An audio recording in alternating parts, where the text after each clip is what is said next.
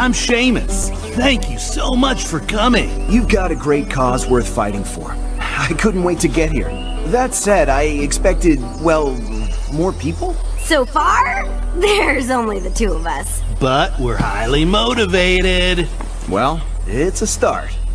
Some people I knew already were dear friends of mine, like Little Gray Cells and Just My Stupid Opinion.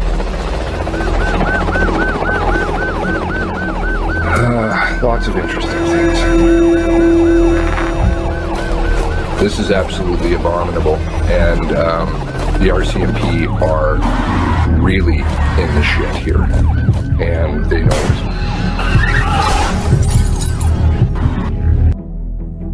Hi, I'm not really sure what I'm doing here, but I think it's time that I needed to speak up. The following program is brought to you in living color.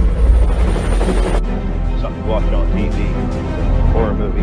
You shut it off a good bit. We can't shut this off.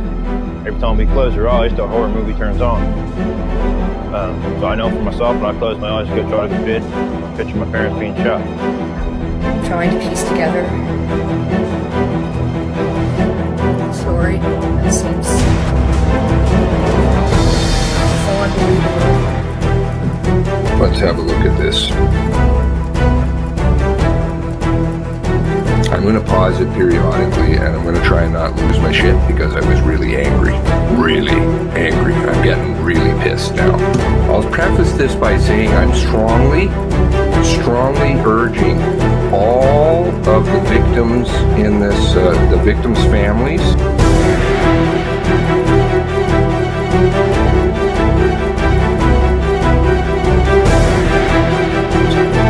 to launch a class action lawsuit against the RCMP. And I would just love to have the RCMP under discovery.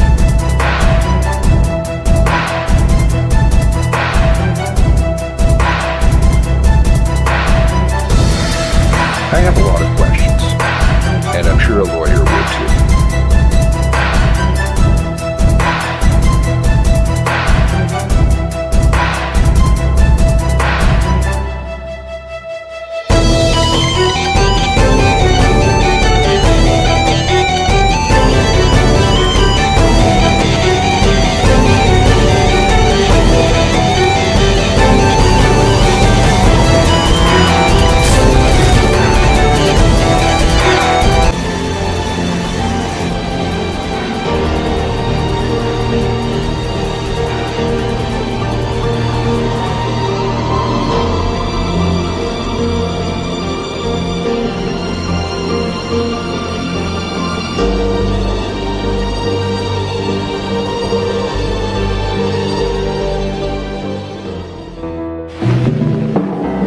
Canadian Mounted Police and their stories.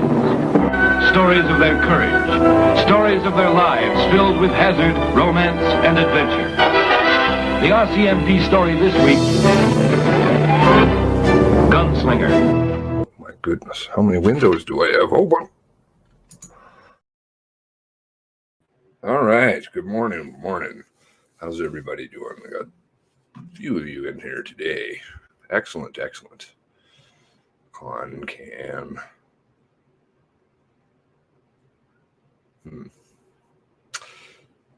You know how to, that I'm going to respond to that, so I'm not even going to touch it.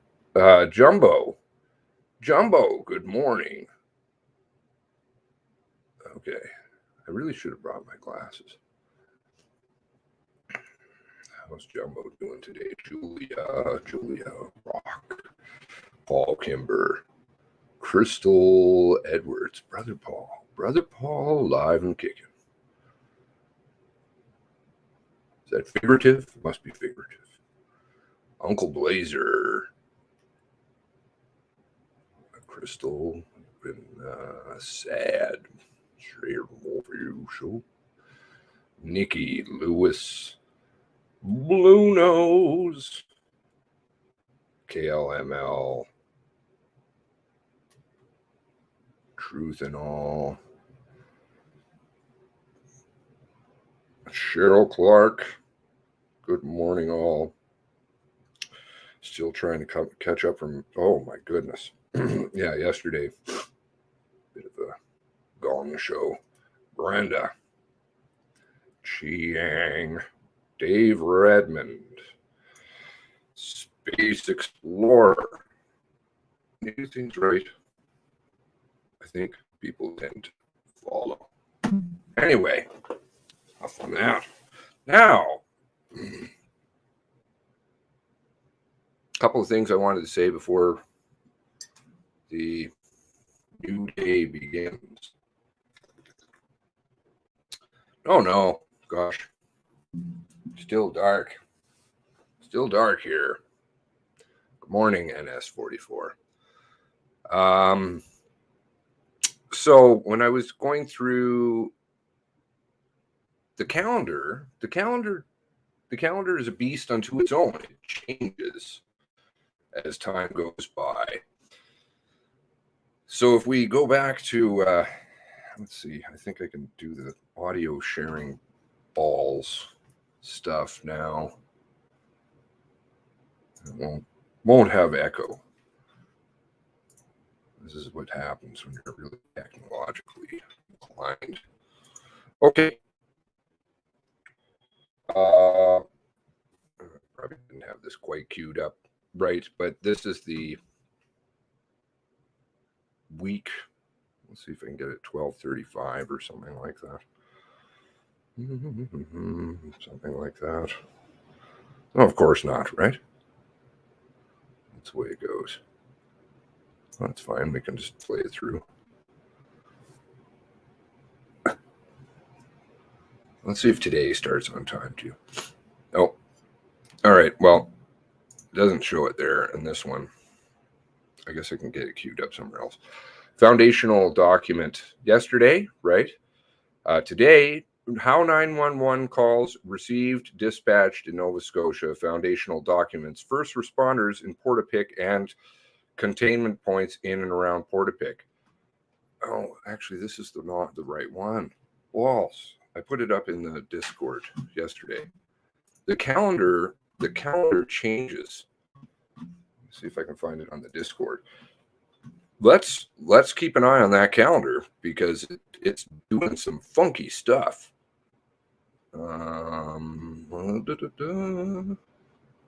Here we go. Okay. Here was the calendar before. We had dispatch, 911 dispatch system foundational documents, first responders in Portapique on the second. We had foundational documents, first responders, actions in Portapique continued, and containment points in and around Portapique, comma, participant submissions, and then participant submissions on the third. It now reads as follows. Condensing everything into one day. Cutting things short. So I don't know if the foundational documents carry less weight now. You be the judge. I found that disturbing. I've seen the calendar alter, obviously, a few times. Obviously, we lost 2 months worth of sessions. I think they may have now added on, so I should probably cycle through the months in every video, just because we don't want to have too many alterations going on here. And I've got a couple of minutes here, so let's see if we can do that. There's some interesting articles that came out yesterday. So we got public proceedings, 28th, we have public proceedings. Okay, so foundational documents. Maybe I'll just cycle through it, not say anything, because I can't really read right now. Anyway, DeBert, foundational documents. We're done. We're all done, Portapique. Witness circle, again, what is this witness circle? Overflow days. What is all this about? April,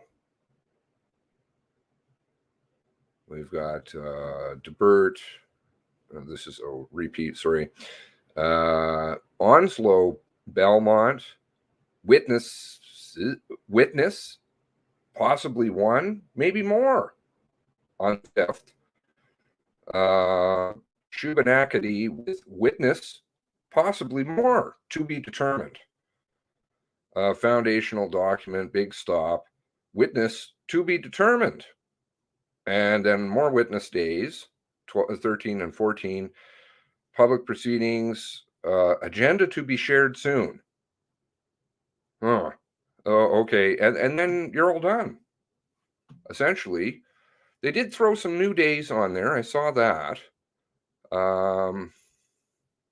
After the interim report, we got some more days. 8 to be determined. And that was it. So cancel two months worth of stuff, put in 8 days, maybe at the end. Interesting. All right, let's get to the, where is it? We'll go back a couple of months. And then we'll go to, where are we here? What am I doing? March.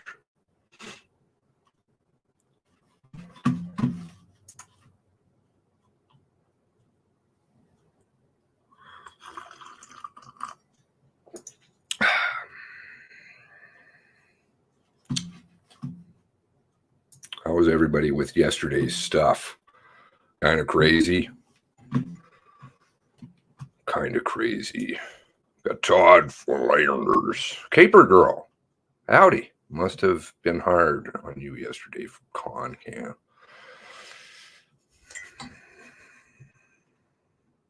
She is a real trooper, I'll tell you.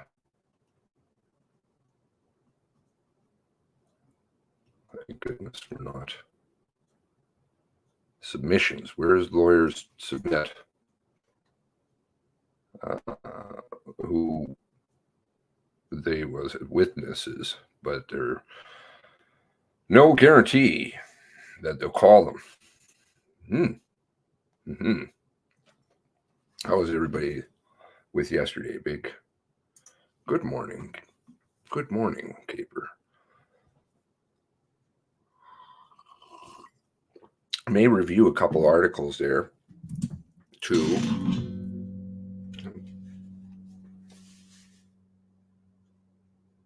Plans to get loud. No. Tara's calm, cool, and collected, which is she's doing awesome. It's where they submit who they want as witnesses. They may or may not be called. Oh, okay, that's the circle. Witness circle? Did they sit in a circle?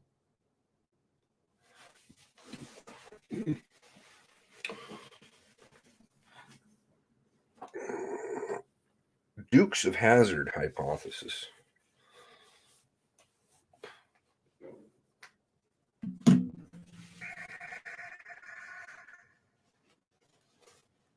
Trying to keep myself under control. Good for you, Tara. I was saying prayers for you last night. I hope you're getting something anyways.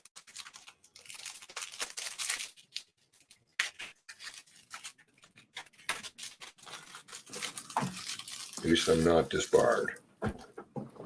Nothing said on that. Oh, here we go. Good morning. The proceedings of the Mass Casualty Commission are now in session with Chief Commissioner Mark McDonald, Commissioner Leanne Fitch, and Commissioner Kim Stanton presiding. Good morning, everyone. Hello and welcome. Bonjour et bienvenue à tous. We join you from Mi'kma'ki, the ancestral and unceded territory of the Mi'kmaq. And as always, our work today is inspired by the memories of those whose lives were taken or were harmed, their families, and all those affected by the April 2020 mass casualty in Nova Scotia. Yesterday, our counsel, Roger Burrell, presented what the Commission knows to date about what happened in Portapique on April 18th and 19th, 2020. Today, we will start by hearing from a witness who will help explain the 911 system. And that will provide important context for our inquiry, and it'll provide important context particularly for this afternoon when Mr. Burrell will be back to share two more foundational documents with you. One focused on first responder action in Portapique. Of course, that's where the 911 system is engaged, and another focused on containment points in and around Portapique. Like yesterday, some of the information we will hear today will be hard. The nature of our inquiry means that we must continue to share and talk about difficult and distressing events and issues. For those of you joining us in person, we have team members and wellness supports available. In addition, a comprehensive list of provincial and national wellness supports is available on our website. Please ask for help if you need it. And remember, we are recording these proceedings and making the information available on our website so you can step away whenever you feel you need to and view the proceedings at your own pace. Now, we know the facts that Mr. Burrell laid out for us yesterday raise further questions. We know that. Let me be clear. That's the raison d'etre of our inquiry, to address those to identify those questions and address those questions. Some may be addressed this afternoon, but we would encourage you to keep those questions in mind, to stay engaged as we continue to work through the Commission's carefully designed proceedings. Some of those questions you may have will be answered as we present further foundational documents, some which will be shared over the next several weeks. And each one of those documents builds on the others, adding to the picture of what happened. Remember, you can see a list of more than 30 foundational documents we expect to present. You can see that on the Commission's website, which is where you can also find each document as we share them during the proceedings. As well, through the foundational documents, we expect there will be still material gaps in the factual records or points of difference. We will welcome and consider submissions from participants about these material gaps or points of difference at regular intervals, and that will start tomorrow.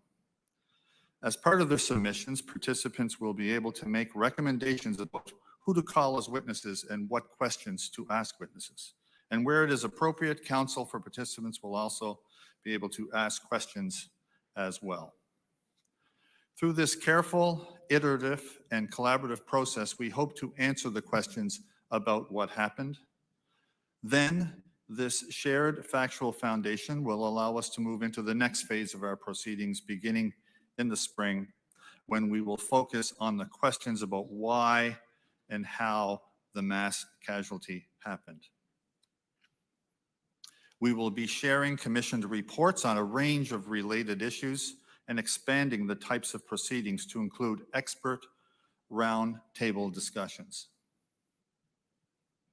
So some of the questions you might have today will be answered during that phase of our work. And of course, later in the year, we will build on everything we have learned about what happened and why to shape findings and recommendations. At that stage, we will continue to welcome submissions from participants and asks for suggestions from the public about the kinds of recommendations you would like to see. So, to repeat, we urge you to keep your questions front of mind. We urge you to stay engaged. We urge you to get ready to share your perspectives. As a public inquiry, we will take the time and care needed to explore not only just what happened, but also the causes, context, and circumstances. If I could use the construction of a building as a metaphor, we are dealing with what happened. That's the foundation. And then we will build on that to find out why it happened, and then to ultimately come up with meaningful recommendations that will keep us all safer in the future. We believe that as a result of this rigorous and deliberative process, we will get to the best understanding about what happened and why, and the best recommendations to keep our communities safer. With that, I will hand over to Senior Commission Counsel Jennifer Cox, who will be sharing a presentation about the 911 call taker and dispatch system. Thank you, Ms. Cox, and thank you everyone for your continuing interest and engagement in the work of the Commission. Good morning, Commissioners, participants, and the public at large. Mr. Daryl McDonald is going to be joining us as a witness, so we're just waiting for him to come forward.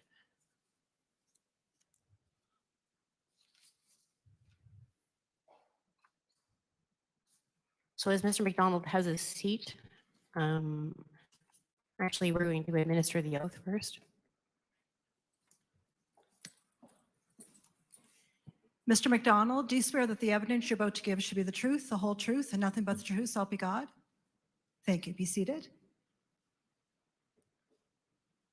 And please state your name for the record and spell your last name. My name is Daryl McDonald, and my last name is M-A-C-D-O-N-A-L-D. So, Mr. McDonald, I'm wondering if you could tell the commissioners and the public at large here what your current position is. Currently, I'm the commander of the RCMP Operational Communications Center in Prince Edward Island, which is called L Division. Okay. And Mr. McDonald, how long have you worked for the RCMP? 26 years. Okay. And when did you begin working in the area of 911 and dispatch? I began my career in 1995 in December, working in Truro. I was one of 4 operational centers for the province of Nova Scotia for the RCMP. Began training as a call taker and dispatcher at that time. And I began dispatching 911 calls when the system went live April 1st of 1996. Okay. And then in addition to your work as a 911 call taker and dispatcher, have you had any other roles? Yeah, I've worked as a supervisor in the amalgamated RCMP dispatch center in Truro from 2007 until I took on a position in L Division as the commander. I've also worked in developing the national core training for RCMP call takers and dispatchers, as well as the field coaching program for RCMP field coaches who look after the training for new call takers and dispatchers. Okay. And what type of training, can you give us a little bit of an idea of some of the training that you do? Sure. The training begins through a selection process for our operators, and the application process takes approximately a year to process through the medical, the screening programs. We have testing for their ability to multitask, to listen, to create data, base entries, typing skills, and the psychological screening and medical screening that is done to ensure that they're fit for the job. And then the training begins with a 7-week course that is taught by RCMP trained instructors. And then after they've completed the testing and the scenario training for that course, then they are put in the live environment with a field coach who works alongside of them. And the remaining of the training takes approximately a year with the field coach. They have close by plugged in supervision for a mandatory period of time. And then they have nearby supervision for a mandatory period of time. And so the training that you talked about, so the training that's provided by members in the field, do you have any involvement in that training yourself? Myself, I look after, for the region, I've been the trainer instructor. And so I provide them with training on how to present the material for the course, how to instruct and how to record progress of the trainees. And that includes whether or not a trainee is fit to continue in their training. And so I provide that for the region, and I've also done that at the national level as well. Okay. Madam Register, if we could bring up a document, COM 51462.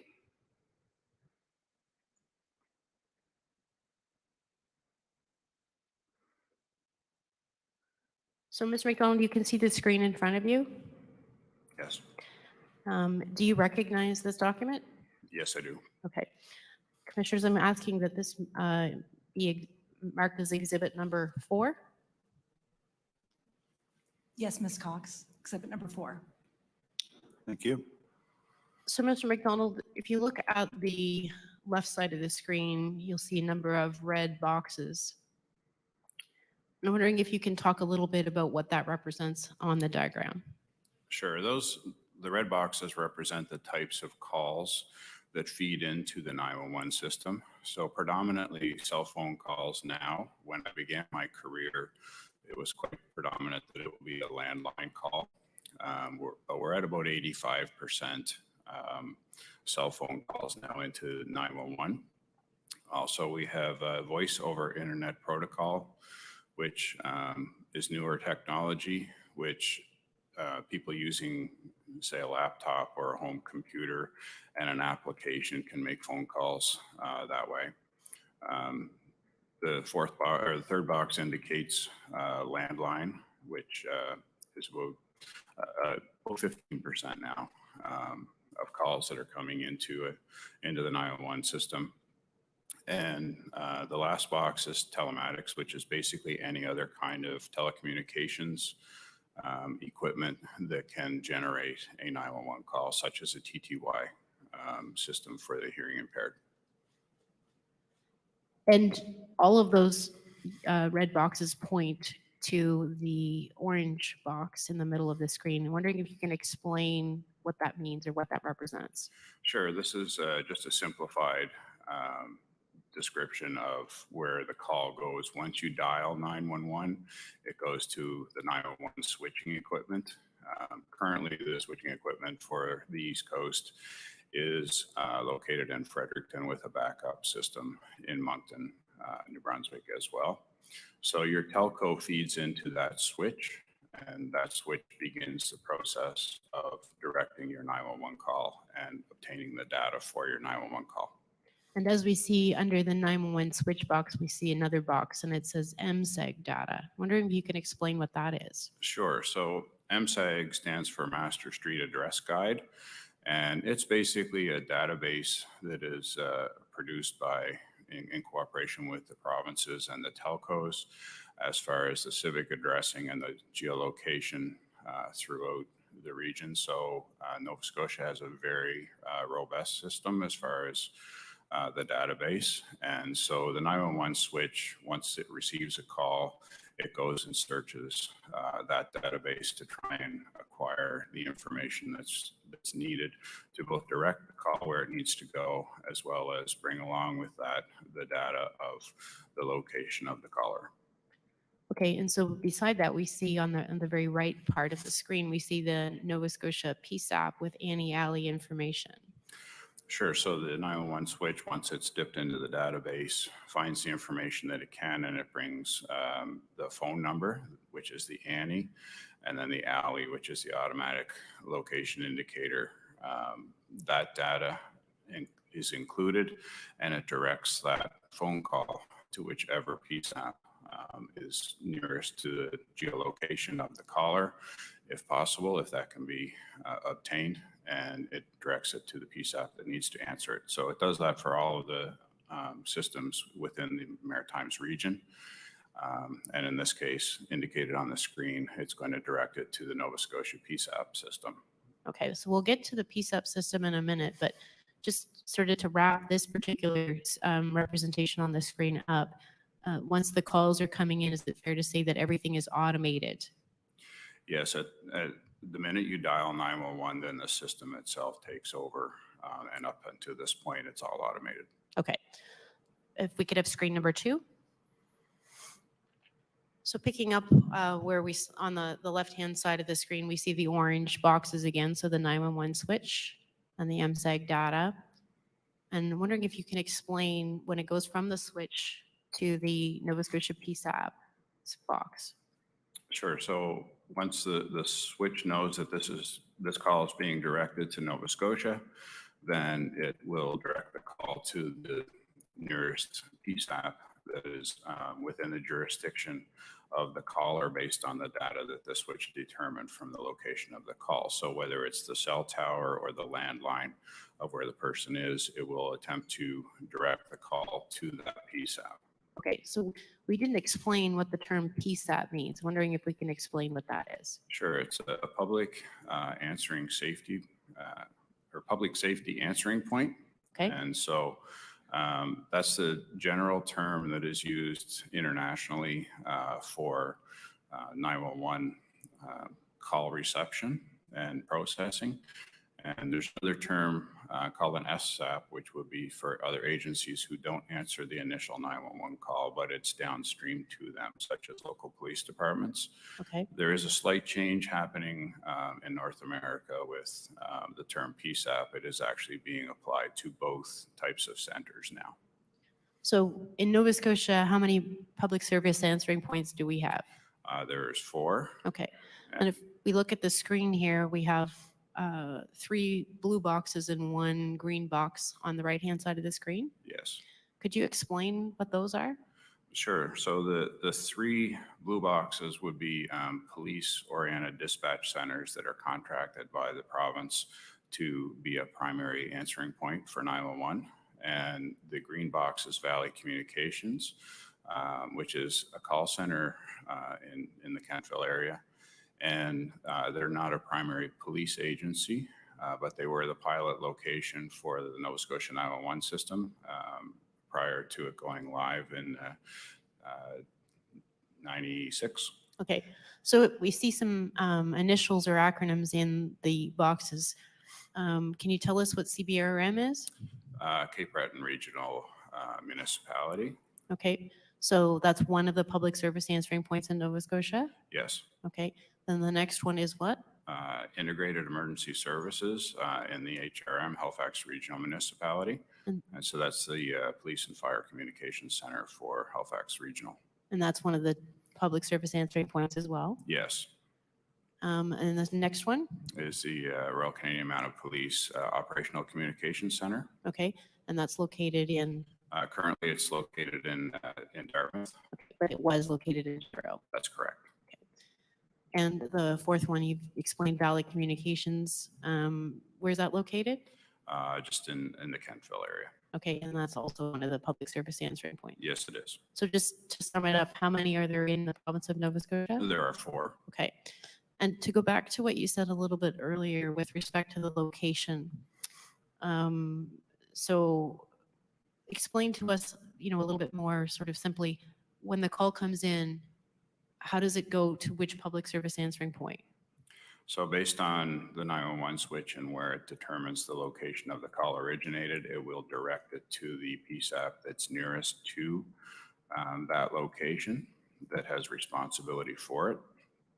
So example, if a call is in the HRM area, it will be directed to the IES PSAP and for Halifax Regional Police.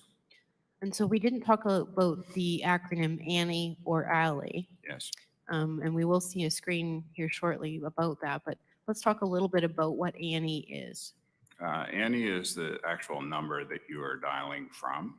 And so when you dial, the switch determines what the the 10-digit phone number is that you have. Okay, so the acronym ANI stands for? Automatic number indicator. Okay. And ALI? Is basically the location of where you're calling from. So depending on the type of call, those 4 types of calls, the system tries to determine the location where you are. So the easiest for the system, of course, is a landline because that's registered to your civic address. And so that would be the automatic location indicator. So that would present that information to the call taker. And with respect to the cell phone, how does that work? So cell phone provides either, initially it provides which tower you've reached. And so each tower in the province has a civic address. And so the name and the information in relation to the cell tower is delivered to the system. And Nova Scotia is a phase 2 cellular system, which also tries to geolocate your phone using GPS. And so that is most times delivered to the call taker as well, which is much more accurate. And one of the things we talked about on the previous screen, so if we could go back to number 1. Oh, no, sorry, it's on this one as well. So under 911 switch, it says MSAG data. And you've already told us that the acronym stands for Master Street Address Guide. Right. So the Master Street Address Guide is established by who? It's a combination of, in Nova Scotia, Emergency Measures Department looks after the 911 system, and Nova Scotia Geomatics and your municipalities would cooperate in producing that information. So it's basically the civic addressing map of all the locations in Nova Scotia. And so that data is updated? That is updated as it changes, as it's provided to the provincial government. So do you have any sense of when it's updated? Just from personal experience, it was updated weekly, I believe, or between weekly and monthly, depending on what the changes were that were fed through. Okay. And you did talk a little bit about secondary safety answering points, and maybe we'll get into that at a little bit later point in time. Of the public service answering points, or the 4 that are on the screen, what other types of calls do they take besides 911 emergency calls? So all of these, the blue boxes represent their police dispatch centers. So they dispatch for their various police of jurisdiction. So Cape Breton Regional Municipality, PSAP, they also dispatch Cape Breton Regional Police, as well as a number of fire departments within Cape Breton Municipality. IES dispatches for both the RCMP within Halifax County and the Halifax Police Department within Halifax County, as well as about 60 fire departments within that area as well. The RCMP OCC dispatches for all RCMP in Nova Scotia outside of Halifax County. And they also dispatch for Department of Fisheries and Oceans, both Maritimes and Gulf regions within Nova Scotia, and for the law enforcement side of it, as well as federal conservation working within Nova Scotia and New Brunswick. Valley Communications, aside from their 911 duties, they also are a call center for numerous businesses, over 90 fire departments throughout the province. And they, including tow dispatching and other secondary responders for emergency situations as well. And so of those 4 public service answering points, do they communicate with each other during calls coming in? They're linked together through the 911 system. So in relation to being able to communicate with each other through hot buttons on the 911 CAD, they're also linked through the radio communication system. They can communicate through phone, and the 911 system as well. If one PSAP is busy with calls, there is a call booking order that will go to one of the other PSAPs, and it's the system is built so that it goes in a pattern where workload is shared between the other centers if need be. So if all of the call takers at one center are busy, then it seamlessly bounces in a directed order to the next PSAP that's able to answer the call and process it. Okay, and so you bring up a good point with respect to people being busy. So when we set up, or the PSAPs are set up, can you tell us how they determine how many people are working in the PSAP or how many stations are in them? Sure, that changes over the years, but it's based on workload. So there's always being a measurement of the amount of workload that is being done at each center, both for the 911 call taking as well as all of the other activities that each center does. And also the province has an MOU agreement with their PSAPs as far as call performance. And so they require that 90% of the calls be answered within a 10-second time frame. Okay. And what are the measurements? So workload is based on what? So what are the factors in that? Call volume and the systems that we use for handling phones, whether they're RCMP or police or 911, all of those systems produce data that can be pulled out at any time, but it's usually monitored monthly. And the data will show the level of performance as far as how many calls are answered, how long it takes for them to be answered, how quickly they're processed. And does the population of the area have anything to do with it? Population of the area as well dictates that, and which is again going to dictate workload. They also measure police files or fire calls or any of the workload that they do. Everything is measured so that we make sure that we have sufficient staff. Okay. And of course, you can only have as many staff working as you have workstations, That's correct. So this whole situation is monitored in cooperation with Emergency Measures Organization. And so we need to always make sure that we have sufficient staff and positions to be able to answer calls and provide the service needed. So what happens in a situation where all of the PSAPs or the public service answering points are busy? Sure. So initially, when one PSAP, all the positions are busy, then as I said previous, it will bounce to another PSAP to be answered. And the training and the equipment is exactly the same for all of the PSAPs. If it goes to the next PSAP and all of the call takers are busy at that location, then it will go to the next one and then to the next one. Once it reaches to the point where all positions are busy, then the calls go into a queue where the caller receives a message indicating to them that they have reached 911 and to not disconnect. And it's a recording that's provided by Emergency Measures for the system. So calls that originate in Nova Scotia, do they ever leave Nova Scotia? Sometimes they do. Sometimes there's spillage of cell phone calls throughout the region as well, because a cell phone can grab whichever tower gets the strongest. So if you're in a border area, then you may get a call that's come from out of province. So in my center in Prince Edward Island, we've taken calls that were in Nova Scotia and have bounced across to Prince Edward Island. The same thing happens in New Brunswick. And actually, years ago when there was a PSAP in Yarmouth, calls would actually bounce in from the United States because they would hit a tower in Nova Scotia. But they wouldn't go from a PSAP outside of the province, correct? The initial call may be picked up elsewhere, but then the PSAPs in those provinces would direct the call back. So there is possibility of a call from New Brunswick coming into Nova Scotia, hitting a PSAP in Nova Scotia, and then the PSAP knows what to do with those calls. But to actually answer the call, it doesn't get answered outside of the province, correct?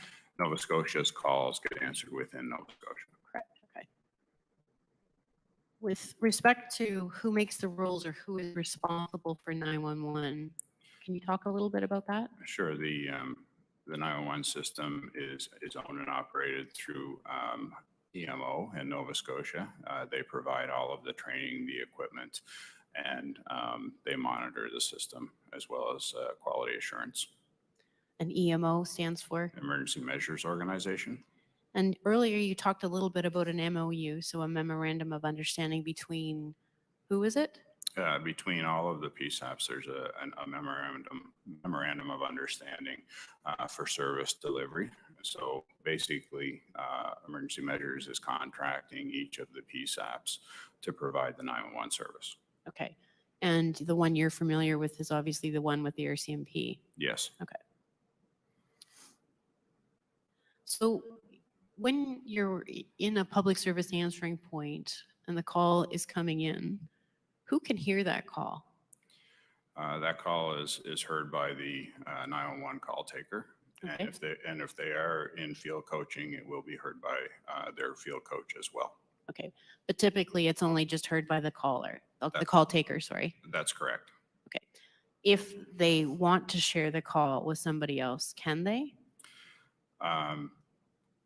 They have the ability to transfer between positions if they want to send the call to a coworker. Okay. And if they're in training, what's the tool they use so that everybody can hear at the same time? So when they're in training, they're plugged in with their field coach. And so on the headset, there's actually a splitter.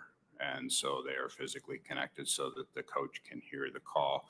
And at any time, the coach can hit a button and take over the call if they need to. Okay. And if somebody else wants to listen to the call, is that possible? Within the center, somebody could listen to the call afterwards Okay. because they're being recorded as they come in. Okay.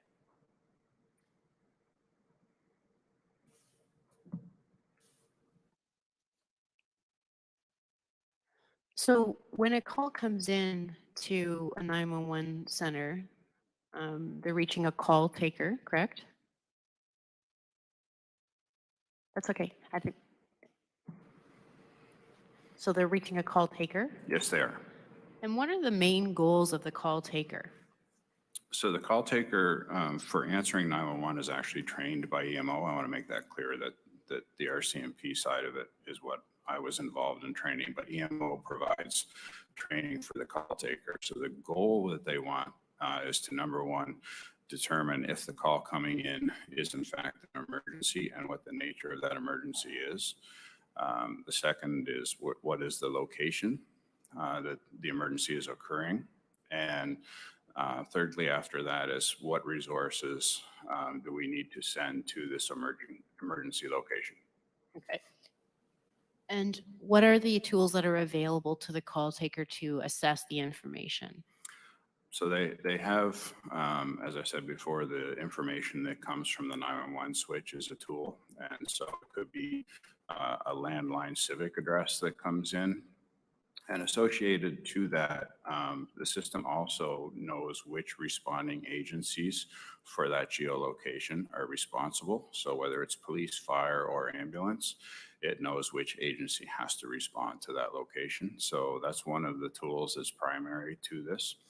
If they, again, on a cell phone call, you might not have the location of the caller. And so the tools that they use in relation to that are their skills to ask the caller their location and try and determine it from that.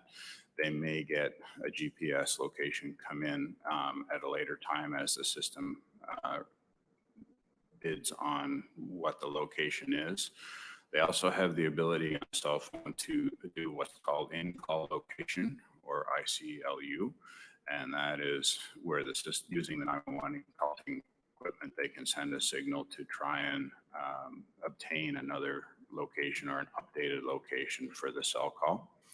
That's all dependent on the strength of signal from the cell caller to the tower and the ability for it to determine the location of the caller. So that varies by each call.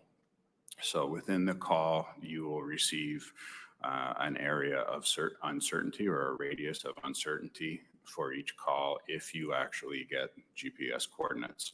So downtown Halifax, where there's a lot of cell phone coverage, you may get a radius of uncertainty of a couple of meters.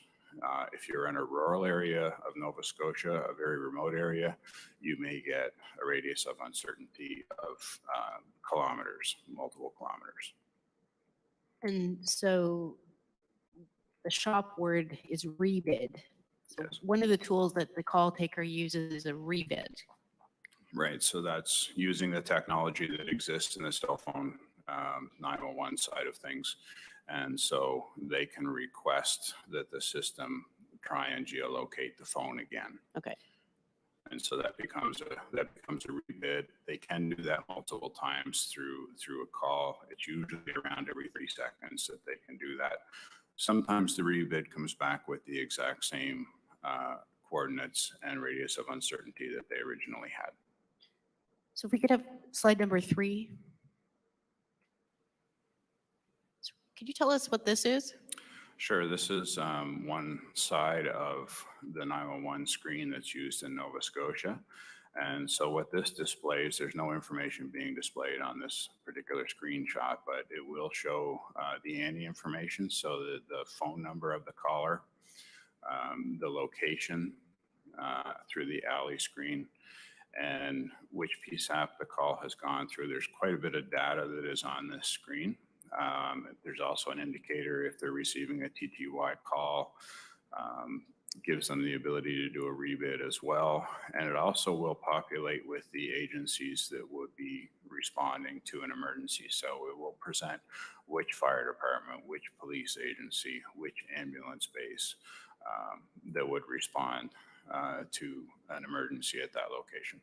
So when a call comes in, this is automatically populated, is that fair? It's automatically populated, and being a call taker for almost 20 years on the system, when we saw a civic address on that screen, we were very happy because we knew it was a landline phone call, and the process is much easier for locating person when they call from a landline at that time. As the technology has developed, those cell phone technology is much better now, and so when we get those GPS coordinates and a small radius, then we breathe a sigh of relief as well, because we know that we've got a pretty good idea of where the person is calling from. So you've talked a little bit about the accuracy of the ANI and ALI information. Is there times that you know it's not accurate, or it's just so far off that you can't really?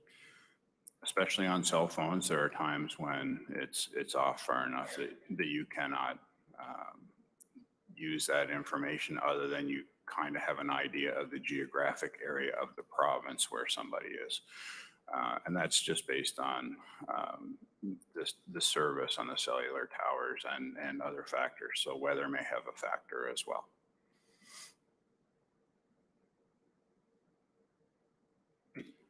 That's when a call taker has to use their other skills, which is their questioning skills and trying to determine where the caller is. And some callers, of course, are better at providing their location than others. And so there's a mapping tool as well that they use associated to this equipment. So one of the tools that call takers have at their workstation also is a list of questions to help them assist with location identification, correct? Yeah, so on the police dispatching side, they're trained how to question people as far as what their location is concerned. When they receive their 911 call taking training, they're also taught how to question people on obtaining location. So where are you traveling from? Where are you traveling to? How long have you been traveling? Are there any landmarks that you have seen? Do you see any intersections or any roads? Do you know what road you are actually on? And then they use several tools. One is their mapping tool, where they can begin by punching in the county where the person may be located, and then the geographic region. They may not know the civic address, but they might know an intersection, so they could punch that information in, and or what road they've last passed or that they remember. Nova Scotia has an excellent system on their highways called distance markers, and those are fantastic. My own province doesn't have those, and when they were implemented in Nova Scotia, that especially for motor vehicle accidents, that was an extremely good implementation. So those distance markers, are those the numbers on the side of the highway that you see? Yeah, and in Nova Scotia, they indicate which highway you're on and the direction and the kilometer mark. So they're every kilometer. And so if you have a motor vehicle accident, that makes a huge difference when you're trying to narrow down where somebody is located. So we could have slide number 4.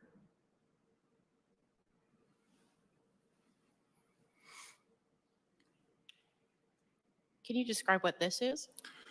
Sure. This is a call taker workstation in the current H Division OCC in Dartmouth. On the right-hand side is the 911 equipment. So the stacked screens, that is the 911 system. At the top is the map, and at the bottom is the Annie, Alley, and the hotkeys, and some other information that the call taker receives in relation to their calls, their call history, and so on. On the left-hand side, the 2 screens, that is the RCMP CAD system, or computer-aided dispatch system.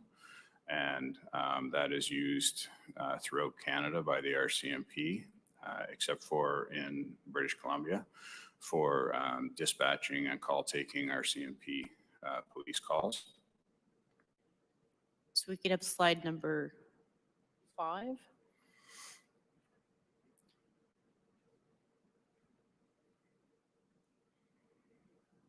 And this is the 911 call taking information that we just saw on the previous screen, correct? That's correct. So at the top is the mapping system, and on the left-hand side of that is the search tool for searching for streets and intersections, communities, even to county.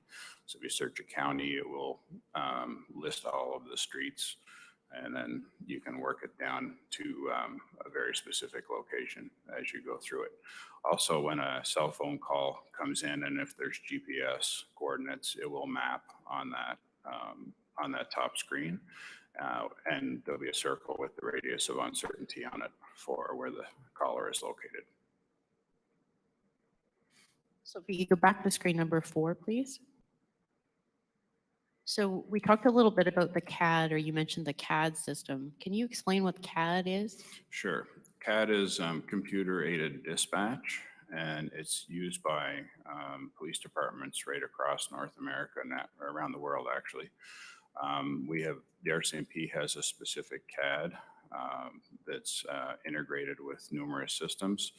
But using the CAD system, we monitor the police officers that are on the road. We create all of our files, our incoming calls for service, and we use it for dipping into various databases, including CPIC, PSP, and several others. I'm sure you'll ask me the acronyms as we get going here. Sure. So, well, we might as well talk about it now. I mean, the various databases so CPIC is? Canadian Police Information Center. And so that would hold criminal records, that would hold missing person database. It's connected to various motor vehicle branches across North America, and it's also connected to Interpol. And so we can query license plates, we can query people on that, we can query boats, we can query stolen items, we can, if we come across a person that's disoriented, we can, if we have their name or their date of birth, we can check on them. It's massive databases that police information, and it's used in agreement by police forces right across North America. So CPIC is Canadian, but it also dips into the American system as well, or into Interpol.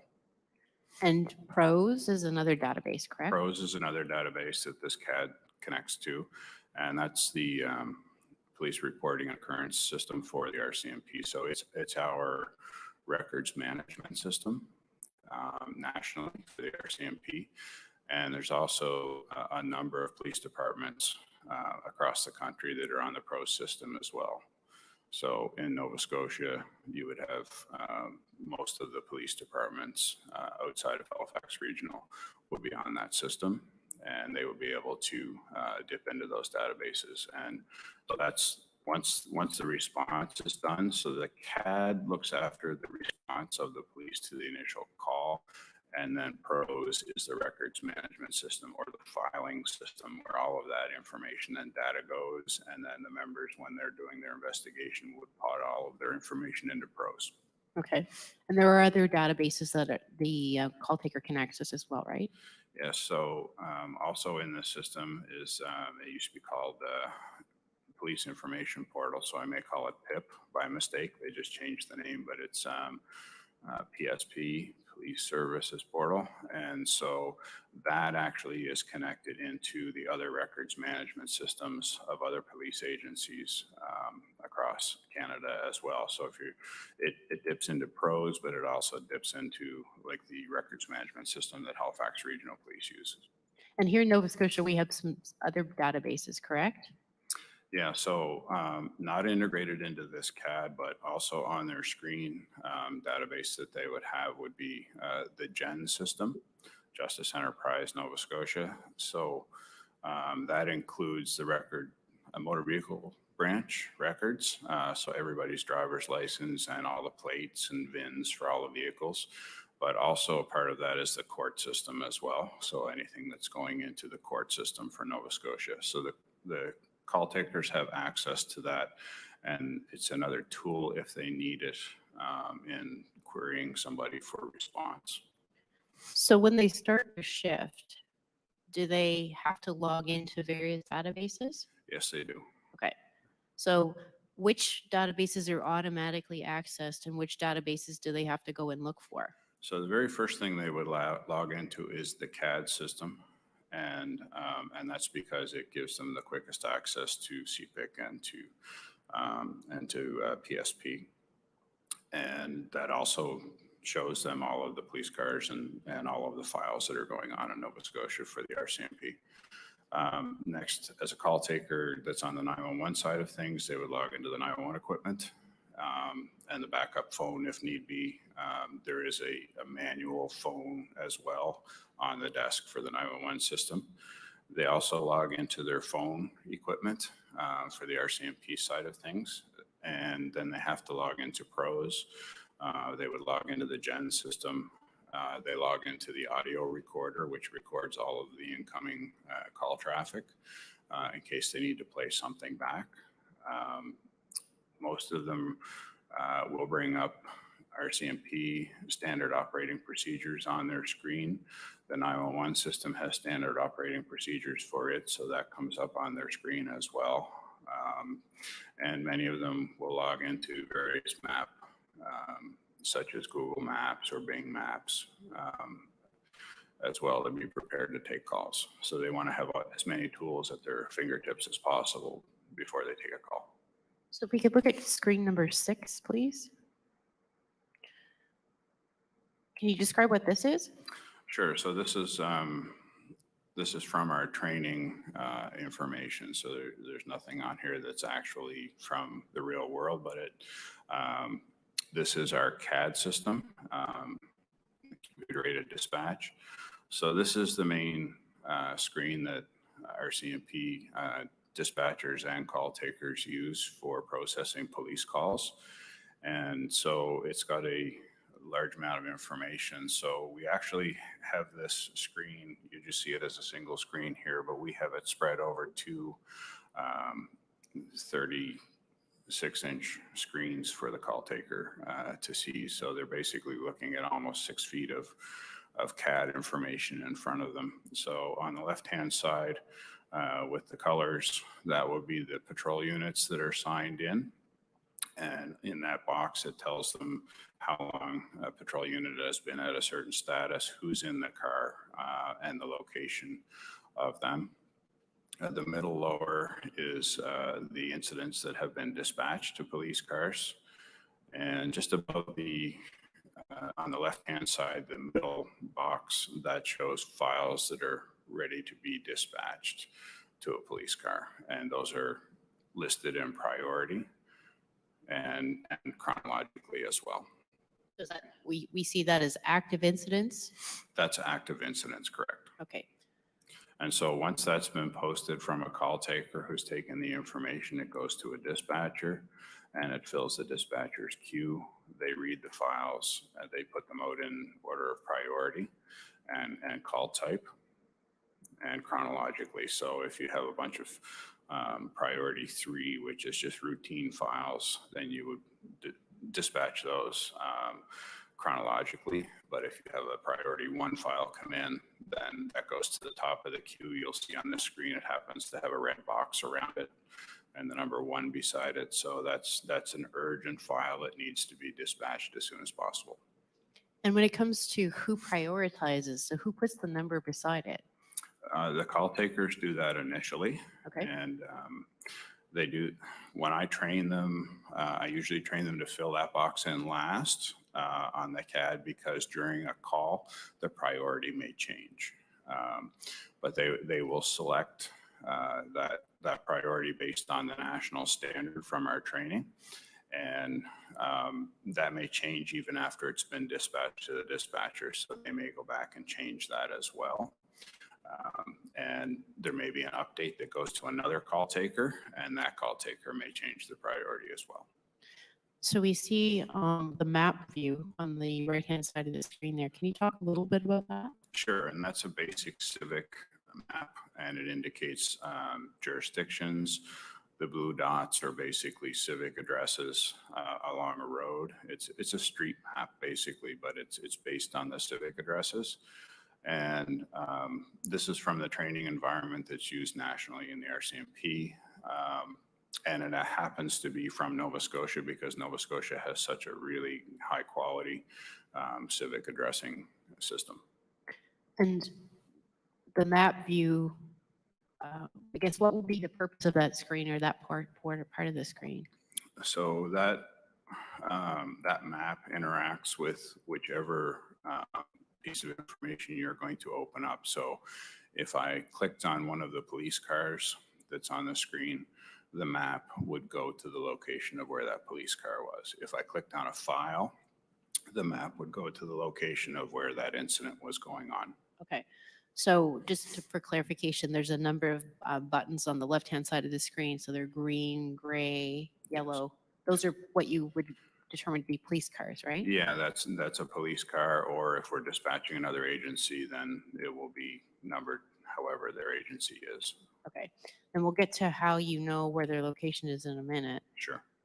But is there anything else on that screen that the call taker needs to sort of access, or needs to be sort of a piece of information that they're looking at? Sure. On the second row in the middle, you'll see queries, and there's various types of queries that come in. So the ones that are being shown are all CPIC queries. And so those are every time we dip into the database, it comes back with the information. The flag indicates whether or not there's a hit on it. The color of it tells you what type of hit we've gotten. In other words, the database has produced something that we should have a look at. It also is associated to the car that we've run the query on behalf of, so we know who belongs to which query, or if it was in relation to a file. And so that's the integration that we have with CPIC and PSP. The boxes across the top are message notifications. So there's high priority notifications and low priority notifications that come into the dispatcher. And those are system generated notifications. So if somebody's timer has expired, you'll get a notification. So if somebody has arrived on scene of a serious type of file that has violence, the timer will be very short, and it will come up on the screen and tell the dispatcher that they need to check on that police officer. The low priority notifications, lesser notifications. So if somebody hasn't updated their status with us in a certain period of time, they'll get a notification there that will tell them that they need to check in with this police officer because they haven't updated with us.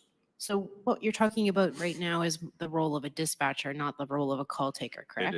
That's correct. It's the role of the dispatcher. So it's the same screen that's used by both. Okay. And so that's what I was just going to ask you, that this particular screen is used by both call takers and dispatchers. It looks exactly the same. And it can be configured to show different information the way they want, but there's certain boxes that are always up on the screen for them for situational awareness. The other thing that's included in this, there's internal and external messages to the system. And so the internal messages are, you can send from workstation to workstation within the OCC or within the offices of the RCMP throughout the division. Or they can send from a workstation to a police car and from a police car back to the workstation. So it can be used for all kinds of messaging between police officers, between dispatchers and police officers, between call takers and call takers and dispatchers. So it's internal to the system, kind of like an instant messaging type of system. And so I'm just going to quickly finish up some of the roles of the call takers. So we go to screen number 7. And just quickly have a look, and this is one of the screens that a call taker would see as well, correct? This is one of the screens that the call taker sees and initiates. This is the create incident screen. And Okay. so when we receive a call for service, this is the screen within the CAD that the call taker enters information into. And just generally speaking, is there anything more that we would need to know? Like this is where they're entering their information. Yeah, so this screen on the right-hand side, there's a box that has some red alerts on there. So this is part of the integration of the system.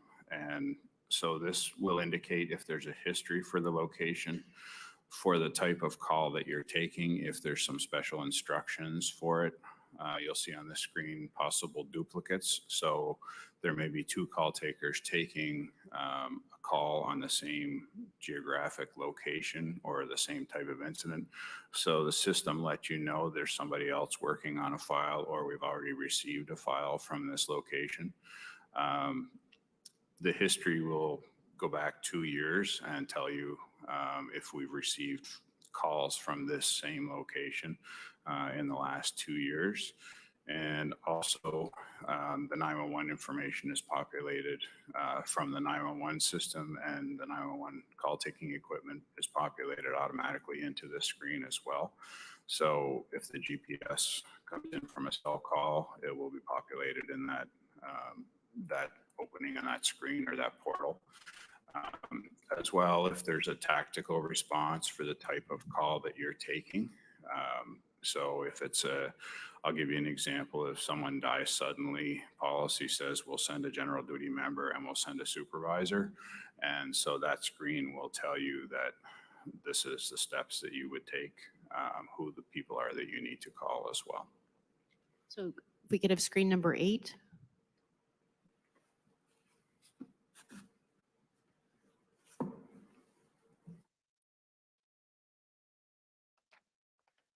So this looks very similar to the one that just came up. What's the difference between this and the other one? So this one is a 911 cell call. And so you'll see in the alert screen the lat and long of the call and the phone number where it came in from. And as you scroll down, I couldn't show the whole thing on this, but as you scroll down, it will show you the radius of uncertainty of where that call is possibly geolocated. And again, it's just the very start. So when the 911 system receives a call, it instantly populates a screen to this level so that you know that that information is there. And it will populate the information in the caller's screen as well for their location and their phone number. So what this does is it's designed to speed up the police handling of calls. So when I'm taking a 911 call, as a 911 call taker for the province, as soon as that call comes in and the data for that call comes in, my CAD is automatically starting to generate a file in case it's a police call. And if it is a police call, then I will turn to that and populate my information as I need to. And we'll talk about the dispatch here in just a second, but just to finish up this screen, you said lat and long? Yeah, GPS coordinates. Okay. Latitude and longitude. Okay. And again, that's based on the cell tower. it's based on the information that comes through the cellular provider. Okay. So if we could have screen number 9. So can you describe what this picture represents? Sure. This is the new RCMP dispatch center in Dartmouth, and they moved there in February of last year to this new center. It was being constructed for a couple of years beforehand, and so it's showing their workstations on the left-hand side will be supervisor area and risk manager area. Closest to perspective-wise, closest to us will be from the call-taking end of the operation, and furthest away will be the dispatching part of the operation. And based on the picture, it doesn't look like there's any walls or anything in that space, correct? There's no walls dividing call takers from dispatchers, but they are separated physically in the room. Okay.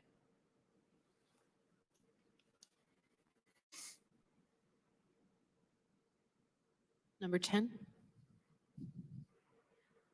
So this is a dispatch station, correct?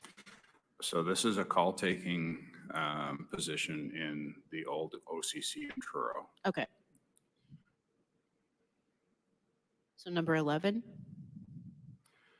And this is a dispatching workstation in the old OCC in Truro. Okay. And so they don't look a whole lot different, correct? One's newer for sure. The equipment is the same. There's some enhancements in the new center as far as the screens on the walls, and obviously the facility is much better, but there's also no wall between call take and dispatch. So in the old center, the dispatch is a separate room from the call taking side. So the role of the dispatcher is to receive the call from the taker, the 911 call taker, correct? That's one of the roles, yes. Yeah. And what are the main ways that the information goes from the 911 call taker to the dispatcher? Sure. So when the call taker receives the call, if it is the RCMP police of jurisdiction, then they transfer the call from the 911 equipment to the RCMP line, and they begin to populate the CAD with the details of the file. They take all of the necessary details to safely dispatch police to the file if they can. And then they post that file through the CAD system to a dispatcher. So the dispatcher will be sitting in this room, or in the new center, they'd be sitting at the other end of the open room. But it's electronically. It's totally electronically, so all of the information contained in the file is taken by the call taker, and it's sent to the dispatcher, who reads the file type, the priority, and the basic details of the file, and goes on the radio, which is in this screen. The radio system for Nova Scotia is the screen on the right-hand side. Okay. And so they would go on the radio, and they would advise the detachment that they have a file, the basic location and nature of the file, and then they would send that electronically to the police cars that are going to respond to it. Okay, so we'll talk a little bit about the police cars in a minute, but in terms of the way the information goes, it goes electronically. Are there other ways that dispatching happens? Well, it depends on the nature of the call. So if the call is a high priority violence call, the information is dispatched or sent to the dispatcher on the CAD on the screen, but then a short time later, the call taker will offer the caller, if possible, to the dispatcher in case they want to get more information from the caller. And in terms of the dispatch to, so in Nova Scotia, does everybody have access to the CAD system? In the RCMP they do, but not in every police agency. Okay, so let's talk about the police agency that doesn't have CAD. How does that dispatch happen? So if I'm, again, doing my 911 job and I'm answering a 911 call, so an example would be Truro Police. If I'm working in the center and I get a call and it's for Truro Police, I would press the button on my 911 equipment to transfer the caller to the Truro Police Service. and they would answer their phone.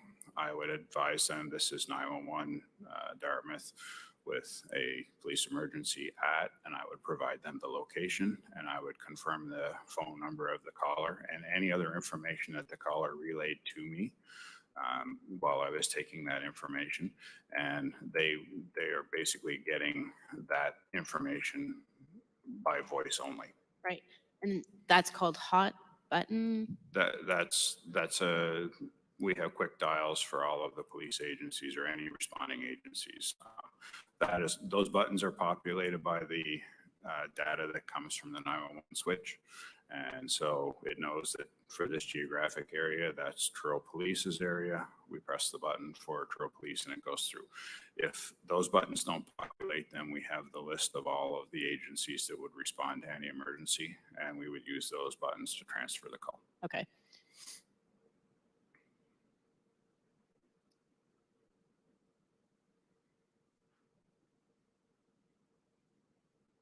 So we could have slide number 12. What is this?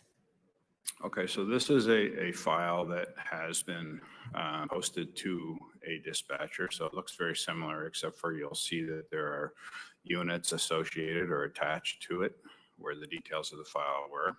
So now it's on the status keeping side of when police response happens. So these are the units that are being dispatched to this file and what detachment they're out of. Again, this is from training only, so this is fictitious. But what I have highlighted and circled is a feature that we have in our CAD system, which is called the incident log. And this enables every call taker and every dispatcher on the system to be able to update information in the file at any time. And so when new information comes in, it comes in highlighted in green, and it's got the date and timestamp and the user ID of the person who put the information in there. So this is one of the best features of this CAD that we're using now. We did not have this CAD available to us when the shootings happened in Moncton, and so there was a different way of transmitting information between people who were updating calls. But this is instant, and it leaves a record. And the visual is the lime green highlight for the dispatcher, and they can just acknowledge all that information as it's coming to them. And so you can have multiple calls coming in at the same time about this incident and adding new information to this incident at any time. And who are the people that add the information, like dispatchers? It could be a dispatcher, it could be a call taker, it could be the risk manager. Anybody who has done any work on this file, they can record what work they've done. They also have some ability to put in what we call benchmarks, which is just a simple right-click function on the screen, and there'll be a list of things that you can say, like a tow was called, or ambulance is staging, the fire department is responding. And so that's to get the information just written into the file very quickly and update the dispatcher. This log also instantly goes to the mobile workstations of all of the responding members. And so it gives them that information as well as they're responding to a call. This is a very dynamic tool especially for critical incidents, because in a critical incident, say you have a very large motor vehicle accident and you have numerous callers, somebody will send a file to the dispatcher, then we've got more calls with more information. We can just add that information into that line, and the dispatcher becomes aware of it, and everybody who's responding to that becomes aware of it as well through their mobile workstation. We could have slide number 13.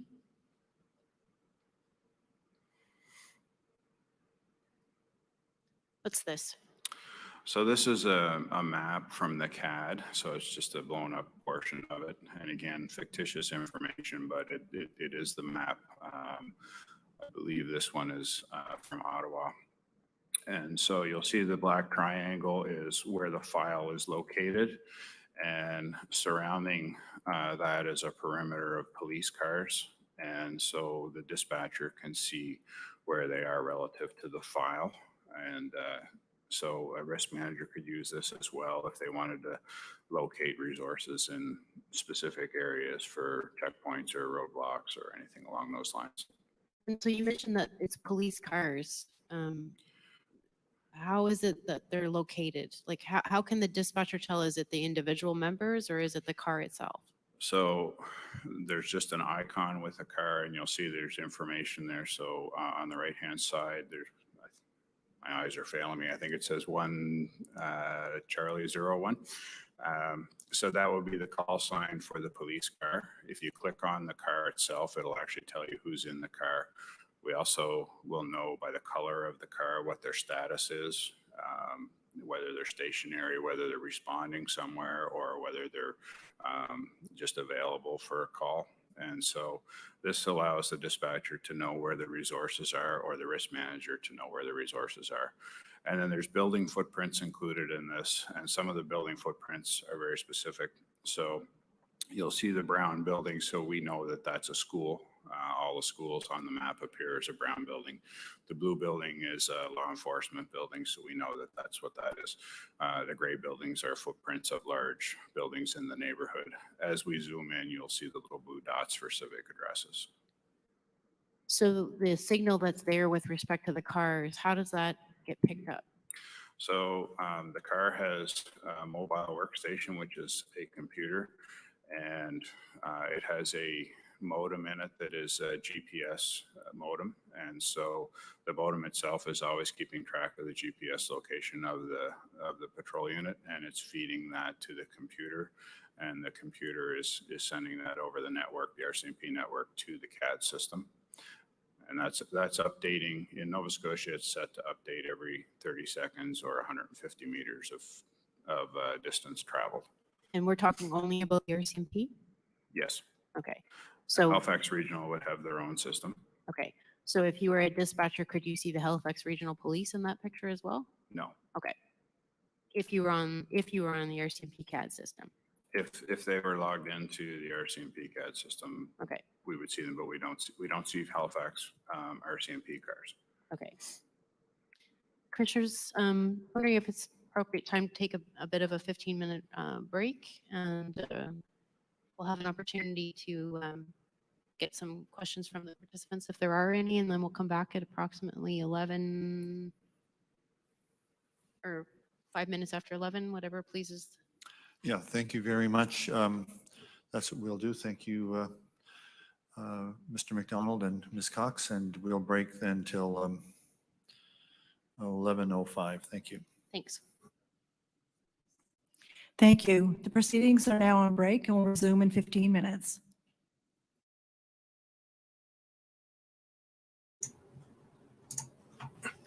Okay. So, interesting they're talking about 911 center. Let's have a look at something.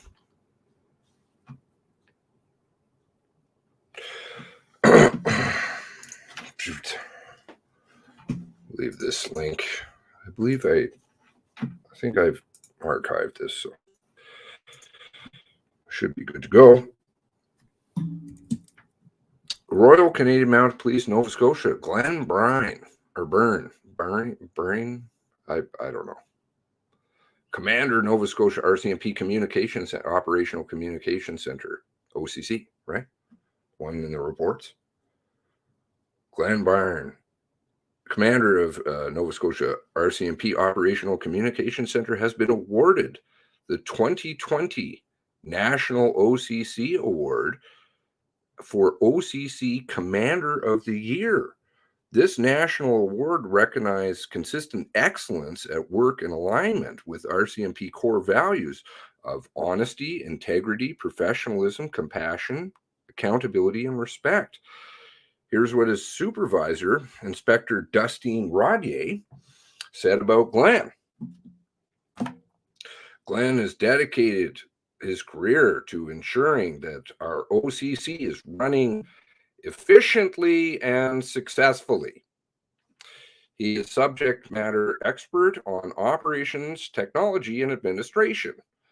Because of this, other RCMP divisions regularly turn to Glenn for his guidance and insight. Glenn is incredibly adept at building relationships with other agencies and sharing best practices for the betterment of public safety communications. Internally, so much of what Glenn does behind the scenes, but our police officers rely on his support in order for excellent service to the public.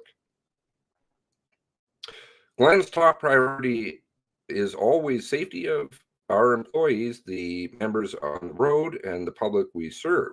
His dedication and professionalism and organization is second to none, and we are very lucky to have his expertise in H Division. Congrats, Glenn. What's that date? Oh no. Got an award April 17th, 2020.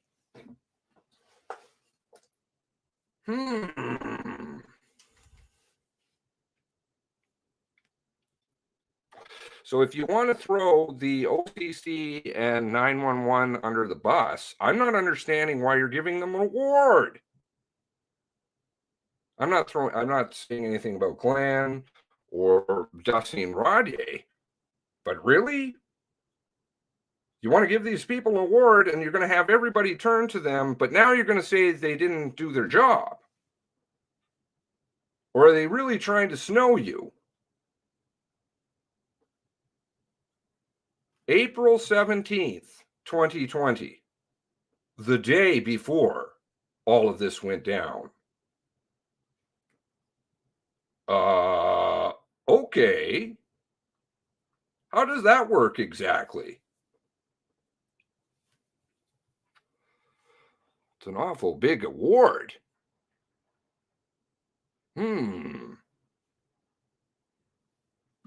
Just saying.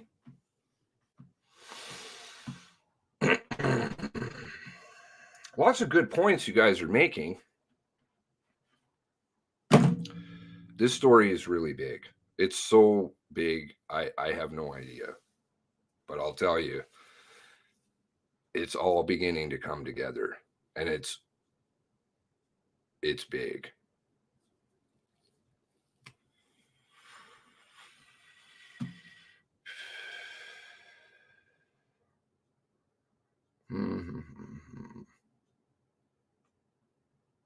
Yeah, there were a lot of good points in there. GPS works, doesn't work, under legs. What? We're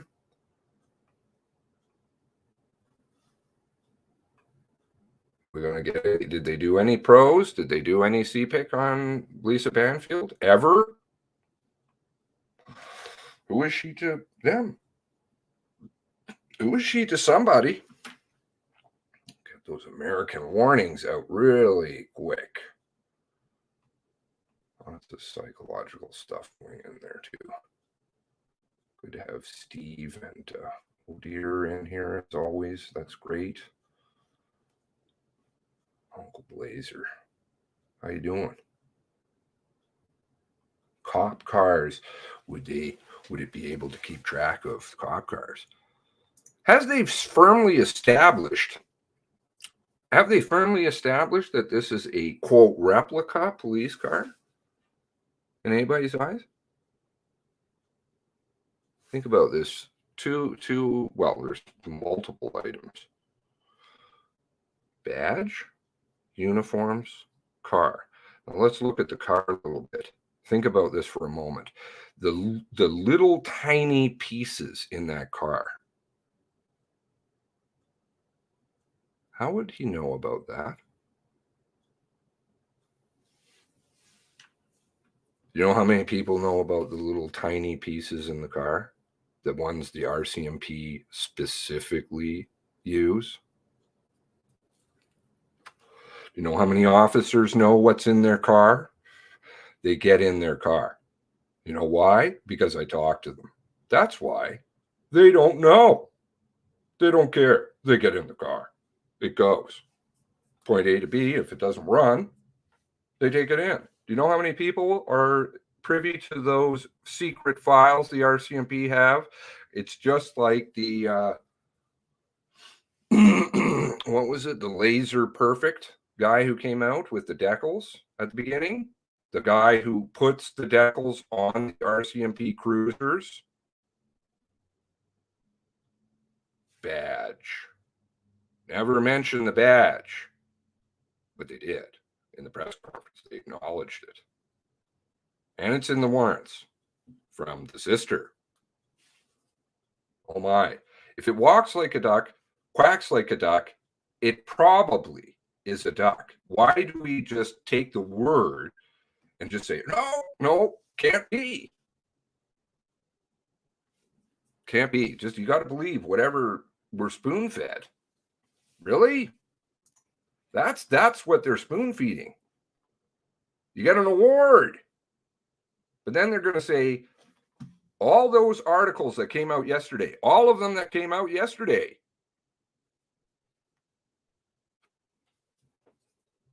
sowing the seeds to say, oh, well, it was just a technical malfunction with it. Don't worry about it. Nothing to see here. We'll just pass on a few more recommendations. Really? Come on.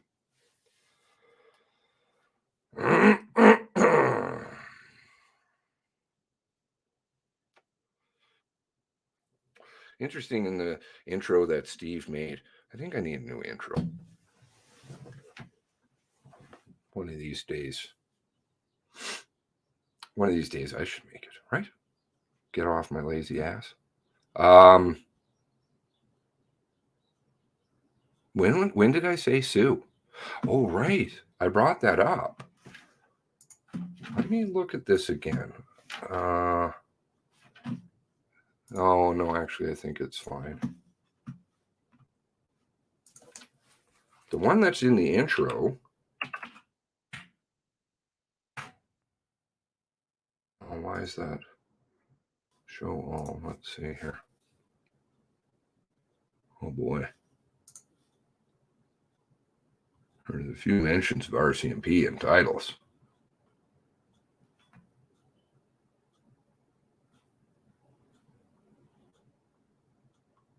Very, very, very early. Oh, is that missing? Interesting. One of the missing files? Okay. Sue these people. Don't settle. Because then you can get them under discovery. Why was there an American agent? It was very vague. Very, very vague. An American agent, I believe it was referred to, in the warrant suppression hearings. Does that make sense? On Canadian soil? Crime that's committed on Canadian soil? He gave testimony. In fact, he was going to testify more than one day.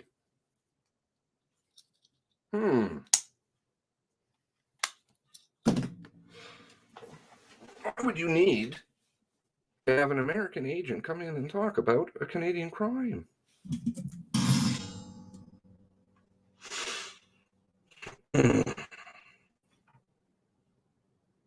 Please take note of the award. If it's so great, then why are they going to throw it under the bus now? Why are they going to throw out all the articles in the media? And do understand that the media is not quite what we think it is, right? I think most people are getting that now. Look at Ukraine. Gosh.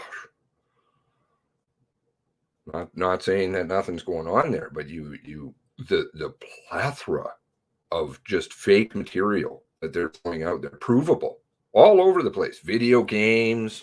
They had World War II footage, and they're like, oh, this is the movies they're using. This is ridiculous. So you can't believe everything in the media because the media is owned because it's part of the machine. You have to take and scrape, verify facts as best as you can. No way it's a replica.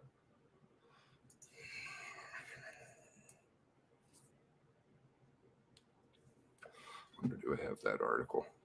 Toronto Star, I believe, very early on, interviewed by name contractor with the RCMP, and he said, "Oh, these decals are perfect. I don't know how somebody could do that." Something to that effect. Don't quote me verbatim on it, but it was something to that effect. It's just amazing, the quality. Video yesterday, yeah. I'm off on that drone video. Fuck me. Sorry for my language. You can literally see the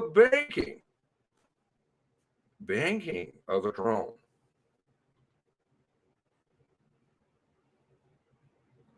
If they're going to go to these lengths, just like all of the lengths that they've gone to the whole time, every clock is wrong, everything else is wrong. Zip ties, the shoelaces. Come on. Shoelaces. Tell you, I got a couple calls about that right away. Tee.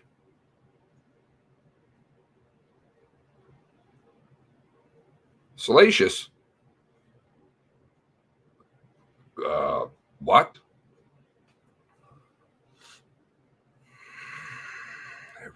Every fucking clock is broken. Handy for meeting Morrison. Yeah, it's the button. Driving by Heidi. That one's always disturbed me highly. He would have driven by Heidi.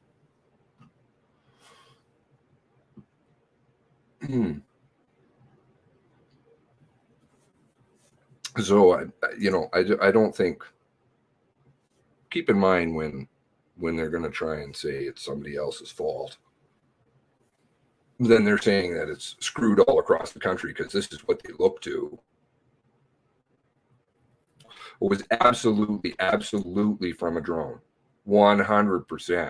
It wasn't a complete road. If you wanted to replicate that, you go from point A, Portapic Beach Road.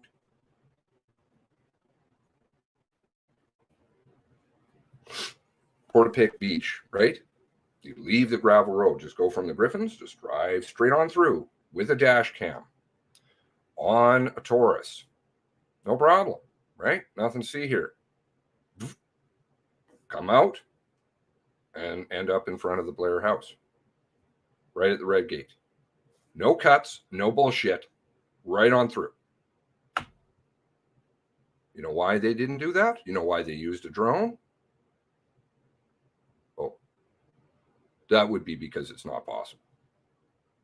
I can't even determine whether that... Can you determine where that was shot?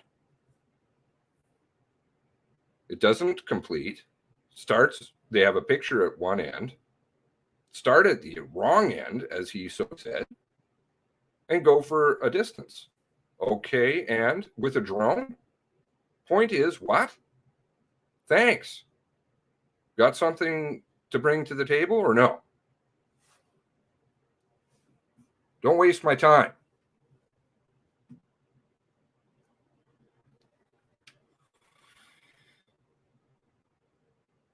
And oh dear, I got that message, and I do remember that.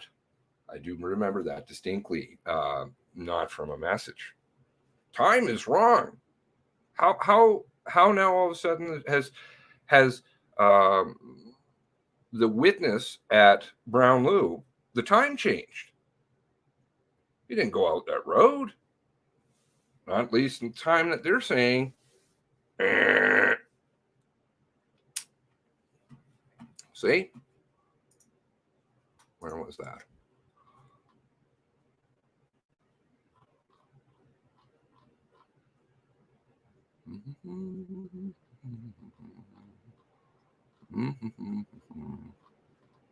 Oh, did it get deleted?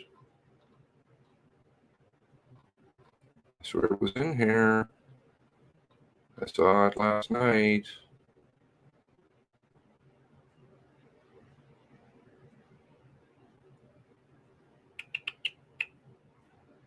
Here we go.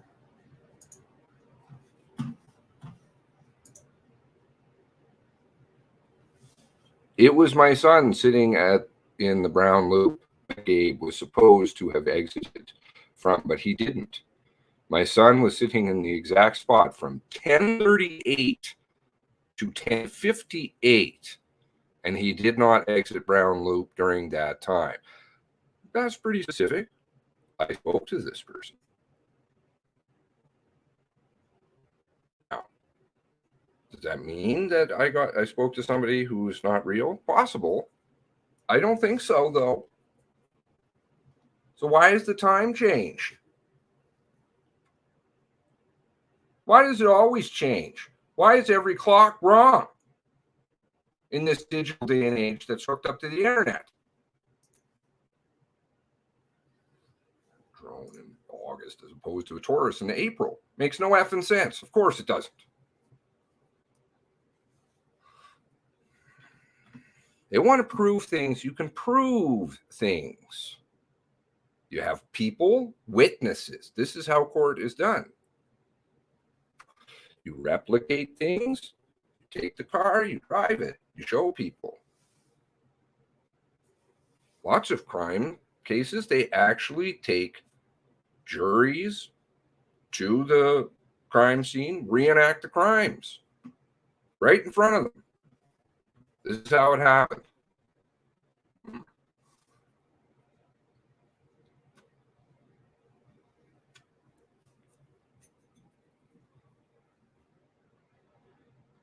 Get the poo-pooers in here. That's awesome. I don't see any today yet. Got to sew them in. No, it's not possible. It's very easy. What are you talking about, man? What are you talking about? Go do it then. Show it to me. There's also some posts in the Discord also about, I think SAD posted about the cut lines. There was no existing road. Is that correct, SAD?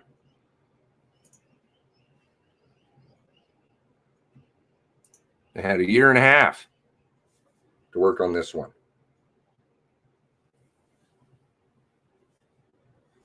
We're going to believe people who have repeatedly lied to us.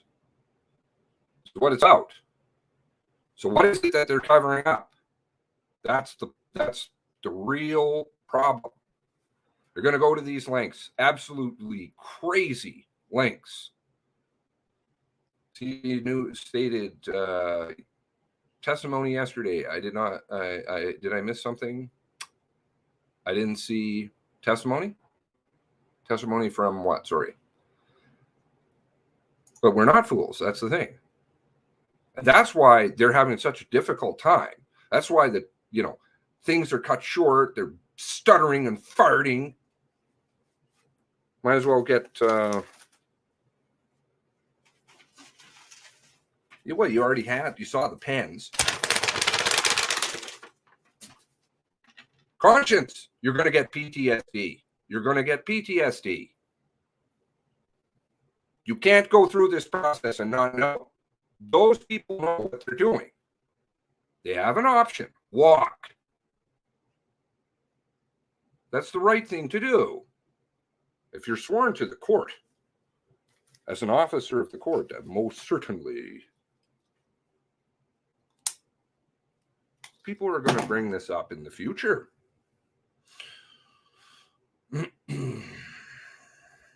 Bar hearings? Oh, I could see them. Yeah. Misconduct. Oh. And even if they happen to skate on this, which they won't, what about their grandkids looking back? Did you know that my granddad sat and did this and did that? Here he is. Well, people will look at it and they'll know. The thing is that you have to get the average person to understand what you're talking about, because they will get snowed. They'll get snowed by the machine.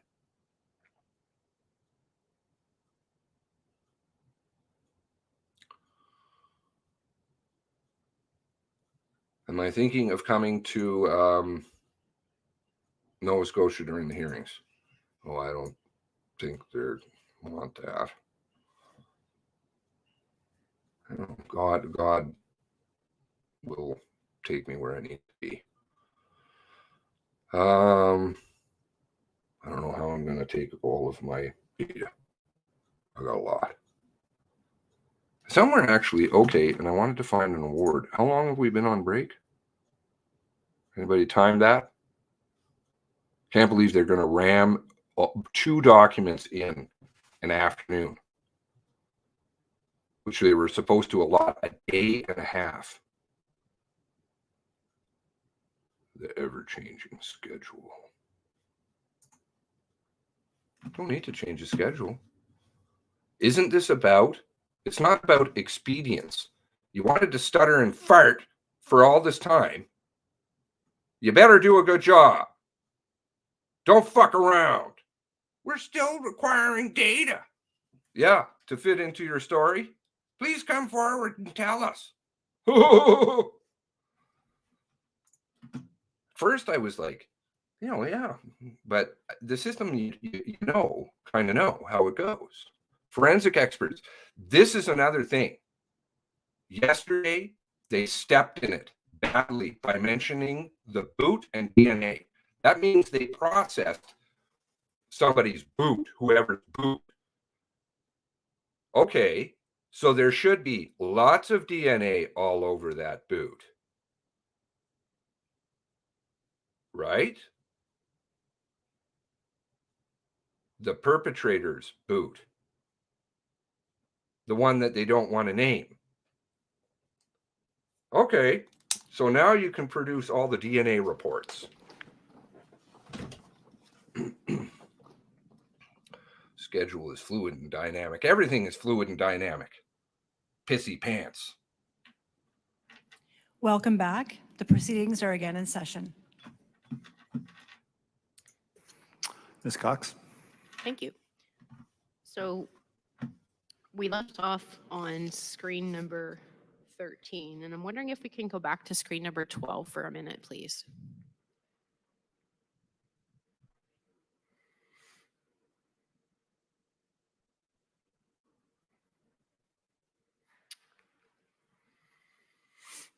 Mr. McDonald, one of the things you mentioned earlier was that this screen, and particularly the green highlighting, is that correct? Changed after the Moncton events. Yes. Can you tell us when it changed? The new version of the CAD was rolled out in 2016. Okay.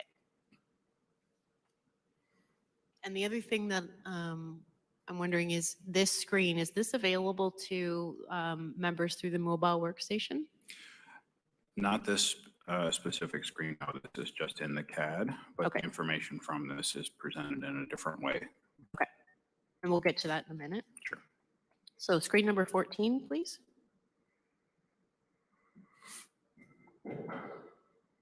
What screen is this? So this is a unit update screen. And so this is the little icon of the police car. This is what's the data that's generated in behind of that. So a dispatcher will open the screen up and they can see who's in the patrol unit. And the part that's circled is actually also a new feature in the CAD from 2016. And what it shows is the abilities and the equipment that the members that are in the car have. So in this example, you can see that if somebody speaks a different language or what equipment they have in the car, so a spike belt, or if they're carrying a conductive energy weapon, or if they have a carbine, any of that equipment. So it keeps track of both the roles that they carry with them, such as if they were a supervisor or if they were a breath tech or any of the specialized roles that an RCMP member may have. That travels with them from car to car, but it also indicates when they get in a car what equipment they may have with them. So they might be trained to deploy a CEW or a taser, but they may not have it with them on that shift. And so that role is entered temporarily. Okay, so this is the screen the dispatcher sees, correct? This is on the dispatch side, yes, Okay. but it can be viewed by a call taker. Okay. And so if we could go to screen number 15. So what is this? This is the mobile workstation that's found in our CMP cars, and it's a Panasonic Toughbook, and it's hardwired into the car and secured into the car. And it literally is a workstation for them. So they have all of the applications that they would have in their office, generally speaking. And they also have what you see viewed on the screen there now is what we call SAM, Status and Mobile Messaging is the program. And that is connected directly to the CAD system for the RCMP. Okay. And this is specific to the RCMP, correct? That's correct.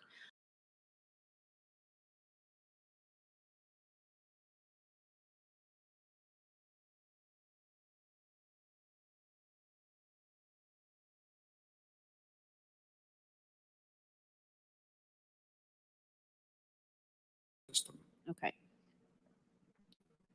And the information that we just saw on the previous screen about the member, so the qualifications of the member or the equipment that they have with them, does that come from this device? It does not. It comes from the CAD database, and Okay. it also comes from their logon. So when they start their shift, they advise their dispatcher what equipment they have. Now, when they log on, they may put it in a message to the dispatcher electronically, and the dispatcher physically goes in and updates the equipment that they're carrying.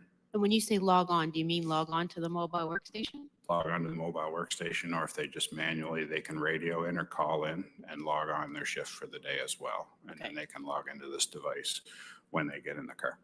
And so some of that data just follows the member, correct? That data follows the member if it's a skill set that they've been trained for. But if it's equipment that they can or cannot have with them, then they provide that information at the start of shift or at any time during shift if it changes. And again, this is not information, this type of information for a police force other than the RCMP is not available to dispatchers, right? It depends on what the CAD system is that other agencies have. Okay. Some of them have this capability of having some information that travels like this that I've observed, but I've also been to other police forces and their CAD system did not track this information. Okay, so it depends partly on whether the system actually catches the information, and it also depends on whether they talk to each other? Yes. Okay. Number 16, please. Wondering if you can tell us what this is. Sure. So this is from the SAM, or the mobile workstation. This is what a file looks like when it comes to the member. And so it's a little different format. It's pared down. It's fairly brief. It gives us the details. It gives them the location, gives them any alerts that are associated to that location. And it electronically comes to them so that the details don't need to be voiced unless it's a priority type of file. And if it's priority, then we want to voice it because we want other members who are working to know that and be aware of this file, and they may want a copy of it as well. Okay. So this is the view of what you see in the car. When you're sitting in the car, you'll see this screen. Yes, and this is the daytime view. So the picture of the computer in the car was a nighttime view. They can adjust their screen for the lighting. Okay. And in terms of the logging in feature that we just talked about, is that how the GPS function works as well? That's correct. When this application becomes active in the car and is connected to the CAD, the GPS data is fed to the CAD system. Okay.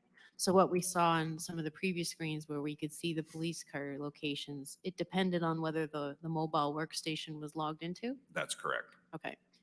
And let's talk about how the mobile workstation does talk to the CAD. So you did mention, I think before, that it was connected through GPS. So there's a modem, a GPS modem that communicates with the cellular network. Okay. And the computer in the car. And so they work together, and the data is carried through the cellular network to the RCMP internal network, and that's fed to the CAD. Okay. So one of the difficulties that you could have with the use of this tool is the cellular signal, right? Yes.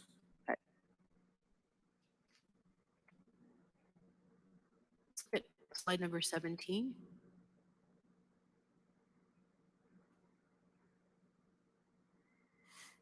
What's this view? So this is what the map looks like for the member in the car. And so it's the same map and same data. It appears slightly different, but they have the same abilities to pan around on this. And in this particular one, it's showing at the center, it's showing where a file is located. And again, the color of the file indicates the priority to the member. And they can use this map to actually navigate to the location where the file was created for. And can you tell what map type this is? Sorry? Is it a specific type of map or software? So the map that's contained within our CAD and within this application, SAM, is generated by the vendor, which is Bell Public Safety Group. And so they obtain their information from the province of Nova Scotia, the GIS section, and all of the shape files for the building footprints and everything that's located in there. It all comes from the province. They request that when they build the map. And the other thing that underlines that is the police jurisdictions on this map, so we know which detachment responds to which area. And this would also be connected with the TMR2 radio system, correct? It is not currently connected to the TMR radio system. Okay. We are in the process of doing that. That was one of the recommendations from the McNeil report from Moncton. Okay. All right. Slide number 18, please. So the next few slides, we're going to talk about some of the scenarios that would happen when calls go into the public service answering points here in Nova Scotia. And we've talked about 4 different scenarios in these slides. And I'll let you walk us through each one of them.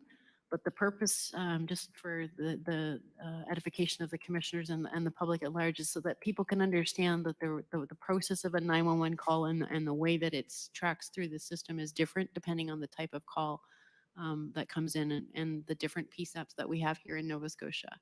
So the first scenario, which is slide number 18, Mr. McDonald, if you could explain to us what this means.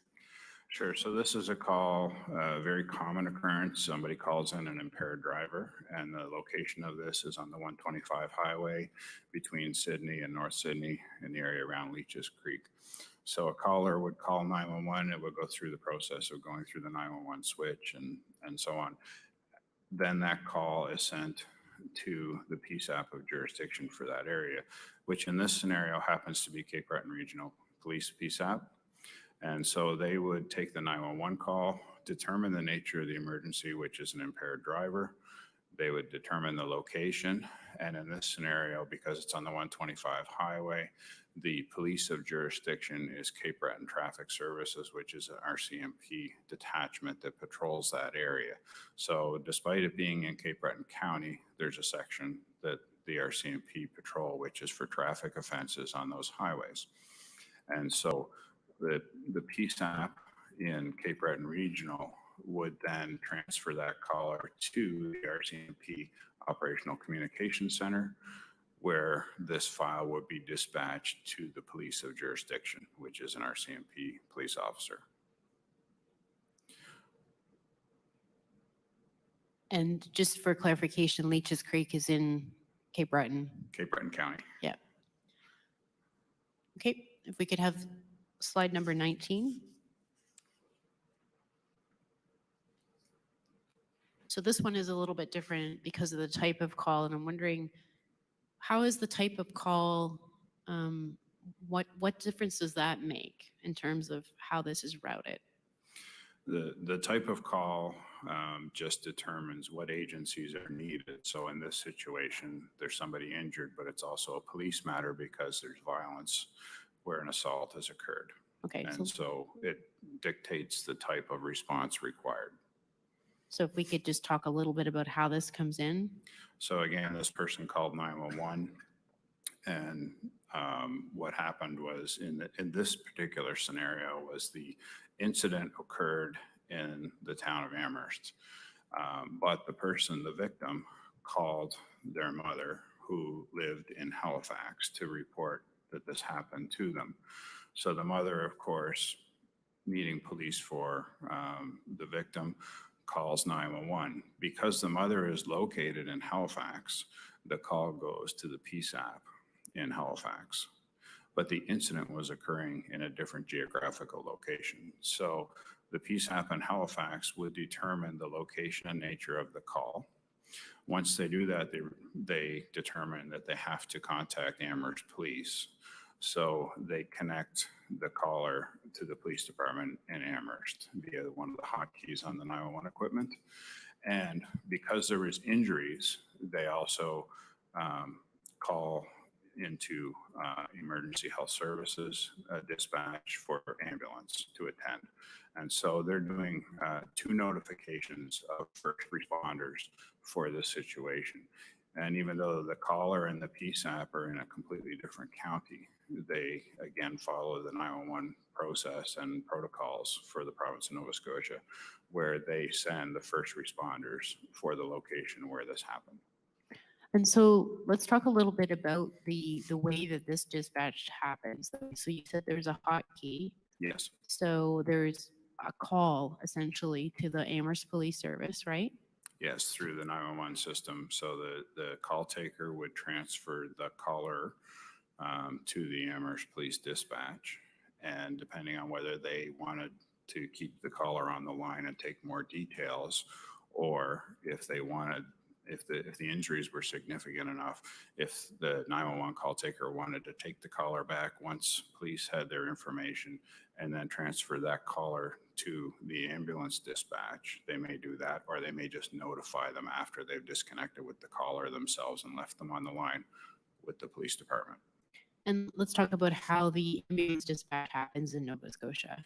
Sure. So the ambulance dispatch, they also have a CAD, which is different than the one that the RCMP use, but it's specifically for taking medical calls. So when a PSAP transfers a call to them, all of the data from the 911 call, the Annie Alley screen information, it populates on the CAD for EHS. And so they begin their file in their CAD system, and they have a series of questions that they'll ask each caller based on the nature of the call. So if somebody was calling with chest pains, they would enter that into their CAD, and they would have a series of questions that they would ask the caller surrounding that. And they may even provide pre-arrival information as well. So that dispatch is done both electronically and over the radio system or the Correct. phone. Okay. So all calls are, if they're being transferred to another agency, are always introduced. You identify which PSAP is doing the transfer. You provide the location and the phone number and the nature of the emergency. Any details that were provided to you while you were taking that information. And the agency that's responding takes over from there, and the 911 call taker disconnects. And depending on who's responding to the event, everybody has different pieces of equipment that they're using, right? Yes. Okay. Let's go to slide number 20. So this one is a motor vehicle collision. Maybe you can talk a little bit about that and maybe make sure that we all understand where Highway 101 in New Minas is. Okay, so, and this is from a landline. So when the 911 call comes in, you would have the location of the caller based on their civic address. And so they see a collision call, and they're calling from a landline phone. And so the 101 highway in the valley, just outside of New Minas or Kentville area, is where this is of course a fictitious situation, but happens, is being reported. Because it's a landline, the system knows that the jurisdiction for police for that area is RCMP, so it's going to send that call to the PSAP in Truro. And we talked about... In Truro? Sorry. Dartmouth. Okay. Was in Truro. I spent 20 years there, so forgive me. Yeah, so it goes to the RCMP PSAP in Dartmouth. And from there, they determine that it's a motor vehicle accident. The call taker has a series of questions on a motor vehicle accident that they have to ask. Is there any injuries? Is there any entrapment? Is there smoke or fluids leaking from any of the vehicles? And so once that is determined and the location is known, then they dispatch the resources they need. So in this scenario, police, fire, and ambulance are required because there's injuries and there's entrapment. And so now the PSAP is going to engage RCMP, EHS, and fire. And to do that, they would transfer into, for fire, they would transfer to Valley. Valley. And we learned earlier that that's one of the public service answering points. That is one of the public service answering points, but they are also a dispatch center for fire for that area. So they transfer them for fire because people are trapped. EHS is the next transfer because they require medical attention because there's somebody injured. And because the RCMP has answered the 911 call, their CAD has started the file for the RCMP, which again is going to be the same dispatch center, the Dartmouth Dispatch Center, and they're going to dispatch Numinus RCMP to this location. And so the one PSAP is communicating with a second PSAP, which is Valley, but in the role as a dispatch center for fire, EHS in the role of a dispatch center for ambulance, and of course themselves. So we call it changing your hat because you're now one call taker and then you turn the hat around and now I'm a RCMP call taker and I post the file for dispatch to send police. Okay. And the last scenario we have, scenario number 4, is on 21. So this is also a motor vehicle collision.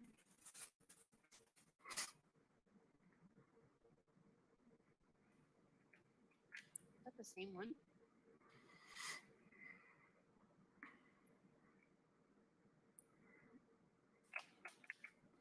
So this is the same motor vehicle collision, except for this caller is calling on a cell phone. And because of the location of the tower they hit, the call was directed to the nearest PSAP, which was Valley. And because Valley is not the police of jurisdiction, then they're going to need to engage the Dartmouth RCMP dispatch center, the OCC. And so because they are the fire dispatch center, they immediately dispatch fire and then they do their other transfers. So they would go to EHS, who dispatch the ambulance, and then they would contact the RCMP for the police response. So it's the exact same location, it just went to a different PSAP. And so it's just to show the workflow of how the 4 PSAPs in the province are integrated together, the same standards, the same procedures for dispatching. And because we do secondary tasking as well, we have the resources at our fingertips and we have the relationship with each other to be able to dispatch the primary responders to all of incidents that happen in Nova Scotia.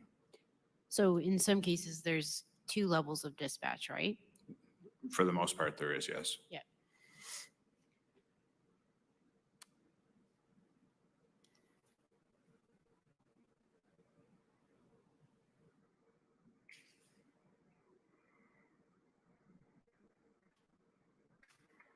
I'm going to go back to slide number 9.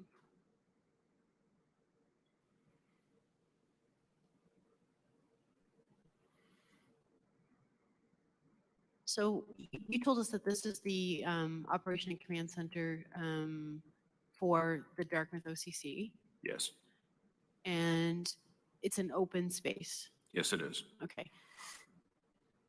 Was that the way the center was in Truro when you worked there? No. Okay.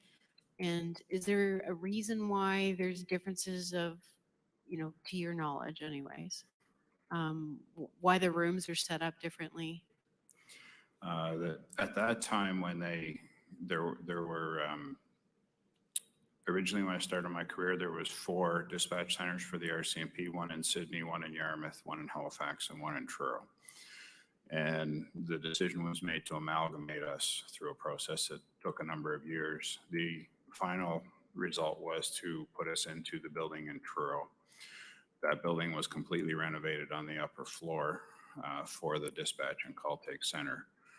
Because of the structure of the building, there was a double set of walls and a hallway that divided the building, and they did not remove that structure. And so we had to put call takers on one side of the building and dispatchers on the other side. And you talked a little bit about how the information gets transferred from a call taker to a dispatcher earlier. So what does the room setup do to that transfer? There's some positive and some negative situations with that. So one of the things that being separated made us all do was be better users of our CAD system.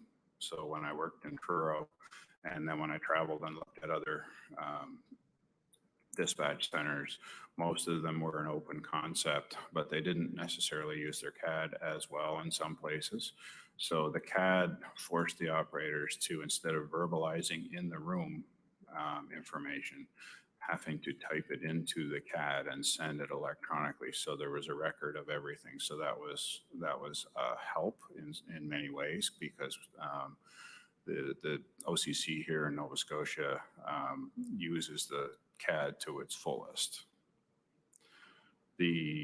On the negative side of that is the ability to communicate with a supervisor or with a risk manager. The risk managers are located on the dispatch side because they primarily deal with the response and the members. And so there's no visual. If you had something urgent, although it's best not to vocalize in a dispatch center, it's best to put things in the CAD, but sometimes you do want to be able to verbalize. So it hindered that. And so also there's situational awareness, because the call takers are not hearing what is being broadcast over the air in some cases, and there might be some information that they're not being shared with them about the response. That could be a possibility in relation to being divided. So it was good and it was bad at the same time. Let's talk about the staff in both the call taker side and the dispatch side. So the call taker side, what are the typical staff that you normally see? So normally you would have your call takers who were also 911 operators. You would probably have somebody in training as well, and at whatever various stage. And I know in the Truro Center in 2020, they had a supervisor that would sit either on call take or dispatch, or if they had 2 supervisors on duty, they would have 1 on each side. So there's at least a call taker and a supervisor? There's usually a call taker and a supervisor, but you know, the call takers are very good at their job and they don't need direct supervision most of the time, but a supervisor checks on both sides of the floor. If they're working alone, if there's 2 of them, then one will take one side, one will be on the other. And on the dispatch side, what's the staff usually like there? There'd be an operator who's dispatch trained as well, so they would be call take trained and dispatch trained as well. And there would be a supervisor. Again, the supervisor would, if there was 1, they would go from one side to the other. If wherever they were needed, if there was 2 on shift, then 1 would be embedded in dispatch. And there'd be a risk manager, which will be at the staff sergeant level, RCMP member. Right, and that's only within the RCMP call taking centers. That's correct. That's in the Truro Center. My center is a much smaller center. It's just our call takers and dispatch, like they call take and dispatch simultaneously. So it's a little different. And for example, the Valley, the PSUP, Valley Communications wouldn't have a risk manager. No, because they're not a police dispatch center as such. And let's talk a little bit about the role of the risk manager. in the environment from on the dispatch thing? So the risk manager is a regular member at the staff sergeant level. They're capable of providing assistance to the members on the road at any time, and they're also trained to be an ad hoc incident commander for any significant incident that's underway. And they provide that initial ad hoc role as an incident commander until an incident commander arrives on scene. And so they provide direction to the members, but they also interact with the dispatchers as well. If there's something, a resource that's needed, such as a dog master or response or bomb disposal unit, and any depending on the file, the risk manager will interact with the dispatcher and authorize or provide by calling or contacting the additional resources. If there's backup needed from another detachment area, the risk manager would make that call as well. And they also review all of the files that come in for dispatch, and just to make sure if there's any kind of additional resources that are required. So there's sort of like a bit of a supervisor to supervisor on the dispatch side? The supervisors and the dispatchers are civilian members, and so we're not supervised by the risk manager, but we work in partnership with the risk manager in providing for the response to any situation on the road. Okay, so maybe it's more like the risk manager has the same information as the dispatchers on a simultaneous. And they're looking at the CAD as well. Okay. And so as a file comes in, again, as the log is being populated with new information, the risk manager is viewing that as well. And so they're making what their determination needs to be as far as response. Okay. And I have one last question with respect to the GPS itself. So the mobile workstation, we saw it was mounted in the police car. Yes. Any of the GPS signals that show up on the dispatch side, those are based on where the car is located, correct? Yes. Okay. It can't be where the member is located. The minute the member dismounts from their unit, they cannot be tracked by GPS currently. So we're working towards implementing changes to our radio system in the region in order to be able to do that. That was one of the recommendations of McNeil, and I've been working on that project nationally for a while. So when you say dismounts, that means that they're away from it. As soon as they leave their car, the dispatcher is dependent on the member verbally providing over the radio their location. Right. And the dispatcher does communicate typically with an active member, right? They communicate with them throughout their entire shift. And we didn't talk about this, but one of the roles of the dispatcher is to conclude the incident with the responding service provider, correct? So once the member clears of an incident, the dispatcher is advised through the CAD that the unit is no longer attached to it. And so they'll do a final review of the information in it, and then they will close the incident, and that all of the information and all the updates, all of the times, everything associated to that incident gets downloaded into the records management system, and a copy of all of the data is saved in the CAD for a period of 2 years. So when a matter is active, though, the dispatcher is actively monitoring the location of those who are responding, correct? They are, and it also depends on the nature of the call. So if it's a routine call, if somebody reported a stolen bicycle, they do see on their screen that the members responded to it and when they've arrived on scene, and they're timed and so on, but the dispatcher is not actively engaged with them throughout that. If a member is responding to, say, a domestic dispute where there's potential for significant violence, the radio channel is left open the entire time, and all of the cars are timed for their travel time to the incident, their on-scene time, and there's a set, depending on the nature of the call, there are set times when a dispatcher will interact with the police officer. So they'll check in. Is that a fair way of? They verbally go on the air and ask them for their status. Okay. Those are all the questions I have, Commissioners. I'm wondering if we can take a lunch recess so I can have an opportunity to speak to the participants, and perhaps if we could come back. I'm not sure what would please you, whether it's 1 o'clock or shortly before that. Well, maybe we could call it an hour, if that's okay. Yeah, sure. Well, thank you, Ms. Cox and Mr. McDonald. We'll come back at 12:45. Thank you. Oh, and just for clarification, the witness isn't excused yet. No. Thank you. You're quite right, Ms. Cox. Thank you. Council will now caucus, and proceedings will resume after the lunch break at 12:45.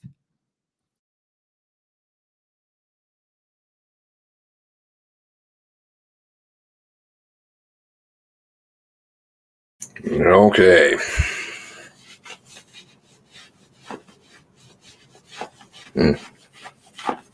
Evidence is evidence. Evidence is logs. Evidence is interviews, video, audio, officer notes. There's 4 pieces of evidence and a transcript to an interview. All that is, where's that? You can't take excerpts from things. Show the logs. Interesting. Okay. You have surveillance video everywhere. You have like so many different things in there. Right there at the end, they're saying, no, members don't have GPS. Balls, they don't. Go through and read decisions in the Code of Conduct hearings. I showed that one video. I don't remember what video, but I never remember anything. They were pinging the members' information because he was having an affair. Okay? So don't tell me that they don't ping GPS members' information from a variety of sources. Just like they ping all of our stuff. People are really living under a rock if you don't understand. And I'm not meaning that to be rude or offensive or condescending. I'm not saying that. It's this stuff takes a lot to go through. The amount of technological surveillance that we're under is absolutely mind-boggling. You cannot remove. They know if they want, they know what kind of anchovy, if he likes anchovies on a pizza, literally, or whoever else is involved with this. They know that you do. I'll tell you that too. Project Wide Awake. And as a result of what transpired down in Nova Scotia, good crisis. Boom. Project Wide Awake 2.0. Make it more powerful.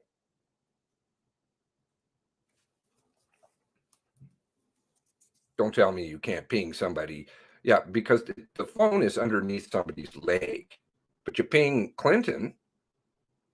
Huh? Again, that's probably using. But it doesn't matter. Doesn't matter. Those tapes are whatever they are. I've shown that. Edited. 2 channels. Try and get 2 radio stations on the same number. Doesn't work. Bah! Proven it. Audio, video, surveillance. I typed up there. They have so much stuff. Celebrate. They have all the phone records, telco companies, everything. And they're going to say things like, oh, just take our word for it. Here's an excerpt from something. No. And they know that people are getting wise to this one. All audio from 911 has been sent to police agency with the case used, can be used in evidence in court. Of course it can. Of course it can.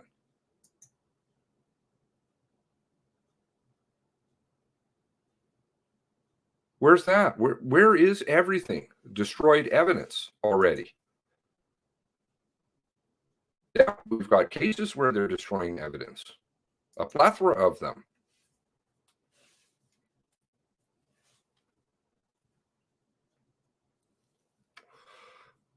Oh God, it's not Google. You know, like it's people's apps, everything, third-party info.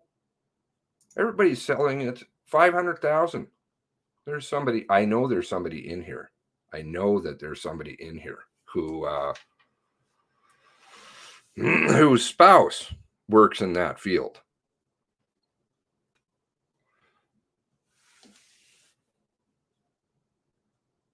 It's a big job. Like I think down in the States, there's 500,000 people that are directly employed in data harvesting. It's massive, massive.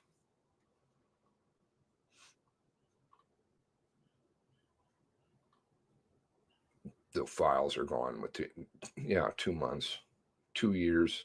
What, balls.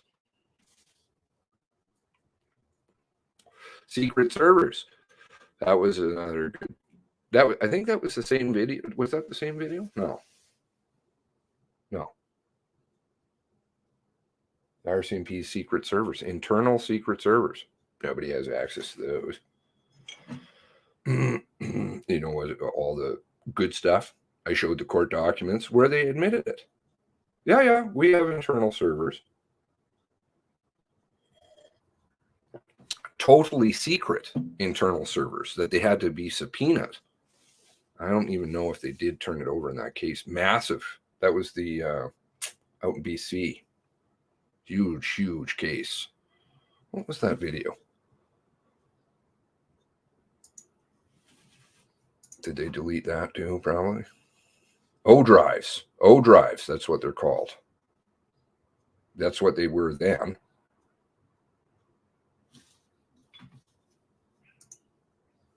I know I babble and stuff, but I drop a lot of data. O drives. Emails, O drives, and moratoriums. January 6, 2021.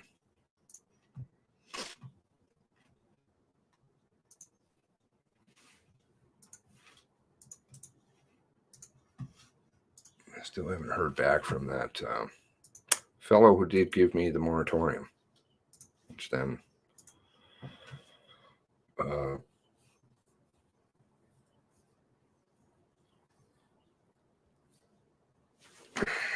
came out. Oh, yeah. Oops. Sorry. Who needs to write about destroying data unless to tell people to stop destroying data? Please don't destroy data. That's kind of a no-brainer. Or is it to cover your ass? O drives, top secret hard drives. Yep. Oh, and then probably Indo finds it in his garage a year later. Don't worry about it. And then goes on the news as there's a national security leak. Huh? Oh, okay. And here we go with Indo again. Boom.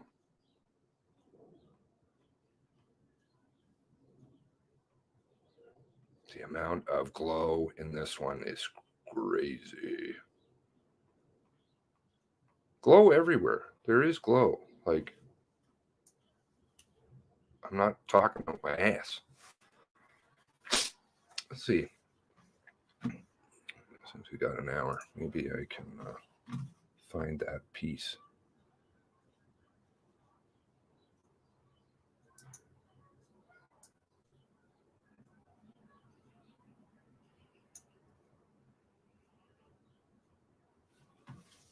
Non-cooperative RCMP. Non-cooperative. Really? Is that what you want to call it?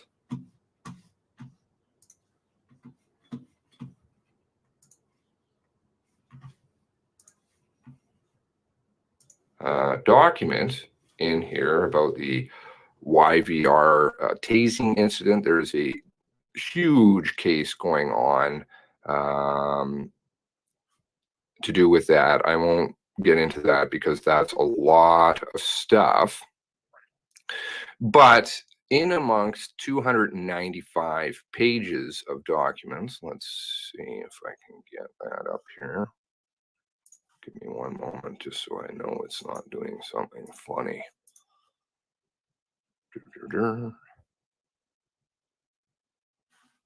Okay. go away, whatever. This is a document that's submitted by Jerry Rundell, who's involved with the YVR suit. Oh, of course. Give me one moment, please. One moment, please.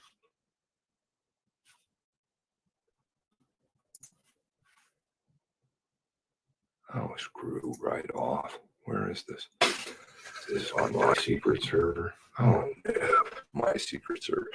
Okay. I don't know. I'm going to do it anyway. So this is 17 on this document. This is a problem with stuff, eh? You never know where things are. Oh, no. Okay. I'll tell you what. I'll show you a screenshot of where it is. Give me one moment.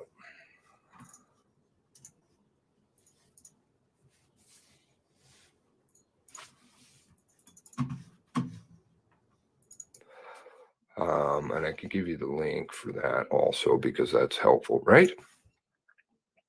I'll read this to you. The existence of an O drive. 23. On or about April 20th, I became informed that senior RCMP management maintained a secret computer drive categorized as an O drive. On April 30th, 2020, I submitted to RCMP Assistant Commissioner Eric Stubbs an email message detailing the information, which was in part Exhibit R. Quote, I was informed by a reliable source that in February 2020, training program, a national commanding officer, NCO, acknowledged to a group of approximately 30 members that NCO and senior members of management utilized secure O drives on a computer network system to communicate covertly about employees. 24. Copied in my message to Stubbs was Shirley Heafy, formerly the chair of RCMP Public Complaints Commission. In response to my message to Stubbs, Heafy submitted to me a message detailing her knowledge of a secret RCMP senior management controlled computer drive, which stated in part as follows. So this is from the RCMP Complaints Commissioner. Quote, let's get that in big. So we have what you have said in this latest email message, secret O drive used by RCMP leadership has existed for a long time and continues to this day, no doubt. I inadvertently became aware of its existence, this drive used by leadership when I conducted an oversight of the RCMP for 10 years. I'm not sure what they called it O drive back when Zach, that's referring to Zach Araldi, who was 17 years ago, I think was when he retired. This is a long time they've had this, was commissioner, but it existed for sure. No surprise that the RCMP leadership has a way of hiding responsibility for its failures, as well as having a tool to harass members who may decide to expose leadership failures.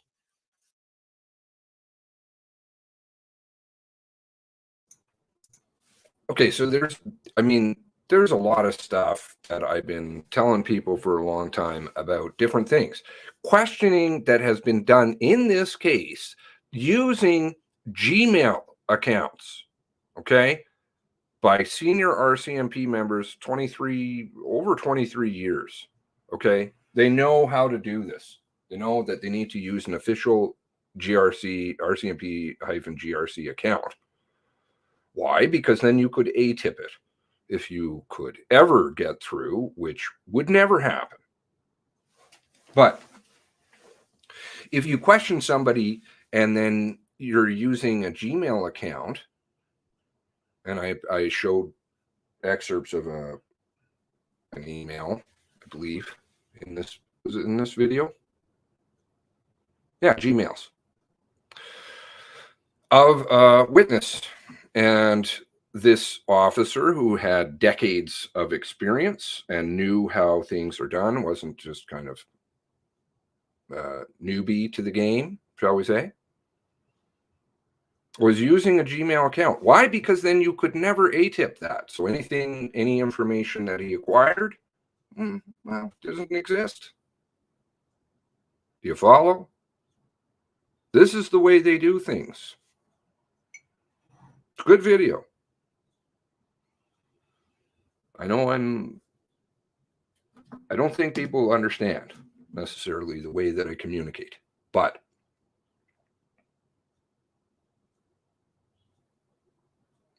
maybe just because I don't burn things or something. Anyway, I'd rather give you the data. I'd rather give you the information and show you how you're getting snowed, how I'm getting snowed, how kids in my life are getting snowed. And I don't want them to grow up in that world. And I certainly don't want a repeat of what happened. What they're doing over here with this commission,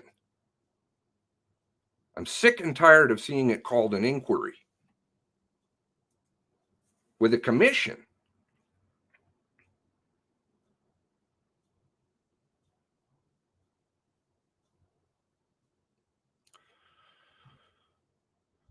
is whitewashing. There's going to be some recommendations that come out as per the handbook. Literally, I would think they actually do have a handbook on how to do this. It's the same old thing over and over. Oh, we'll give you some recommendations, and then, we'll deal with that sometime. And repeatedly, they don't even follow the recommendations. That's all. Archive, I've shown that too. Moncton. Woo-hoo. The communication network down in Nova Scotia, funnily enough, was improved. Supposedly. Everything's good. As of 2017, they had different pieces and they had to implement them. They had to. And they said they did. So what's going on now? Oh, oops. It's not an oops. It's not an oops. Of course they've got. These people have. Somebody sent me an email yesterday. Where's this here? Somebody within long-time civil service down in Ottawa. And it closes with the following line.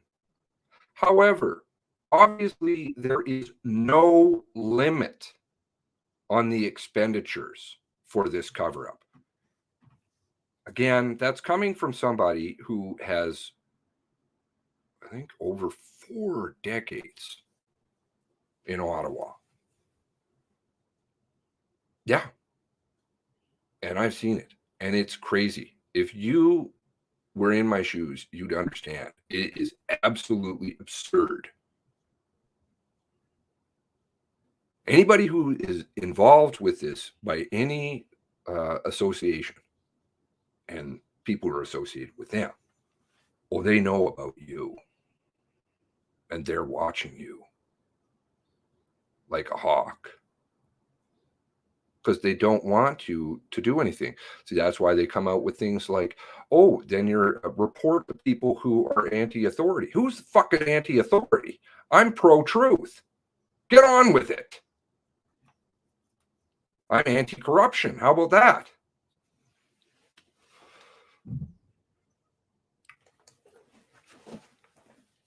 Go back, watch that video. There, like I said, I ramble. I'm not very good with technology, blah, blah, blah. Maybe people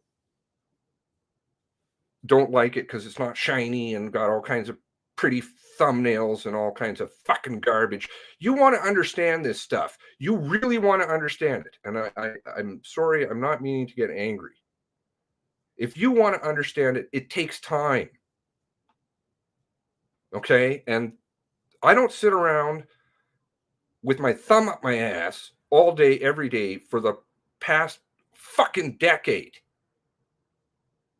Every day doing nothing except this stuff for no reason. Why? Because I want to save you the time. I'm not saying what my stuff is gospel. Take what I give you, verify it, or prove me wrong. And then I'm open. I'm always open to learning that I'm wrong. I somehow don't say that the Blairs live beside the Bonds. Excuse me for one moment.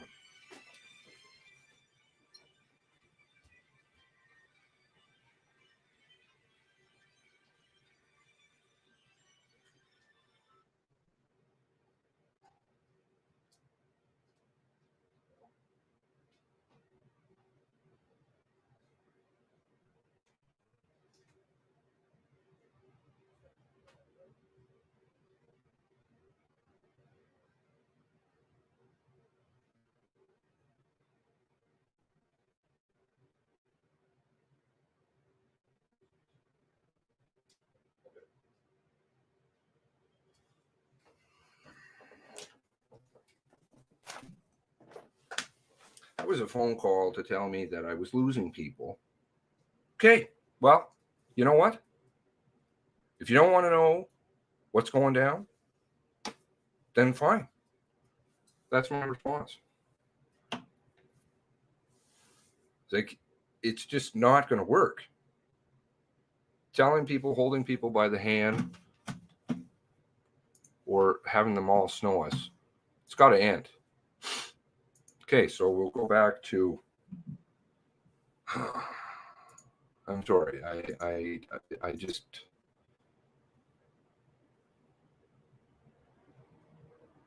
This problem, this cycle will never end unless you understand what's going down. Where was that? We'll go back to something more, less ranty. How about that? Less ranty?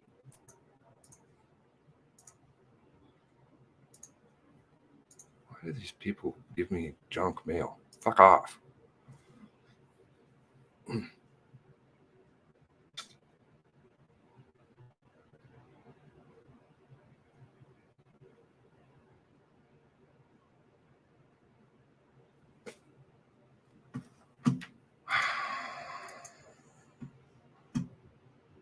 Okay.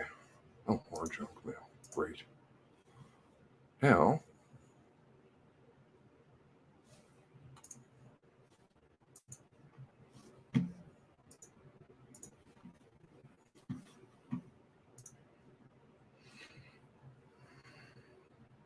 CBC.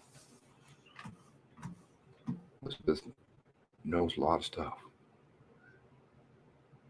Four children whose parents were murdered in Nova Scotia shooting spent harrowing 2 hours on the phone with 911.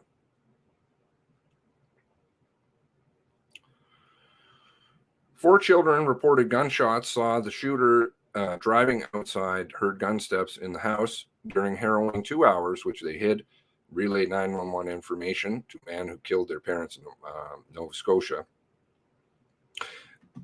Interesting, sidebar for one moment. The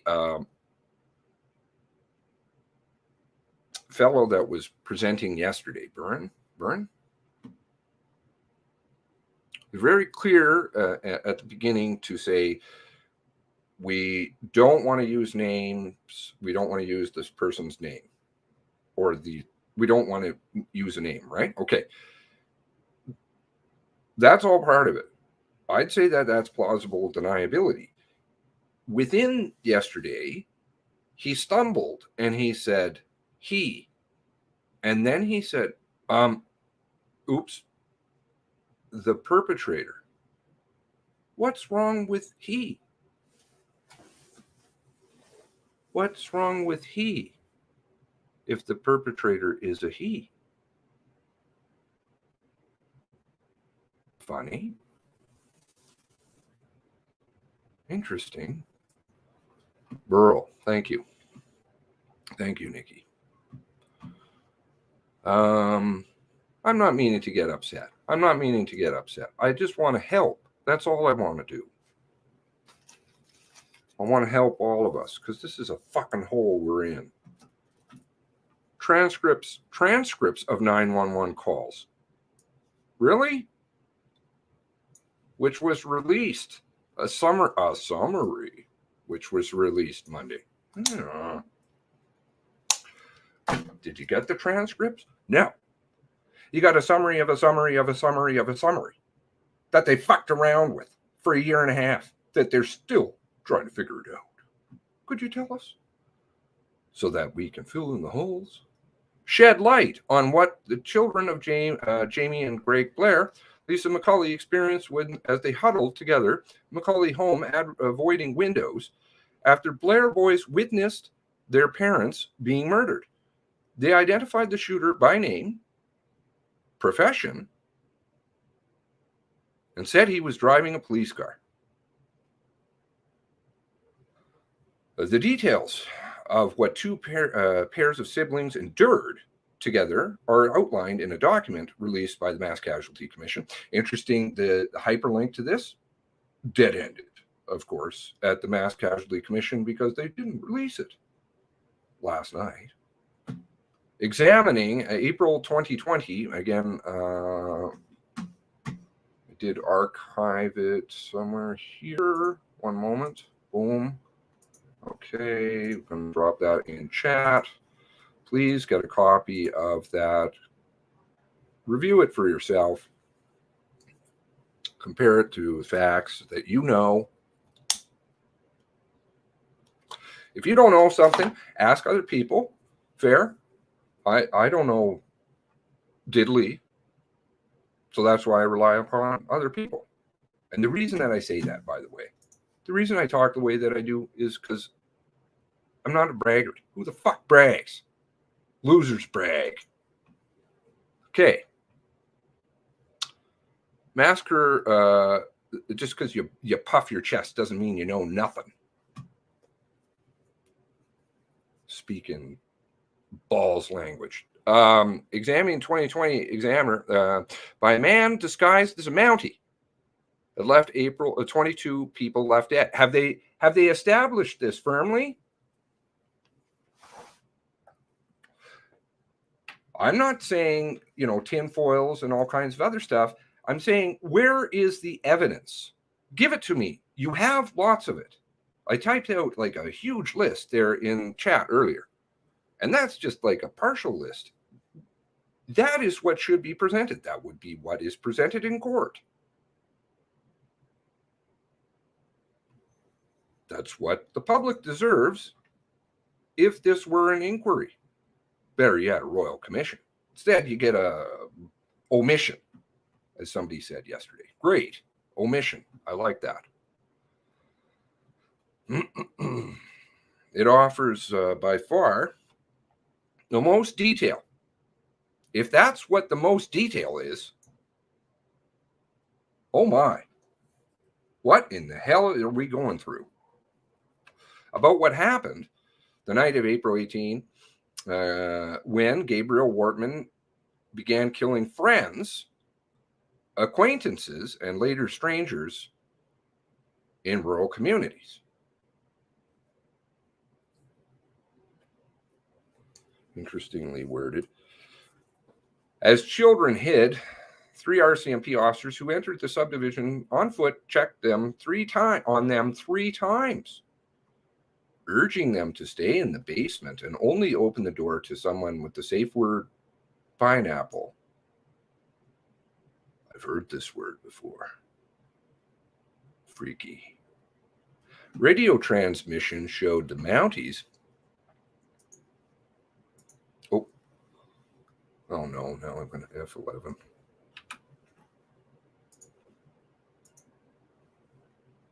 Radio transmissions.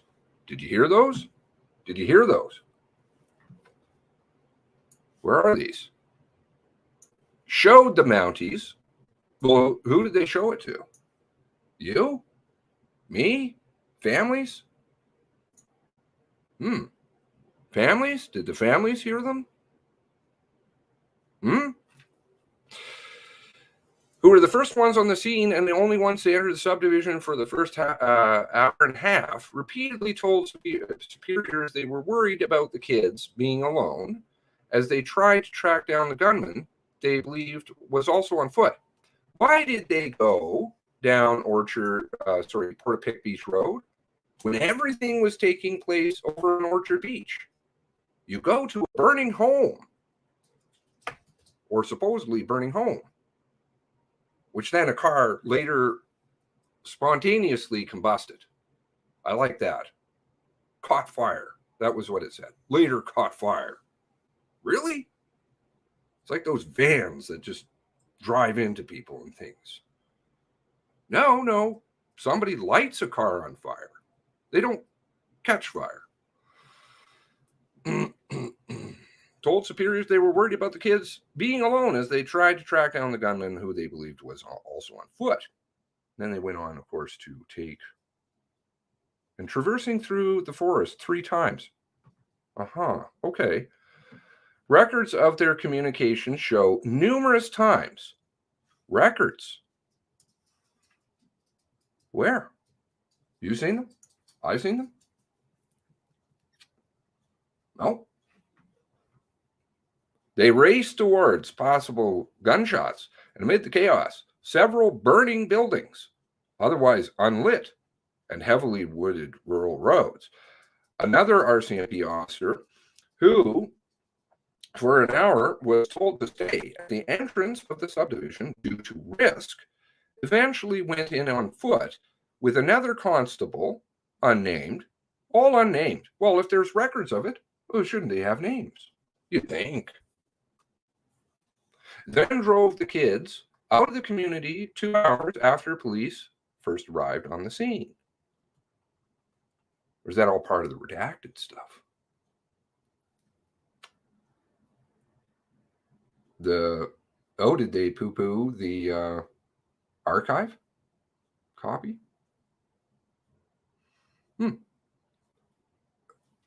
Okay, well, just download the one that they've got on the website. Sorry. I'll put it in again. How can it not be there?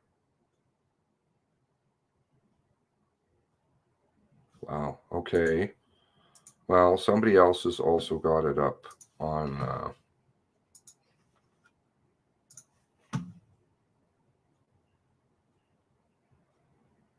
Okay, well, there's the actual document. Where's the archive copy?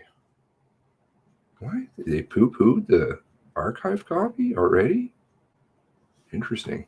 By the way, they can clean archives. Okay. Interesting.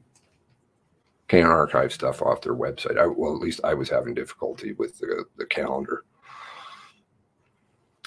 The omissions report outlines the gunman's possible movements that night. He attacked neighbors, killing 13 of them, small corner of Portapique. It all happened over about 45 minutes. Sure?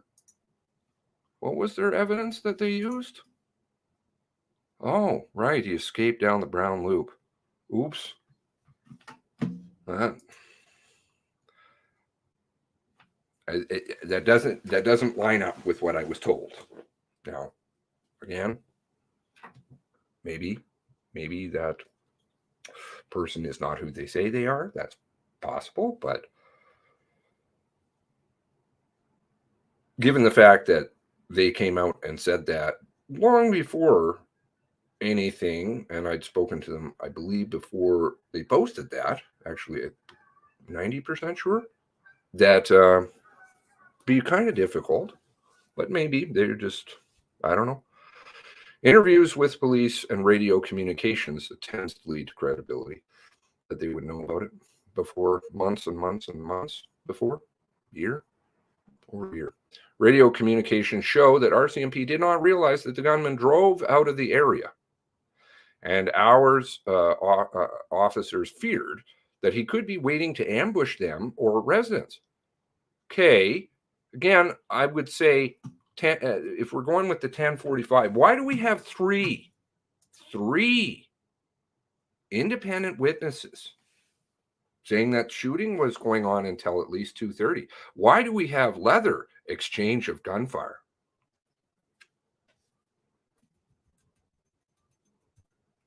Leather. You know, the number 2? I don't know who's running the show down there now. Apparently still Bergerman. It's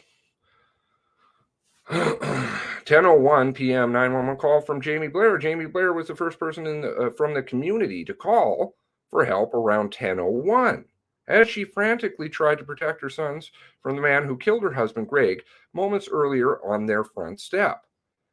At her urging, the boys, aged 11 and 9, hid behind their parents' bed while the gunman shot through the door. Okay. The boy's older brother, Tyler Blair, previously told the CBC's Fifth Estate his brothers kept their wits about them as their home started filling with smoke. The gunman, who had also shot their dog and cat. Now, I've tried to go back and find anything to do with the cat. I found the lady who treats all of their pets, the nurse at the, I was watching that interview last night. I think I might still have that up. Zoe?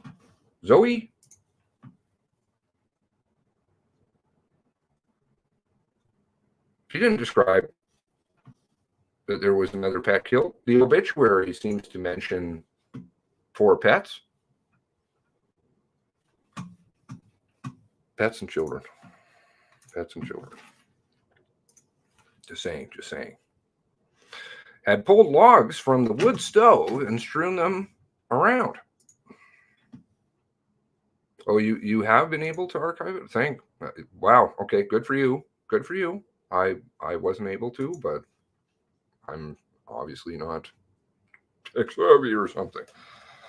Yeah, great. If you can, then just archive all of the pages because they change. And I expect they will again in the future. The brothers sprinted next door, and at 10:16, one of the Blair brothers called from the McCauley home. They stayed there with their friends, her 2 children, until 12:24. They never crossed paths with McCauley, who by that point had gone outside to check on the large fire burning on one of the gunman's property, warning the kids not to leave. She never returned. Police later determined that the shooter killed the elementary school teacher near the fence on her lawn shortly before the boys arrived. On the night of April 18th, the calls from Port of Pitt were transferred to specialized dispatcher at RCMP's communication center. Okay, that would be this one, the award, one day prior. You know, the one that other OCCs are looking up to and learning from. Okay, in Truro. Within the first 5 minutes of the 911 call, McCauley's house, the Blair's older son said the shooter had a massive gun, quote, unquote, and he relayed still hearing shots, quote, going off every 30 seconds.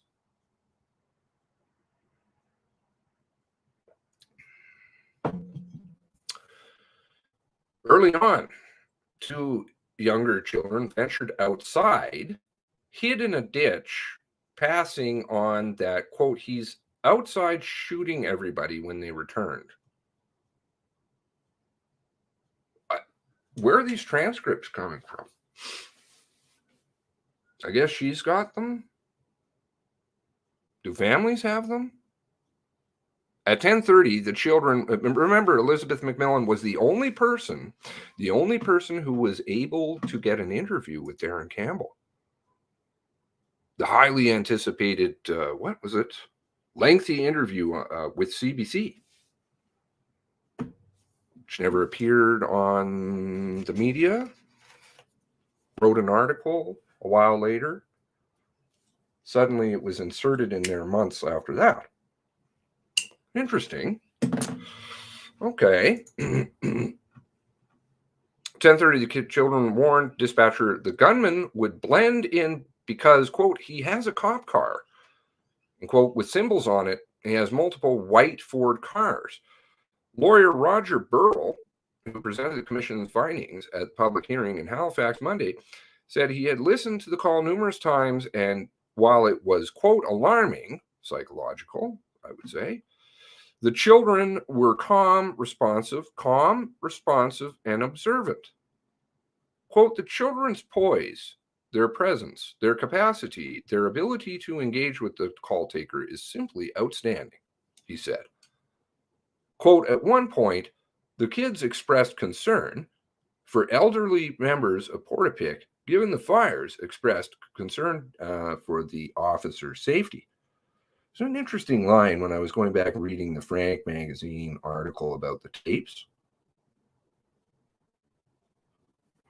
Let's see if I can pull that up. Give me one moment. I kind of had overlooked this.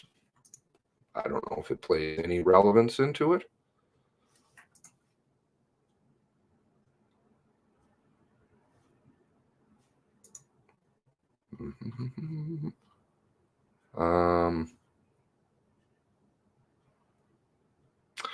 Right here.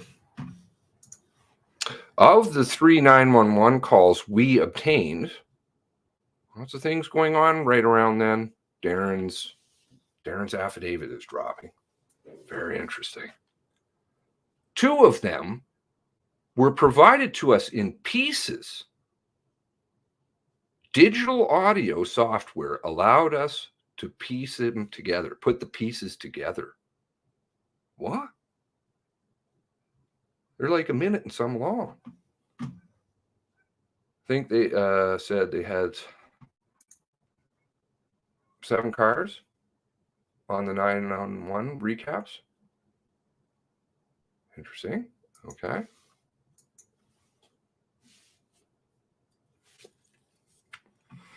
Man shot in front of home. Initially, the kids were on the main floor. Maybe Tara's seen some of this. I don't know.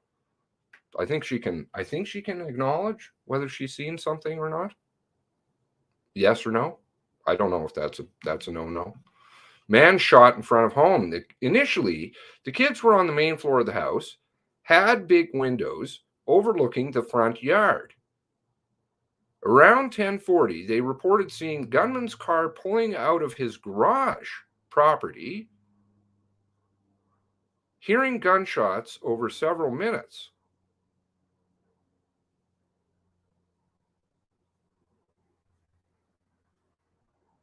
Seeing the car pulling out of the garage property.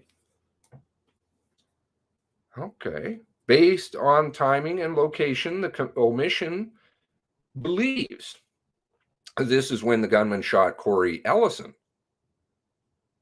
First from his car and then at close range.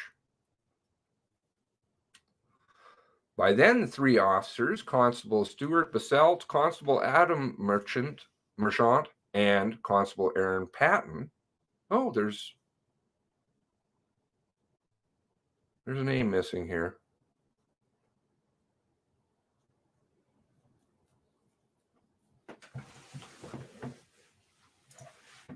Anybody see a name missing?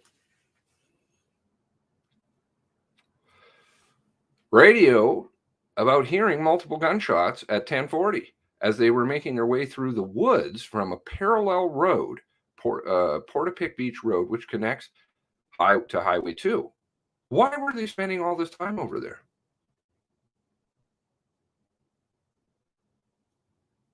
When everything's taking place on Orchard Beach.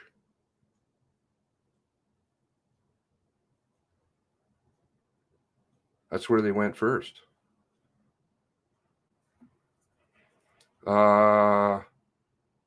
Yes, that name's absent, but well, it's another name I'm looking for.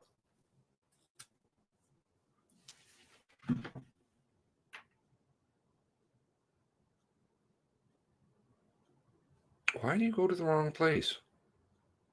To a burning home that fire department never responded to, instead of where you know that there are murders, and leave a cat rolling around on Twitter for an hour. and then say that you didn't get the call until 10:30. Official. It's on their RCMP press release. Okay. They found a man body on Orchard Beach Road close to the entrance of the garage 10:49, according to radio records. Anybody heard those?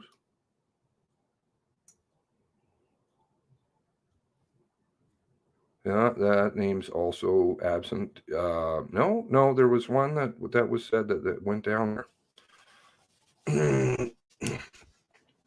Visits from police.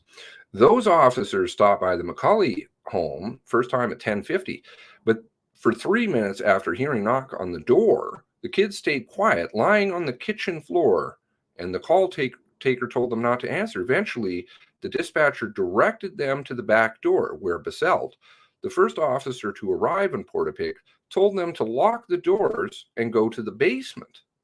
Patton, who was with him, later said in an interview with RCMP, okay, where's that? On April 23rd, it was sheer luck the kids didn't open the door to someone, even if they looked like the police, without the pineapple password. Since he said at that point, he didn't realize the shooter might have been in uniform. I'll have to look. I don't think that's in any of the ITOs, but it's possible. Basselt, Patton, and Merchant didn't stay, though quickly took cover in Macaulay front yard as they saw a flashlight approaching. They thought it was the gunman, but later learned it was Corey Ellison, Corey's brother. They got scared off. Before the flashlight disappeared, the officers warned their colleagues by radio, prepared to shoot a possible suspect. Now, again, this is the sowing of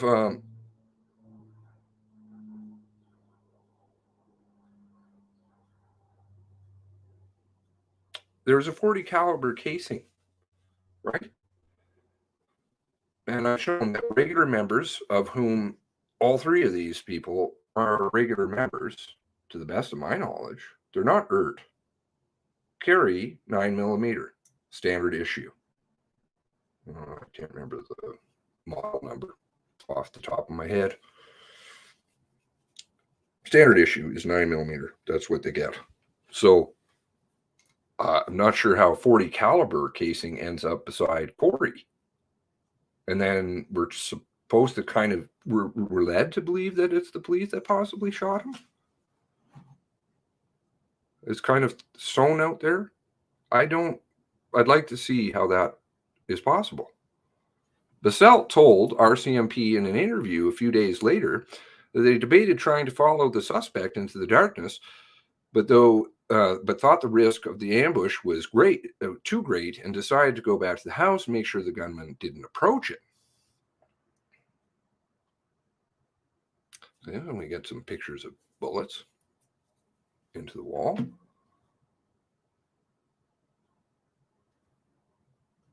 Why is there bullets in the front of their...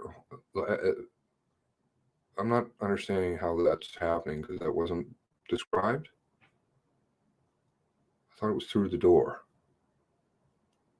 Anyway, around 11 p.m., officers radioed back, guessing these logs that are somewhere that somebody's seen, a scenario that happened repeatedly. They could not tell if they were hearing gunshots or explosions from fires. Okay, again, it's just ammunition blowing up and propane tanks and stuff. Meanwhile, exchange of gunfire.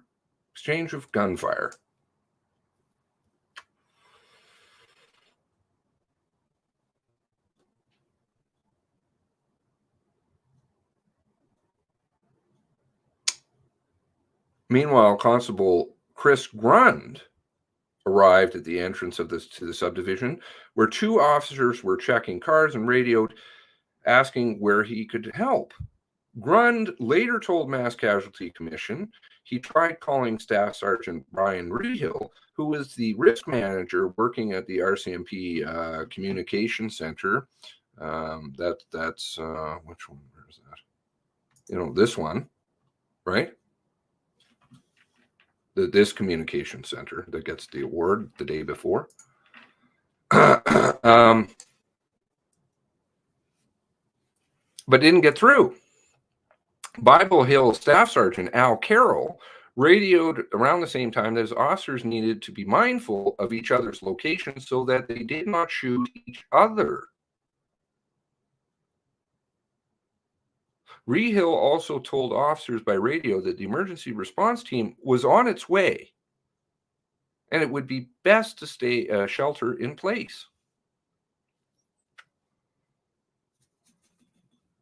Aha. There you go.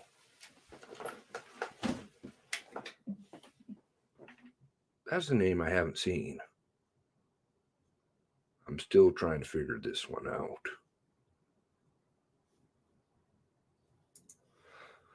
Worries about footsteps upstairs. The commission report states that the kids thought that they could hear footsteps again shortly after 11 p.m. and the call taker confirmed the officers were back. Kids spoke to them briefly before returning to the basement, only to realize that they had left the back door unlocked.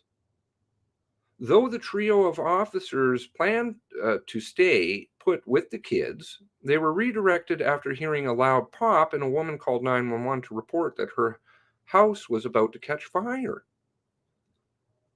Around that time, Grund and Rehill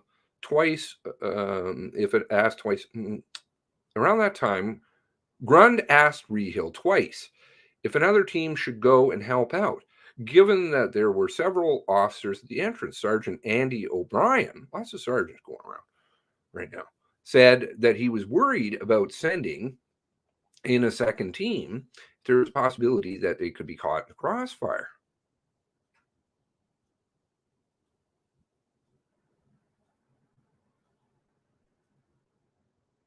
At 11:20, one of the kids heard a, quote, thump that sounded as though someone was walking. The call taker advised he was going to have a police officer come back.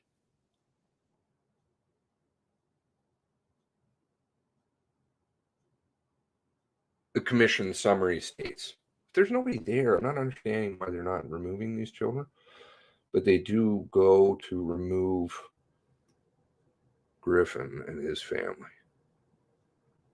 in their own vehicles. Okay. 3 officers in the subdivision sprinted back to check on them according to their statements and their radio logs. They're traversing a great deal of distance. Still not even understanding why there's not a car that ever goes in here. And if there's lots of people sprinting around and there is a car in there, but it isn't their car, why they're not seeing that? Like the perpetrator's car, the one that they don't want to use even he pronoun for. But they wouldn't stay there for long after the 911 call from a couple who lived on Ferris Lane, which was opposite the subdivision, reporting that someone was knocking on their doors. The officers set off on foot, checking their phone maps, GPS. Anybody? Oh, they can ping that. You just said that they have phones. They know every officer's location. When they became disorientated on the heavily, but I thought he said that they didn't. Heavily treed lots and eventually cleared the fellow that was testifying, earlier today, eventually cleared that property and monitored as another family and couple and their adult son drove out. 2 vehicles, I believe, 2 vehicles. While there, they noticed a new house on fire because houses just catch fire. But he's gone. And Merchant and Bissell both radioed back that it would be good to send officers to the kids at Macaulay House on Orchard Beach Road. At that point, 5 officers were standing at the entrance at the community about 1.5 kilometers away, posted, and with others posted at other points. What is that? On the highway. 3 Mounties on Ferris Lane were trying to alert homes with vehicles to get out of the area, but they wanted the children to stay, not take them out. Okay. Driven out around 12:24. At 11:47, Rehill then agreed that someone should go in, advising officers to stay with the kids if they couldn't take them out safely, based on the comments on the radio. Okay, so again, somebody's hearing radio. Not sure if it's Elizabeth McMillan's been hearing radio. Nobody, I haven't heard it. Have you? Have families?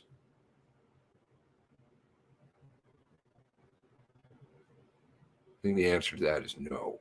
But he didn't appear to know they'd witnessed their parents die. Sorry. Grund and Constable Bill Neal, who had driven in from Pictou, set out on foot. Why are we going on foot? Stopping to talk to a neighbor who refused to leave his property.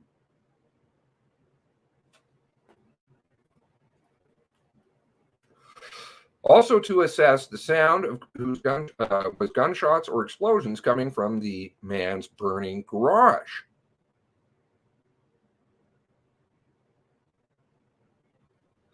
Grund later told the Mass Casualty Commission in an August 2021 interview that he struggled waiting the go-ahead to help, his decision to walk in, as opposed to taking a cruiser, which seems the logical thing to do, traversing massive amounts of area to the Macaulay House, was partially thinking of how RCMP vehicles had been targets in the Moncton shootings. So somebody on foot is less of a target? Okay. If you're wandering up and down the road, with cars, phony police cars, or what do they call it? I don't know. Something. It was 12:20 when 2 officers met the children at the back door. Grund drove them to safety in Macaulay's car. First, they went to Great Village Fire Hall, and then ambulances took them to Truro. Isn't there a bunch of ambulances sitting around outside? I thought the EHS tape seemed to say that. Oh, has this article been altered? Maybe. Anyway, okay. Well, I thought that was what we heard. I thought we heard that Lily was around. Where's Lily?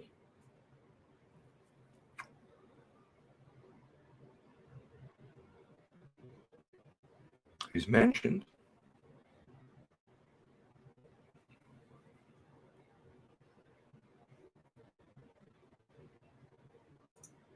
Was the Murphy family pounding on the door?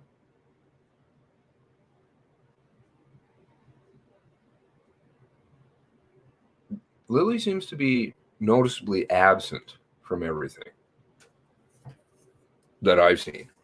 So I'm not understanding what's going on there. But he was definitely written about, right? Multiple times. Certain publications. Said that they, I don't know, that seems to...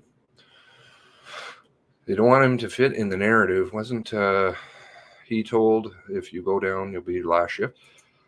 Again,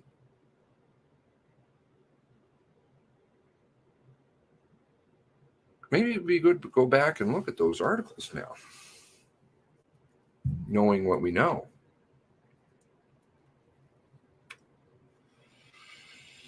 Let's see what else we have here. Under Brian Rehill is old Jack Rehill's son from New Glasgow.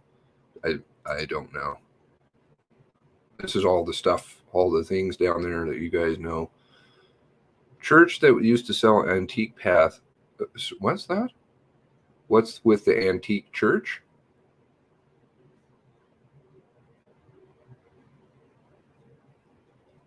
Church is that? Maybe they got out of cars and went on foot so they couldn't be tracked, but they had the cell phones. They had the cell phones. We all know they track cell phone data. They absolutely 100% have GPS locations on absolutely every member down there. Code of conduct stuff always traces all the GPS stuff whenever it's to do with something. Just like they would down in Onslow. Just like they would down in Shubenacadie. You know, where are those records? Where are all these records? Why is nobody demanding that we need records, hard paper copies of everything? Not some word of somebody who's hypothesizing and bringing out. I would rather everybody here, wouldn't you, draw your own conclusions from the evidence that they've amassed over a year and a half.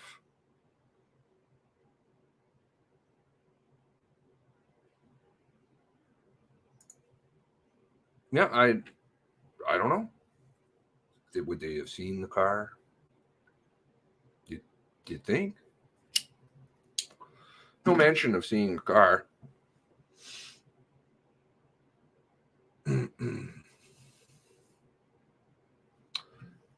So they say that he's at Great Village Fire Hall? Okay, thank you. Paragraph 95. Portapic foundational document. Interesting. Okay.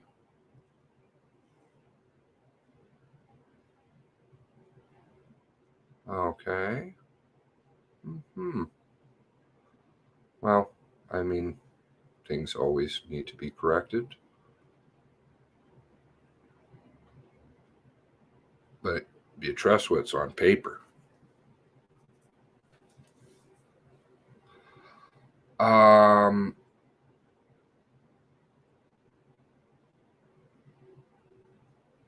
They hypothesized they haven't determined anything yet. Somebody said the cat was never shot. Again, this is new. This is new. And it did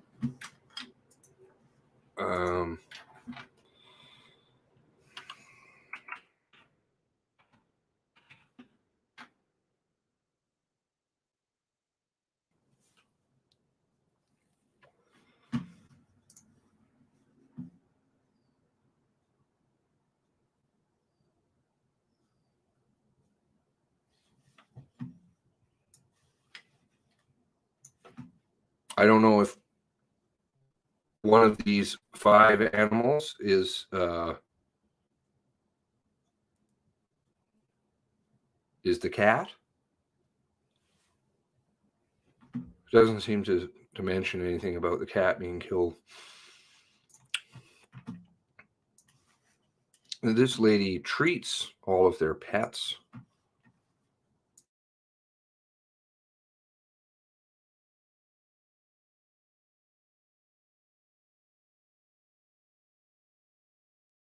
She treats all the RCMP animals, by the way, too.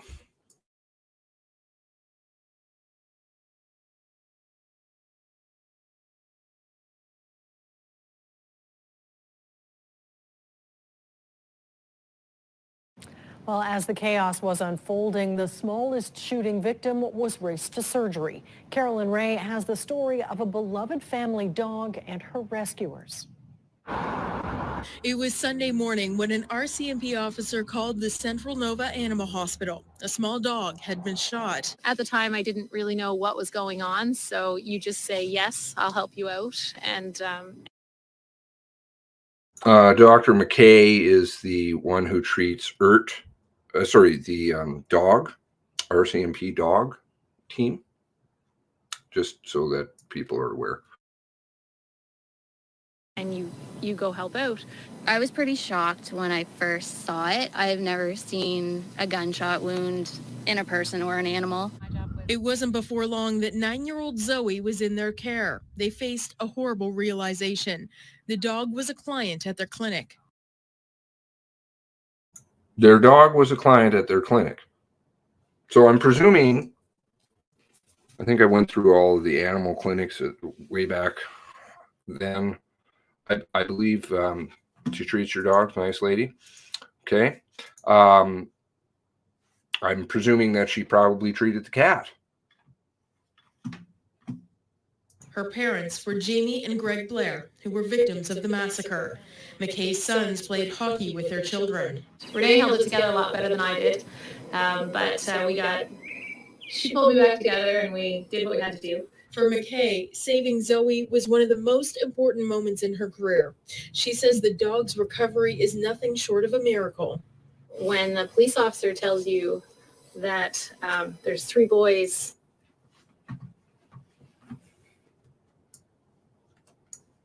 that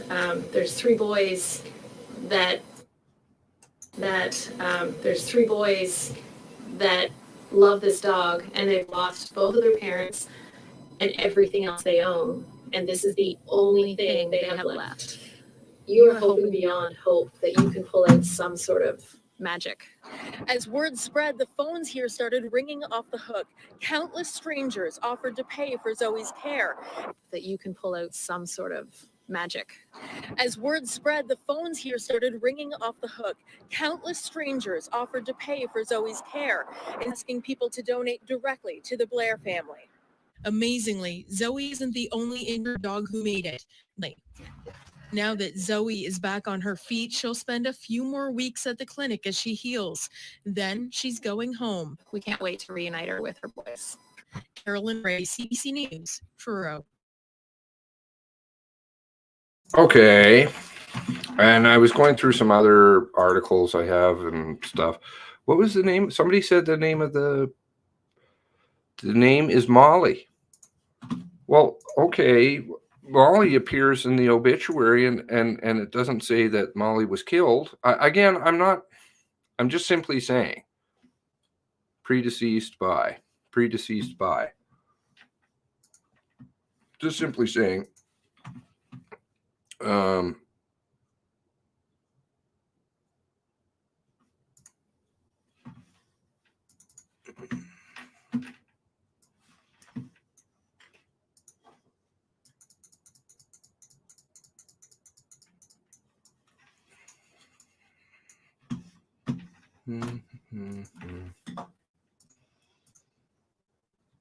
Wounded dog expected to make full recovery, says vet. Zoe? I guess it's Zoe. Is it Zoe?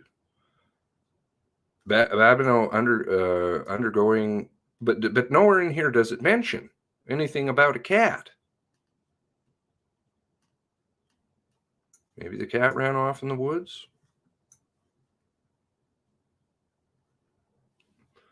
But I don't know. Been a trooper through the whole ordeal. It's like the article with Gina Goulet's dog not getting taken in until 5 p.m. Okay. Tyler is the oldest of the three boys. I'm not understanding why the three boys in there, but maybe somebody lived at home for a little bit. I'm not sure. Just pointing it out.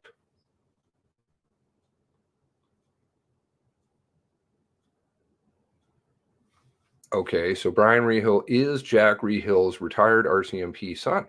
Interesting. Apparently been off work since. A lot of people out now with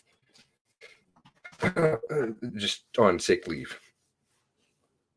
Is that saying something? Are they objecting silently?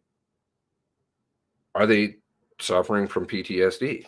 Are they suffering from PTSD because they know that this is all bad and they don't want to be a part of it?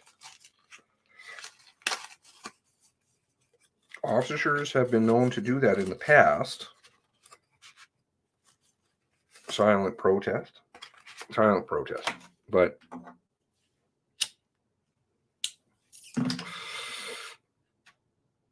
these are the people who need to come forward if they know something and absolutely expose it. Zoe is the little black dog. Yes, the min pin. I like min pins.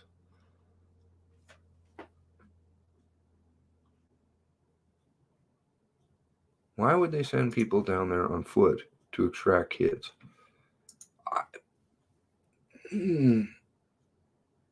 I may be able to figure out if that's actually part of the operational manual. May.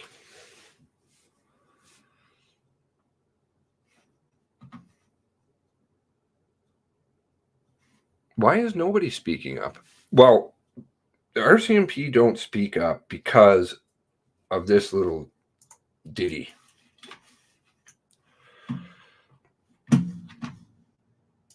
This is the reason that they don't speak up. Code of conduct hearings, member conduct hearings. Okay. When you speak out of turn, that's a code of conduct. Right up. You can't speak. Well, you can. This is the thing. You 100% have the option to. It's just that you will get disciplined. This is how they keep members from whistleblowing.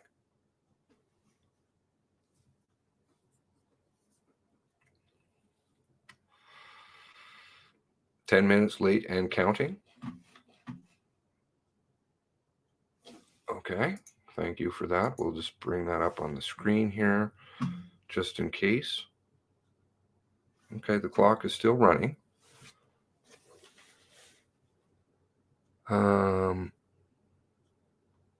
Thank you for...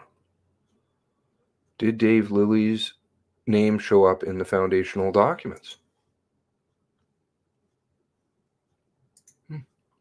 Hockey connections to Three Boys? Yeah. I'm not pointing fingers. I'm just saying these are things that I noticed. That's all. Frank reported Basalt went to rescue the kids, led by Dave Lilly. Foundational document says Lilly met the kids at the fire hall and then took them to the hospital. So which is it? Is it Frank? Just Frank? Paul got it incorrect? Possible. Everybody's entitled to get things incorrect and then just correct them.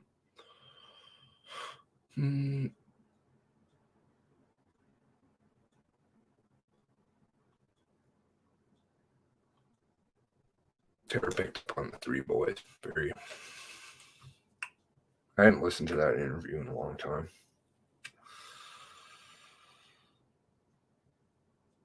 So is the cat being thrown out there? Because I know that, see, these are areas you just never want to go.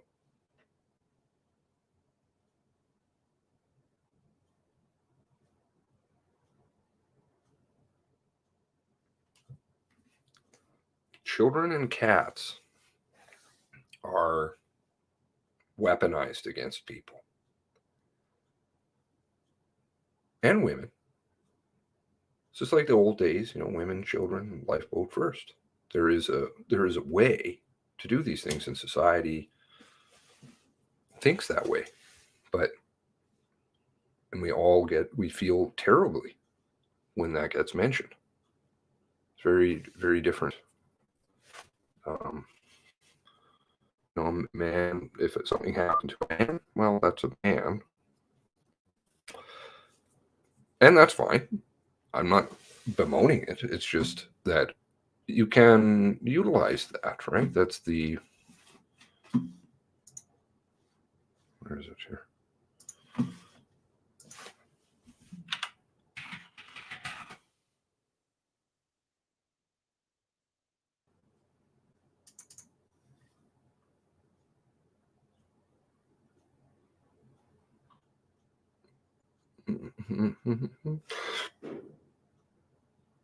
It's definitely in one of my intros. The cat rolling around for an hour. Really? So quick. It's the most effective way to communicate to people. 14 minutes. 14 minutes and 2 documents they're going to go through. So they reduced this by 66%, the time that they were going to allot to this. At least. That's a lot. Now we're down to the afternoon rather than a day and a half. And they're not coming back on time.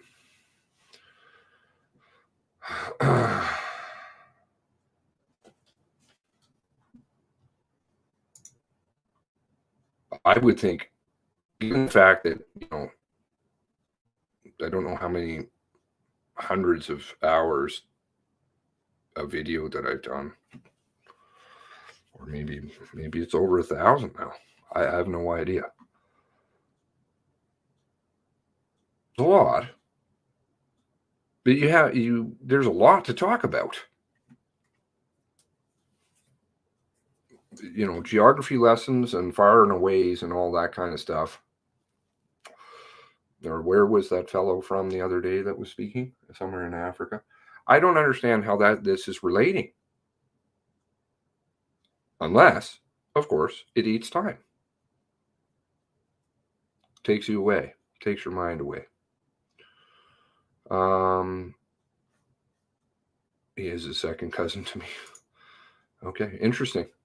Perhaps if you want to drop me an email or something. I hope, and I feel for all the people in this story, but at the same time, I also am like, okay, you want to make a difference, then you clean it up. Just sent you a DM on my tweeters.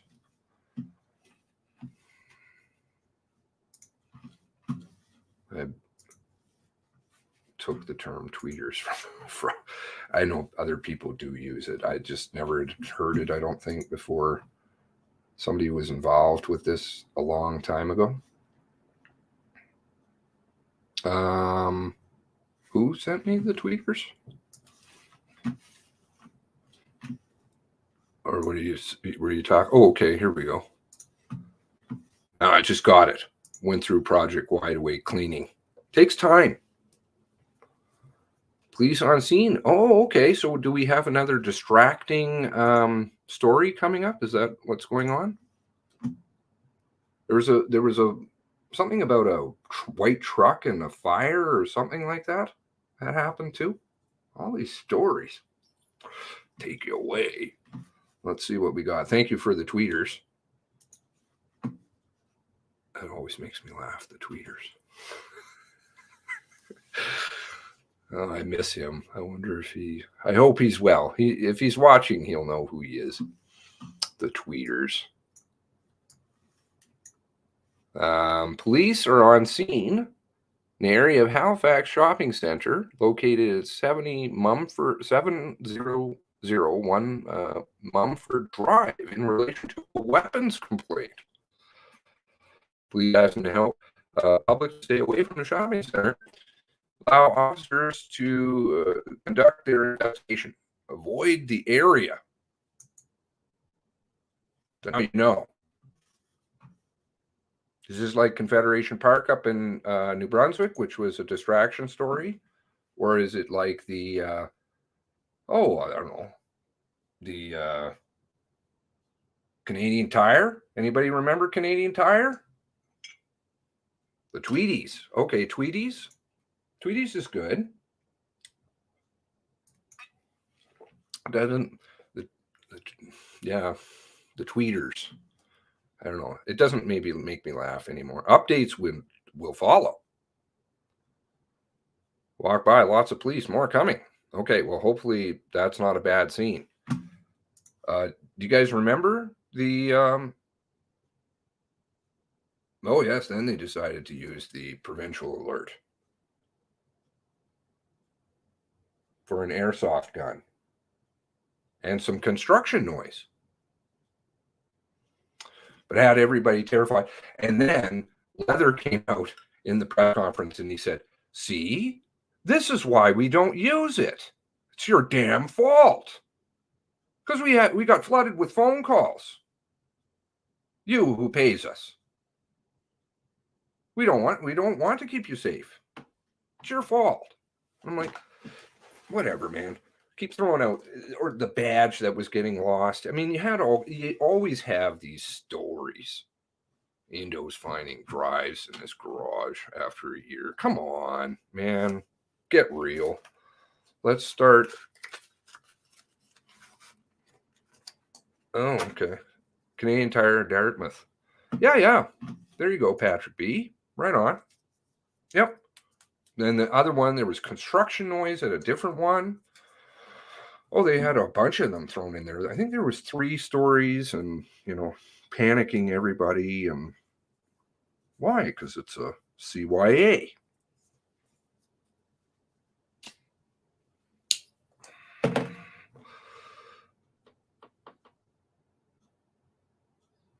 But they didn't dare ask for another delay. This is delaying without officially delaying.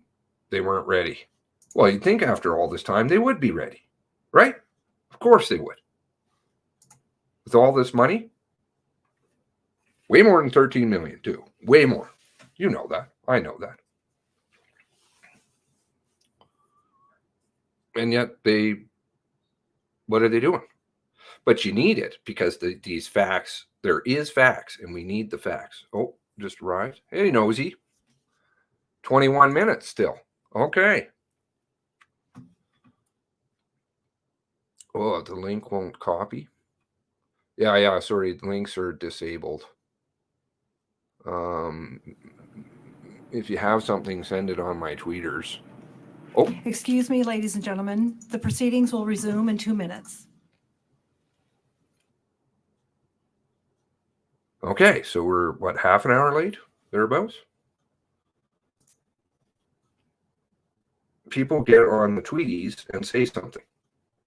We definitely don't want this shit can because at least we're getting something, right?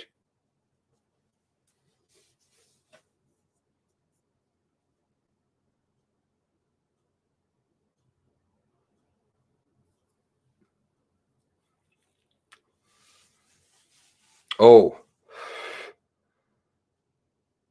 All right.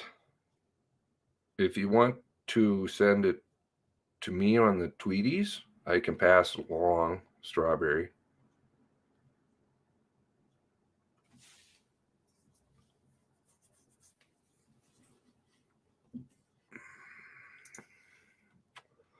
How many cover stories? Yeah, and there's a lot of them. The phony police car stories, those ones. Ooh. Tara's looking for something. Can't seem to find the Brinks video. And no limp in that video, I don't think. And no follow car. I guess she parked on the street because she was worried. Call the police if somebody robbed him of his illicit money. She with how many bank accounts? Knows all about CDIC. 100 grand limit. Joint bank accounts, by the way. Joint bank accounts. This one's very interesting. The ownership of things is joint. Okay, so they must have been a thorough investigation into Lisa Banfield to discount her.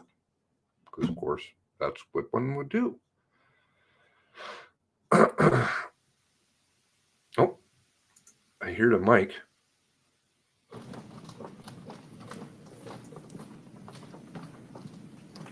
Oh, we got masks now.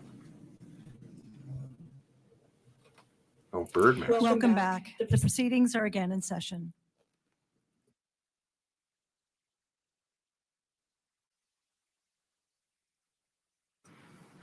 Well, thank you. Thank you so much, everyone. Ms. Cox, thank you. You kindly relayed to us a request by Participants Council to ask questions of this witness, and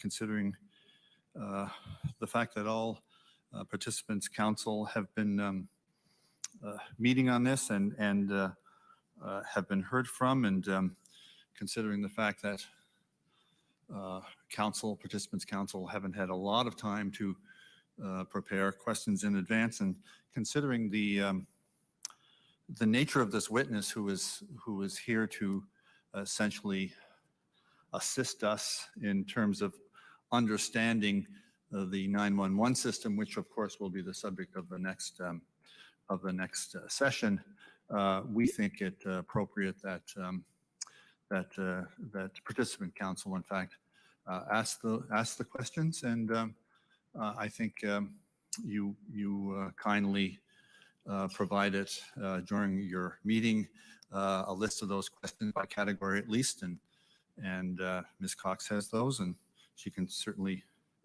identify the categories and/or council who will be asking the questions. So, thank you, Ms. Cox. Thank you, Commissioners. So pursuant to Rule 52, the decision that you've just made is based on the request from the participants to question Mr. McDonald. I am going to offer a couple of questions for some of the participants who are not in the room, so I'm going to start with those. And then after that, I'll ask the council for the various participants who indicated the questions they wish to ask. I'll call on you in the order that you spoke. Thank you. So, Mr. McDonald, I'll talk a little bit about the SIDS system, so CIIDS, and how that is integrated into the CAD system. So KIDS, CIIDS, is the name of the CAD system that the RCMP uses nationally. Okay. And it stands for Computerized Integrated Information Dispatch System. And so that is the actual CAD that we use, that we showed on the screen earlier. And can a mobile workstation access the CIIDS? So mobile workstation is an extension of that. And so it's what's in the police car, but it's a part of it, which is mobile, and it communicates back and forth with the CAD system through a communication server that's located in Ottawa. So the answer is yes. Yes.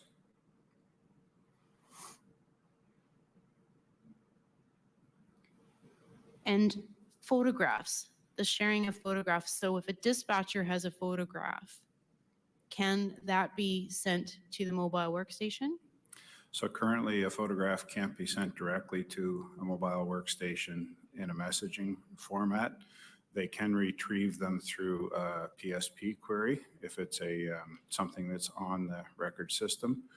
But there is another method where a photograph can be shared with a mobile workstation, and that is the use of a tool within the CAD called Bulletin Board.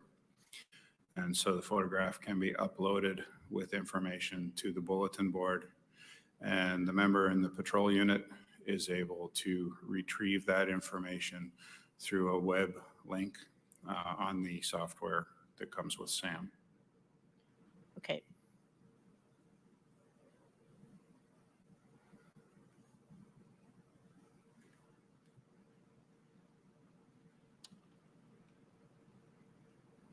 And with respect to the role of the call taker going over to the dispatch side, so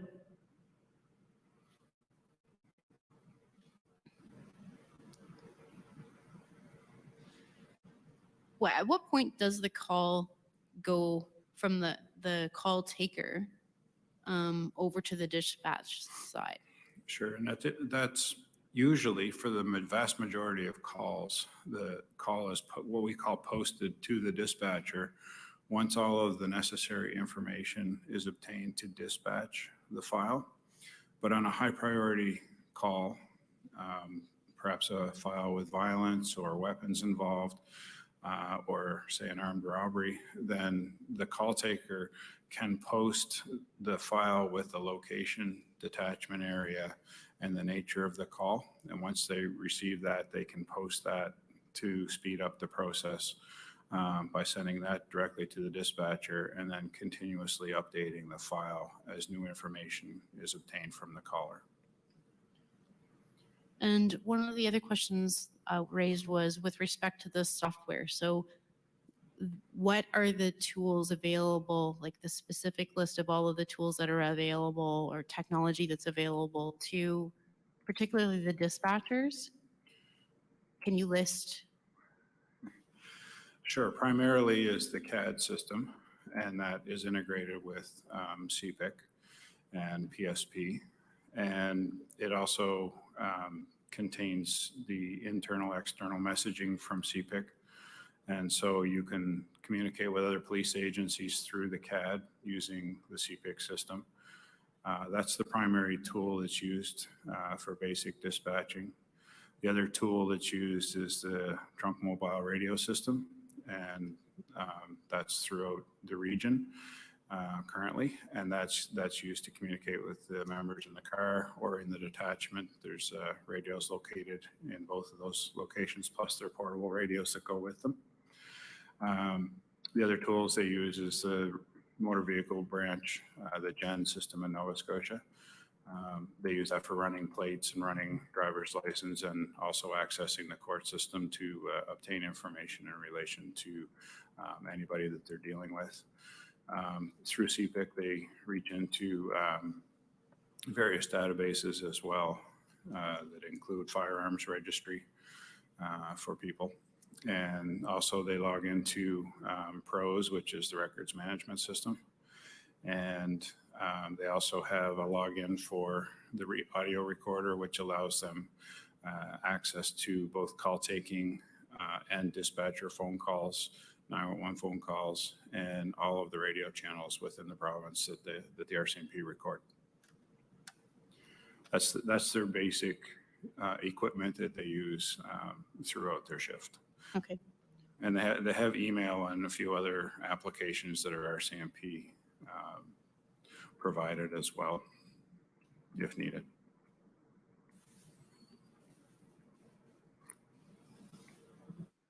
Okay. So now I'm going to move to the individual participants, council, who have asked to go to ask questions, and we're going to ask the council, once I name them, to raise their hand so we can make sure the mic gets to you. So the first council is Matthew McClellan with Patterson Law.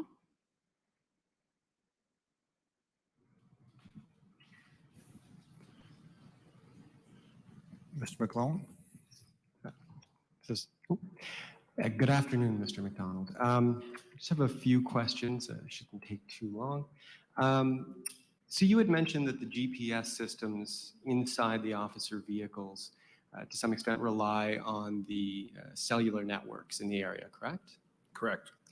So what happens if, say, for example, either the GPS is not working in a vehicle or the vehicle passes through an area of no service? What happens and how is that reflected on the map? So when they're in an area where they can't reach a tower, where there's no service, or the computer goes offline, there's an indicator to the dispatcher in the CAD system that shows them that the car is offline. So basically a silhouette of red comes around the car and indicates that to the dispatcher. The member gets an indication on their SAM screen as well that they're offline. The data is still being processed in their unit, and when they come into an area, if it's a short outage, then it will be fairly seamless, and when it comes back online, the data gets pushed. But if it stays off for a period of time, they may have to log in once they get into an area where they have service. Okay, so it's not that the vehicle would drop off the map altogether. It would just have a red indicator where it was last pinged. Correct, and the update might not be as quickly as possible, because if they're in an area where it's not reporting, it will report the last GPS coordinate that they had. But the modem is still saving that data, and we'll push it as soon as it gets the opportunity to. And so at a later point, you can still reconstruct the route that car had taken if it has been fed, and you'll be able to see it in the data as it comes through. Okay, my second question is, we'll look at it through the lens of Valley Communications, a non-RCMP PSAP. My question is, you had mentioned previously there's about a 10-second answering time for the majority of calls that come into call takers. Is that correct? It's the standard that's provided. So when a call rings, or when it gets presented from the 911 switch, there's a ring that the caller hears. It has not rung yet for the operator. Obviously, it's just the same as when you make any other phone call. So the 10-second period is from when the call is presented. And so if a matter goes into, say, Valley Communications that is then relayed to, for example, the OCC, that the information the call taker takes is relayed by voice, because they're not sharing a CAD, correct? So if Valley were to take a police call and they were to transfer it to a police agency that has a CAD, if that CAD is connected to the 911 system, it will reach the CAD, the 911 information, the Annie Alley, will be delivered to the CAD system. So in the case of the RCMP, when Valley transfers a call to the RCMP PSAP, the CAD is populated even though it's coming through a phone system. Okay, so I guess my question, concluding that bit, is there any time loss then if a call is being relayed from, say, Valley Communications to the OCC as compared to a call taker within the OCC to dispatch within the OCC? There's a slight time loss in that it's being transferred to somebody. But it's very slight, because the work that's being done by Valley is exactly the same as what a call taker in the RCMP OCC will be doing on the 911 side. So when they're wearing the 911 hat, they would be doing the exact same duties, establishing the nature of the call, the location of the emergency, confirming the person's information. When they hit the transfer button, that's coming to a dedicated handoff line in the RCMP OCC. And so that's a priority answer, because we know it's a 911 call being handed off to us from one of the other PSAPs. So they answer that in priority sequence. And so the time frame is extremely small compared to, I've answered it in my own PSAP, and now I'm transferring it to my own phone system on my own desk. The only difference is it's somebody in Valley who's actually pushing it and transferring it to that. So the only loss of time would be the procedure of handing off the call, but the CAD again is being populated with the 911 information. So there's very little loss. And that's the way the system has been constructed in the province. Thank you. You had mentioned the GEN system. And that it provides information from I believe you'd said the court systems. Many of us in the room know what the GEN system is, but for those who may not, or maybe viewing outside of this room, if you could explain what court system specifically, and whether or not that includes civil courts and civil matters. So from a dispatcher or a call taker's perspective, our duties surrounding the court system are basically to find people's names and dates of birth associated with it. So we rarely ever get into any of the data that is associated to the court system side. For us, when we query systems, it's usually to provide additional information for the safety of the people that we're serving, whether it's the police officers in the field or perhaps a victim. So if we're trying to obtain some information about a person, so I'll give you an example to try and explain how we would use it, if you don't mind. So if we knew a relative had left a place because of a medical emergency, and we didn't know what vehicle they were traveling. Well, if we knew who lived in that residence, or even ran the postal code for that residence to see the people who have registered vehicles from the court system or anything along those lines, or from the records, or the motor vehicle branch system, then we would see, here's a list of people from that geographic area. The name might match. Then we can check to see what do they have for vehicles, what's their date of birth, those kinds of things. And so that's basically, it's a query tool for us. It's not obtaining legal information from that system. So just to clarify then, you wouldn't be able to state definitively whether or not Jen includes just criminal matters or criminal matters and civil matters. So somebody was a defendant in, say, hypothetically an assault versus somebody was involved in a negligence matter. I guess that's outside your purview. So on the dispatch side of things, we use CPIC for those kinds of things, as well as the records management system pros, or PSP if it's for outside of an agency that does not use pros. Thank you. Could you explain the concept of reverse? There's some reference in certain materials to a reverse 911. If you could explain what reverse 911 is, if that is something you're familiar with, and actually, if you could just explain what reverse 911 is, I'll have a follow-up question after. My only understanding of reverse 911 is the ability to search geographic areas for phone numbers, so a database, but it's not something that is done on a dispatch side. We can do what we call a reverse alley search using the 911 equipment, and that is if you have a phone number, then you can query that to try and find the automatic location indicator for the address for that. So it's not a task that we do in our dispatch center. Okay, so my follow-up question then is, can you then use that to say you receive a call from one, we'll use a landline as an example, so from one civic address by landline, can you then use reverse 911 technology to determine other individuals or civic addresses in the area and their information, either geolocation or by geolocation or determining their phone number, individuals you should contact who may be impacted by that initial call? Mr. McClellan, I think the answer to the question was it's not technology that he uses. So I'm not sure how he can answer any more questions if he doesn't use it.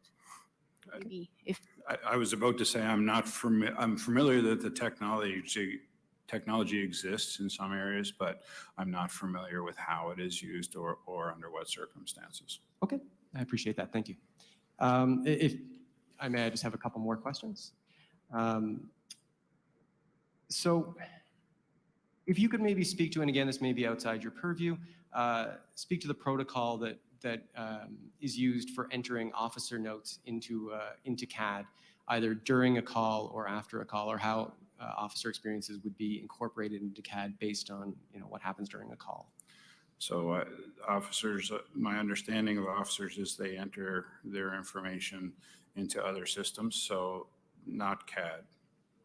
So CAD is the front end of the record, because it's used for the dispatch and response to an incident. So I don't have any knowledge on that. Okay. One final question. You had mentioned that some of the dispatchers have access to Google Maps. I guess my first question is Google Maps available on the mobile workstations as well? They should be able to access that application. There's a browser on the mobile. So is it possible for dispatch to then push a Google map that would have been generated related to a call to a mobile workstation as a call is ongoing? No, the transfer of visuals of that nature are not done. So I guess just one final follow-up to that. Is it then expected that potentially a dispatcher could be just speaking with the officer in real time, giving them information based on what they are seeing on the Google map? And they do that for a considerable number of their dispatches that are of critical importance. So one of the interactions is to see where the officer is in relation to the incident and what's surrounding. So also built into our CAD is a right-click functionality from the map, which will take them to, they have 2 to 3 options. They can go to Google Maps, Bing Maps, or National Operations Center, which is Esri Maps, and that's provided by the RCMP. So they have that capability, and they convey that information to the members over the radio. Those are all my questions. Thank you. Thank you, Mr. McClellan. Next council is Mr. Bryson.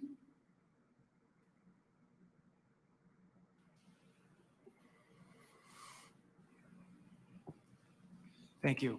Thank you, Mr. McDonald. Just a couple of questions. I'm trying to get a better sense of the time it takes when a priority 1 call comes into the call taker and it can then be relayed to the dispatch side. Can that occur, or does that typically occur during the call? So for example, you have a 4 or 5 minute 911 call. It's deemed priority 1. When does dispatch become aware of the nature of this call? It depends on the priority of the call, but the operator has the ability to post a file anytime they've established the location, the nature of the call, the priority of the call, and the most brief of details. So I often use the example of an armed robbery in progress. So if we know the location that's populated, that'll automatically generate the detachment area, and they will put in priority 1, and they'll write armed robbery in progress, and they will hit post. So if that's coming from 911 data, the location's usually populated for them. So they're basically picking the call type and writing 1 or 2 words, hitting post, and then they're updating that file. Okay, so that can occur while the call is in progress then? Absolutely. Okay, thank you. We call that a hot dispatch. Yeah. So they don't complete all of the questions they would normally ask they post the file beforehand, so it gets dispatched in a hot manner to the responders. And then would that be when there's enough information gleaned from the caller to determine that it's, for example, a priority 1 call? Yes, so we do need to establish what the nature of the call is. Second question, in regards to the playback you had given evidence about previously, the ability for the risk manager and dispatch to play the call back. When does that ability to play the call back, when is that created? When does that exist? Can that be while the call is in progress, or is that after the call is ended?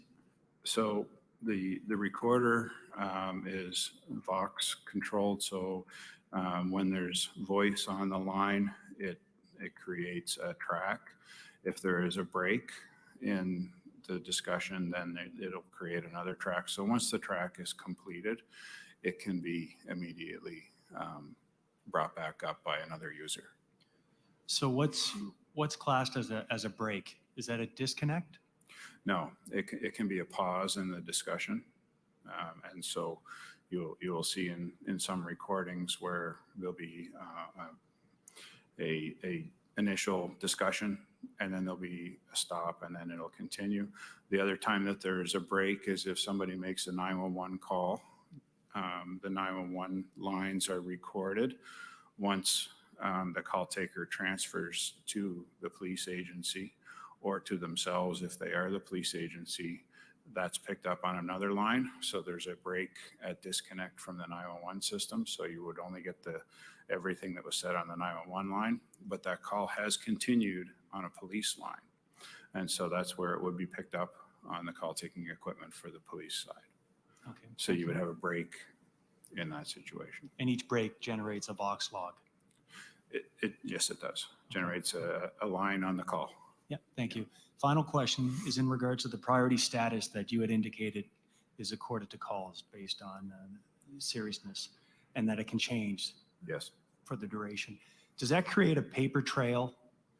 For example, if something is deemed to be a priority 3, more information is obtained, it's deemed to be more serious, it's then changed to a 2. Can we go back and see the 3 change to a 2? You can, once the file is posted for dispatch, then everything from that point if there was a change in priority, you would see that the priority was changed.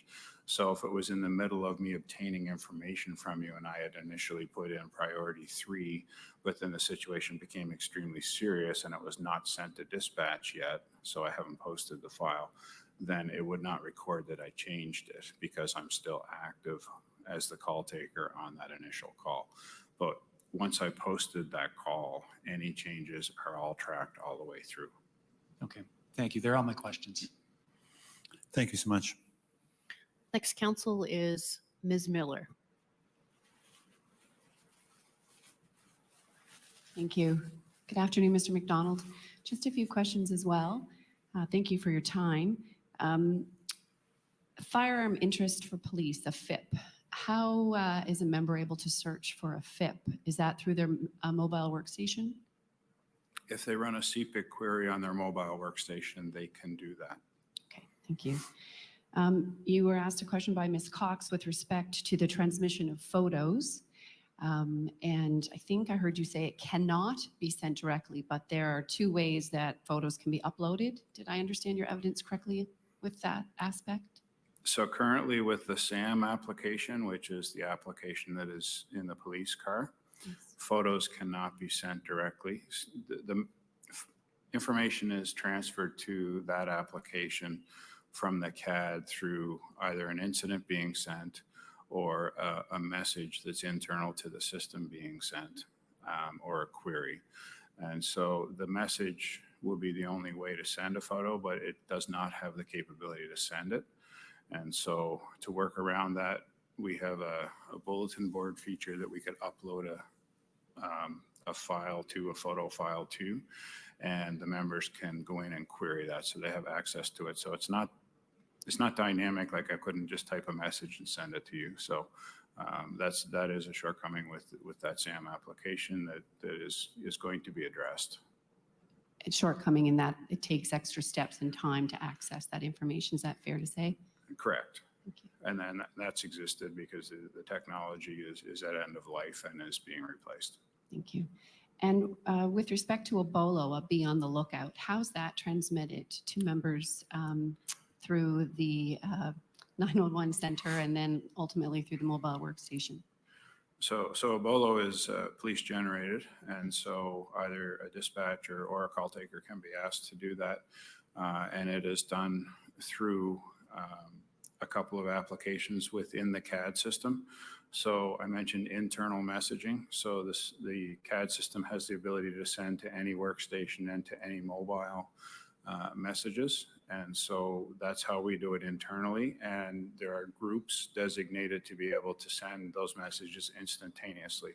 So we can send them province-wide to every person that's logged into a mobile workstation, or we can send it to a geographic area based on the detachment identifier, or we can send just one message from one person to another. So that's within the RCMP realm on the RCMP CAD. With the CAD's connection to CPIC, we are able to send what's called an external message through the CPIC message function. And that's the standard procedure across the country for sending police agency to police agency a BOLO. And so with that, we can copy and paste the exact same information, put it in an external message, hit send after we've identified where we want it to go. So it might be every police agency in the province of Nova Scotia or every police agency in Canada. And we can send that, we can go that wide, or we can go, just the region, or we can go just the province. And that same message goes instantly through the CPIC message function to all of those police of jurisdiction. And for a member who's in their vehicle and has logged into the mobile workstation, how instantaneous is their access? So for example, if they're driving, how instantaneous would their access be to the BOLO? Lift the screen and just touch the screen, and it would open. Thank you. And my final question, Mr. McDonald, relates to your earlier evidence this morning when you were sharing with us the role of a dispatcher communicating with members through the shift. And from my notes, I think you said once the member clears the file, the dispatcher then does a final review and closes the incident. If I Yes. characterized that correctly. Thank you. Is there a limit, Mr. McDonald, on the number of members a dispatcher can communicate with at any given time? There is not. So they can communicate through the SAM internal messaging. They can send information that way, but primarily they would use the radio system. And the radio system in Nova Scotia is one of the best in the world and has the ability to communicate across the entire geographic region of not just Nova Scotia, but the or the Maritime provinces. And so all the dispatchers have, through their dispatch console, radio console, have the ability, they can talk on a single talk group to everybody who's in a specific region, or they can pair them all and they can do a broadcast to every detachment. And they can also reach partner agencies through the console as well. Okay, thank you. Those are my questions. Thank you, Ms. Miller.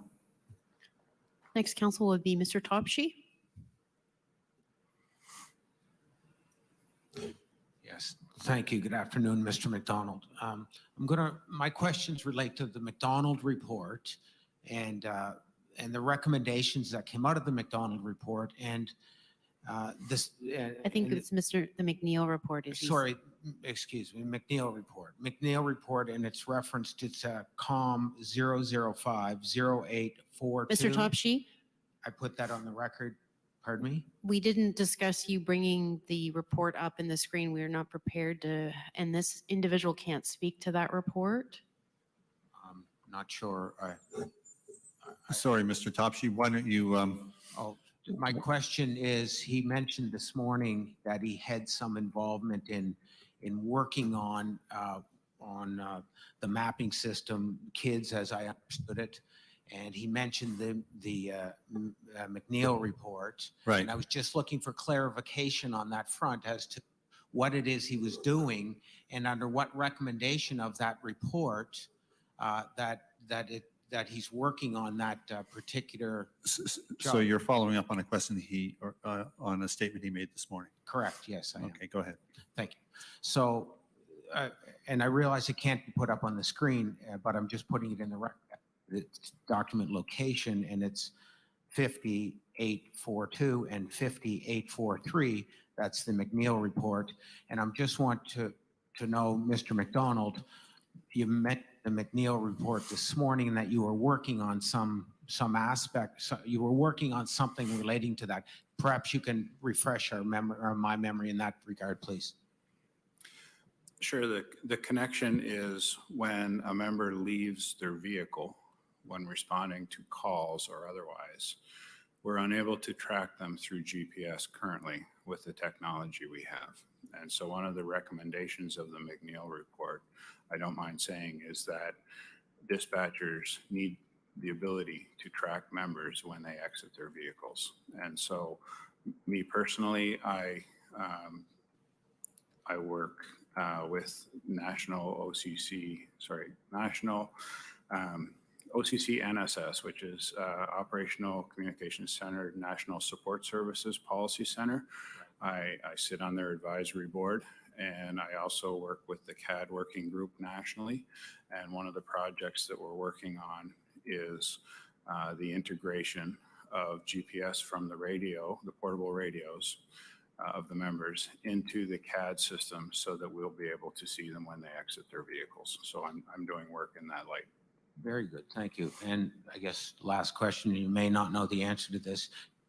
Are you able to point us to which recommendation that is in the McNeil report? Because I can't put it up on the screen, that's why I ask. I mean, I know that it's contained in the report. Right.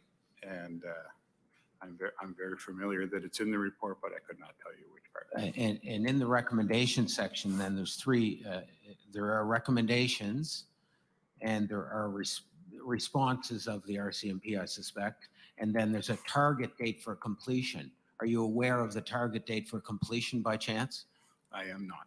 Okay, thank you. Those are my questions. Thank you, Mr. Topshe. Commissioners, those are all the questions that the participants had raised So Thank you. subject to any questions that you may have for the witness, I think you can conclude.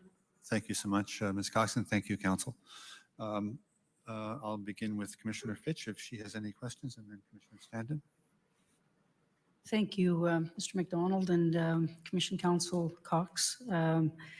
And participant council, you've asked some very good questions. So some of the questions I actually had made note of have been answered, Mr. Chair. But if you don't mind, I will ask a couple more.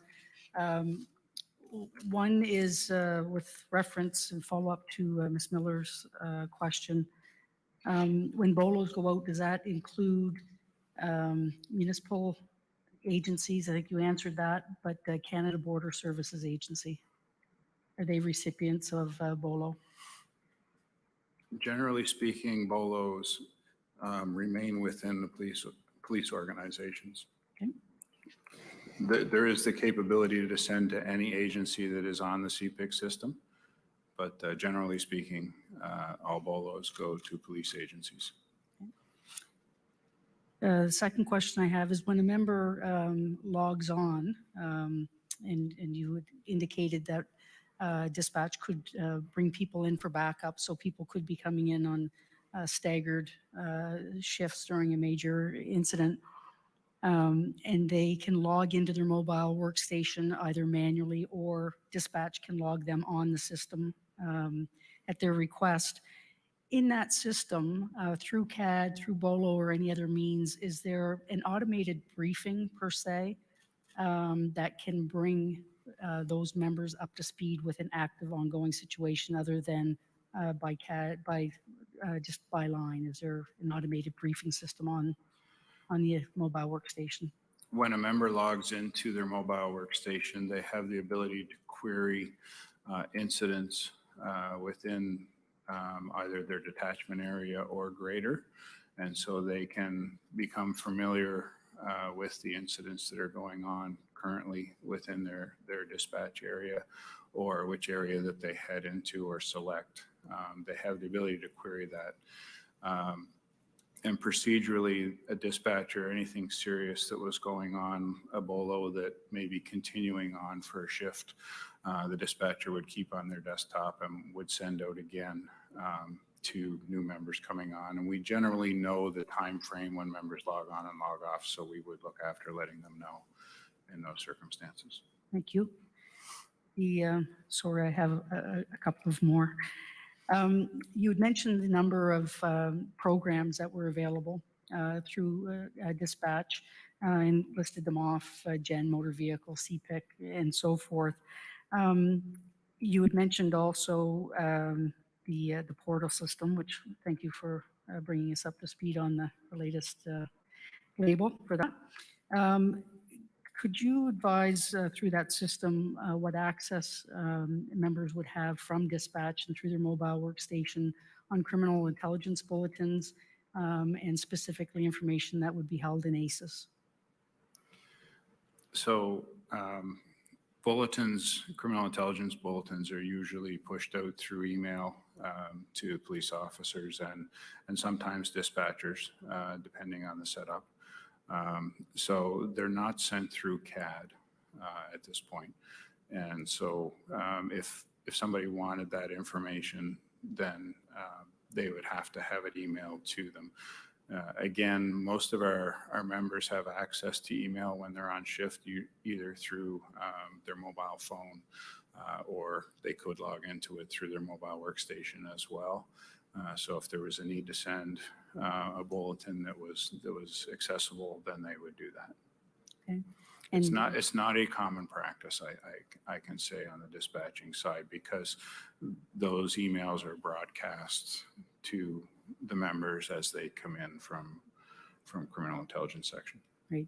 So crime bulletins or access to ACES, the Automated Criminal Intelligence Information System, that would be one of those areas that you'd have to dig for, I think is how you'd explained it earlier. Yeah, it wouldn't be one that would automatically be used by And dispatch. that's not something on the dispatch call take side, which is Okay, my thank area. you. Okay, thanks.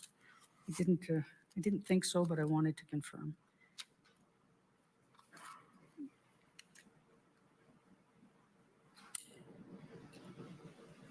can you explain for us as well, when you went through the very helpful scenarios of PSAB and the way that those are channeled through to other agencies? In the province of Nova Scotia, all of those other agencies, police, municipal, fire, and ambulance, would they be operating on encrypted or unencrypted channels? So the RCMP, since 2015, I believe it is, when the TMR2 system was rolled, and previously on the TMR1 system, were using encrypted. And the majority of other agencies were not encrypted, is my understanding, including most police agencies within the province. I believe there's been a significant change in that area over the last few years. Thank you very much. Those are all my questions. Thank you, Mr. Chair. Thank you. Commissioner Stan? Thanks. I just want to understand a little bit more about the risk manager role. You mentioned they're just on the dispatch side. Yeah, they have a workstation on the dispatch side. In the current center, the new center, they have a workstation in the center of the dispatch call takers. And so it's a slightly raised area. And next to them is the shift supervisor, or at least one of the shift supervisors. And so they have a complete view of call take and dispatch. And they have the same equipment that the dispatchers would have in front of them. So they have the radio console, and they have the CAD system and all of the other systems with them there. Okay. And so at what point does the risk manager sort of come online? Is it as soon as a call has gone to dispatch, or is it only if the call is dispatched to police, or would it be to any agency?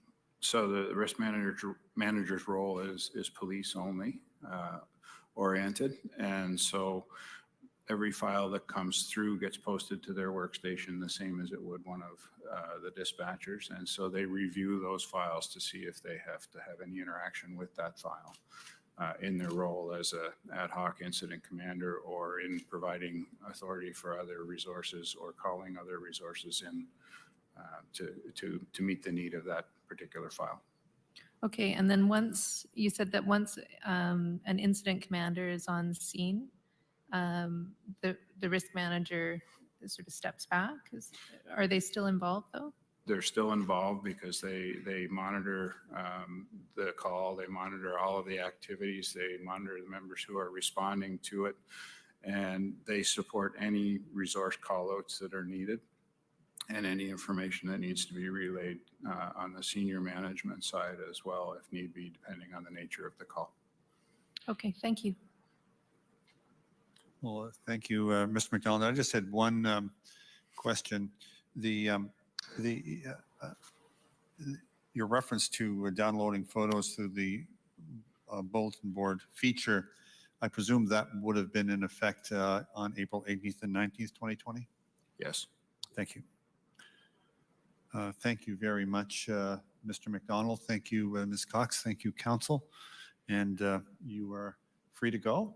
And we will take a break to get ready for Mr. Burrell's presentation. So let's say we break until 2 p.m. Thank you. Thank you. The proceedings are now on break and will resume at 2 o'clock.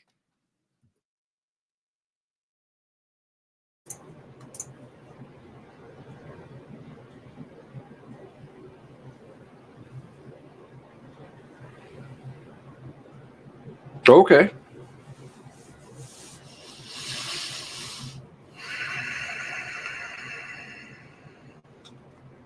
Please stand by. Got all kinds of cover sheets and fancy billboards in the back. That damn thing is it hurts the eyes. Howdy, Rage. Good to see you.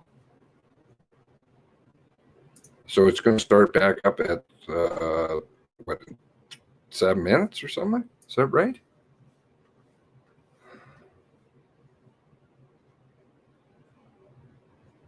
Oh my, well, yeah. That one comment Rage was saying there was booted. But he was echoing the GPS, what I was talking about earlier, that they're full of shit. The members absolutely have GPS. I've seen it so many times in their conduct hearings. So don't try and say that they don't have GPS on their body. I don't know why they decided to ban that comment. But the initial one didn't appear. Anyway. Yeah, that's a problem. They don't want to admit where people are. I thought it was interesting that Cox objected, and then they said that that they hadn't what was it, discussed whether they could ask that question previously. Yeah. Oh no. So you're pre-approving questions. That's not generally the way that this runs, to my familiarity. So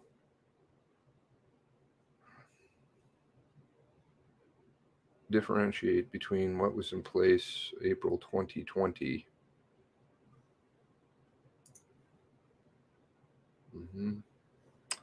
Also, he said they have the best system in the country. Is this one of these, are we back to the awards thing? Garbage? Where's that? So you want to say that you have the 911 center is not great, but then understaffed and all this other stuff, but you're giving out awards. And you also want to say that the best system in the country, they should, because that's what they said as a result of Moncton. Now all of a sudden, you have bonging out radios.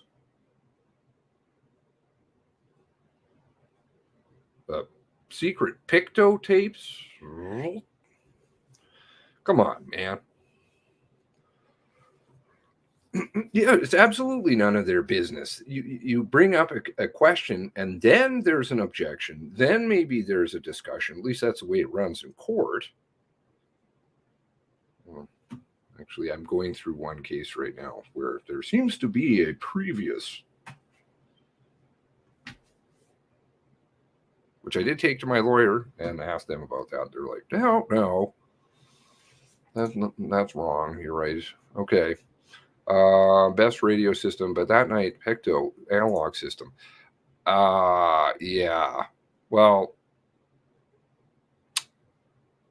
I did review the Picto tapes and compare them. 4 different versions that were out. Well, 3, and then I took the Colchester tapes and I ran them simultaneously, and well, there's Colchester tapes on the Picto tapes. The Colchester dispatcher, suddenly the Picto dispatcher, no. There's all kinds of interesting stuff I have on that, but I did do that in a video, so I don't know about these Picto tapes. Never had a very good Moncton or Marathorpe. Good feeling about the Picto tapes. I think the Picto tapes was a bit of a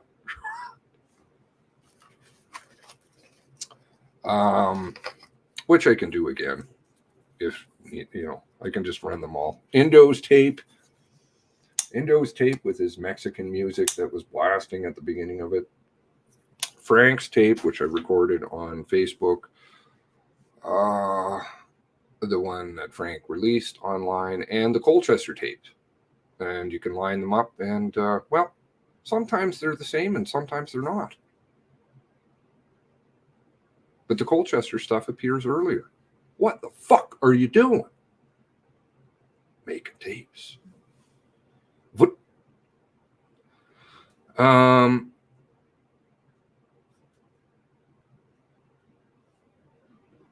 asked, there should be some more looking into that. No, I was told, no, nothing to see here. Well, yes, I agree. It's bad. Oh, Mike Phillips in here.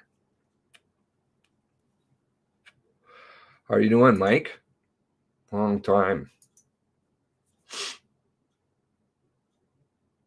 Where do you start? I'm hoping that we can get, I don't want to put him on the spot, so maybe I shouldn't say this, but I'm hoping that we can get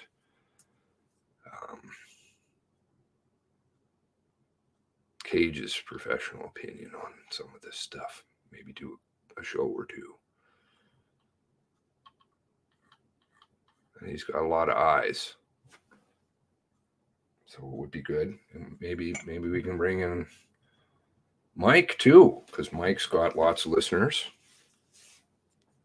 Those early shows on the radio about the car and stuff, they were good. I'm much better when I'm not rambling on, I think. People just ask questions. Unless they wanted it to.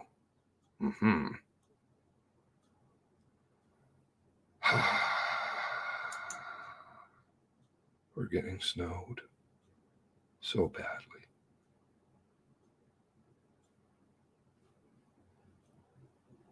It's got to be really big. Really big. Really big. Oh, yes. There was this, I think I mentioned that already, but I will have to go and see if I can track that down. The warrant suppression hearings where they had somebody from America, some American agent testify. What are you doing there? You don't belong. No offense on Americans. It's just a Canadian crime, right? Supposedly some just whack job who went a little bit wacky. Canadian crime has nothing to do with warrants. Nothing to do with warrants. The FaceTime call, that has nothing to do with it. So what are you doing? Unless, like the American email, we've got another component going here, hence all the money. Yes, we do need to catch up, my friend.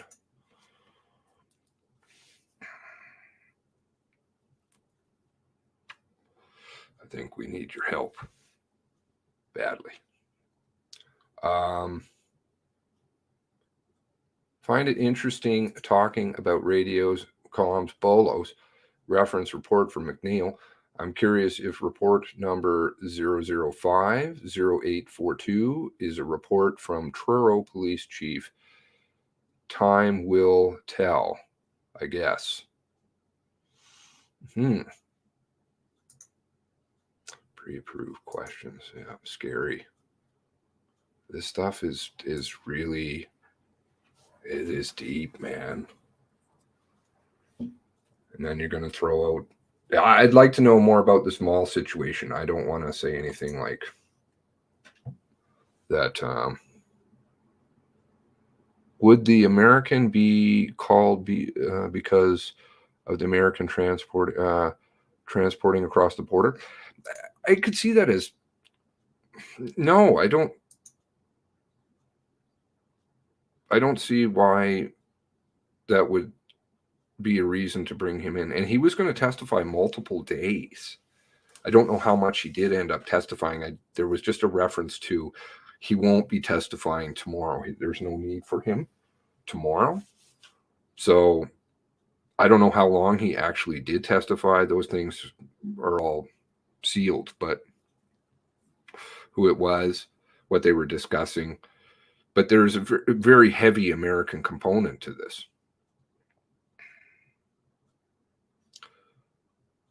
How's Mr. Mike doing? Many things going on in this world. But we've got a bunch of stuff in our backyard that's, I think, really needs some attention before it disappears.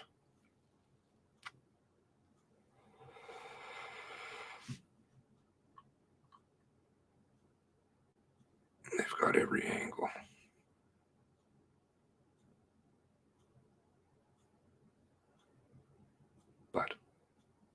Never give up. Never give up. You've been, oh.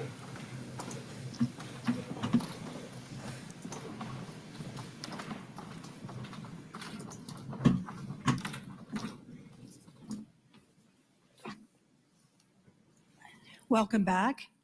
The proceedings are again in session. Thank you so much. Mr. Burrell. Thank you, commissioners. I'm back again for the introduction of foundational document number 2 and foundational document number 3. I will not be getting into too many preliminaries this afternoon because, of course, you're familiar with the process by now, having had the commissioners explain it, and I went through a great deal of discussion with it last time I was here. I explained to you yesterday the process of the information gathering at the Mass Casualty Commission, and you'll be familiar with the presentation methodology. The same approach that was undertaken yesterday will be taken today. I'm of the view that the presentation will not be as lengthy as it was yesterday. I need not remind you that there is some information that is difficult material. I do feel compelled to remind you once again, as you've heard many times, that this presentation is the best information we know as of March 1st, 2022. It is not the final factual word. It is the basis within the foundational document for which this commission will build. So, without any further delay, Madam Registrar, I move that the foundational document entitled First Responder Actions in Portapique be marked and tendered as an exhibit in these proceedings, please. Yes, Mr. Burrell, that'll be exhibit number 5. Thank you. Exhibit 5.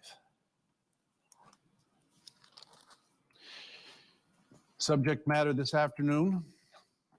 Foundational document and this presentation contain a summary of information currently available to the Mass Casualty Commission in relation to events in Portapique on April 18th and 19th, 2020. Focus is placed on the actions, decision-making, communications of first responders during the earliest hours of the mass casualty. We have approached this narrative in the same chronological way as we did yesterday. You will be hearing selected portions of Colchester radio transmissions. The transcript is available in the source materials. The effort today is to try to give you a good sense of what first responders heard, what first responders saw, what first responders knew, and how they reacted and made the decisions that they did. Now, the one good thing about following Mr. McDonald this afternoon is I can skip over a bunch of slides and move a little bit quicker than anticipated. That is, I had put in 3 slides that perhaps were a little bit technical and boring at the start. First of all was a definition of OCC. You've heard from Mr. McDonald what the Operational Communications Center is, so I need not go over it. He's obviously the expert and has given you a good sense of it. It is for me, and representing to you, the Operational Communications Center is the communications hub in this matter, and obviously that will be clear to you. Call takers take the calls, they receive the calls, they channel it to the appropriate location, dispatchers relay information, and the information that they get from the call takers. That's a pretty quick synopsis, but you've heard enough information with respect to that. The second definition that I wanted to speak to briefly was the risk manager, and you've heard about the risk manager today as well, so there won't be a great deal of discussion of that on a definitional level. The risk manager is a senior RCMP member who is embedded in the OCC, responsible for providing guidance in operations involving risk. And you heard Mr. McDonald describe the risk manager at some time as an ad hoc incident commander. So that is a useful definition that you've got. The third definition perhaps was not touched upon by Mr. McDonald because it's not his area of expertise, but it is the acronym IARD that you will hear me say regularly today, and perhaps too much. I said it yesterday, but I wasn't in a position to actually tell you what it was helpfully. IARD means immediate action, rapid deployment. And IARD has a very clear meaning with respect to police response to an active shooter situation. And I'll read it out because I think it gives you a proper definitional basis for dealing with what we're talking about here. It is the swift and immediate deployment of law enforcement resources to an ongoing, life-threatening situation where delayed deployment could otherwise result in grievous bodily harm and/or death to innocent persons.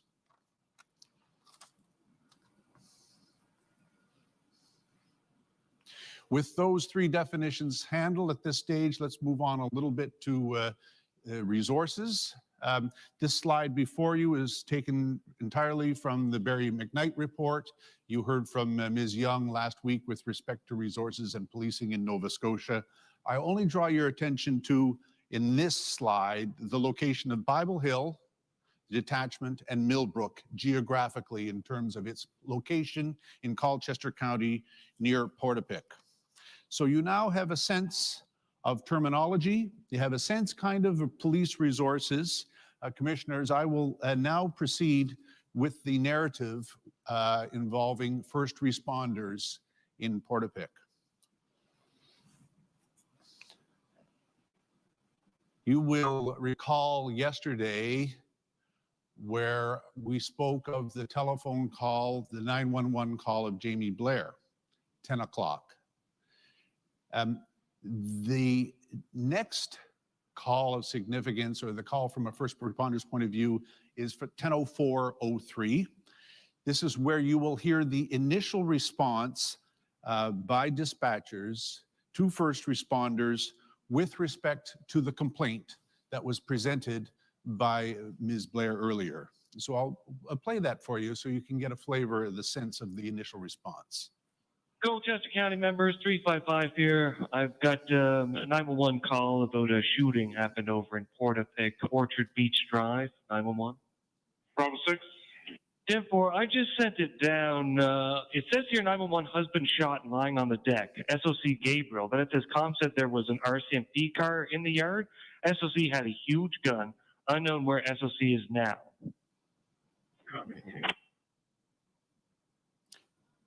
In the space of 4 to 6 lines, there's a tremendous amount of information there.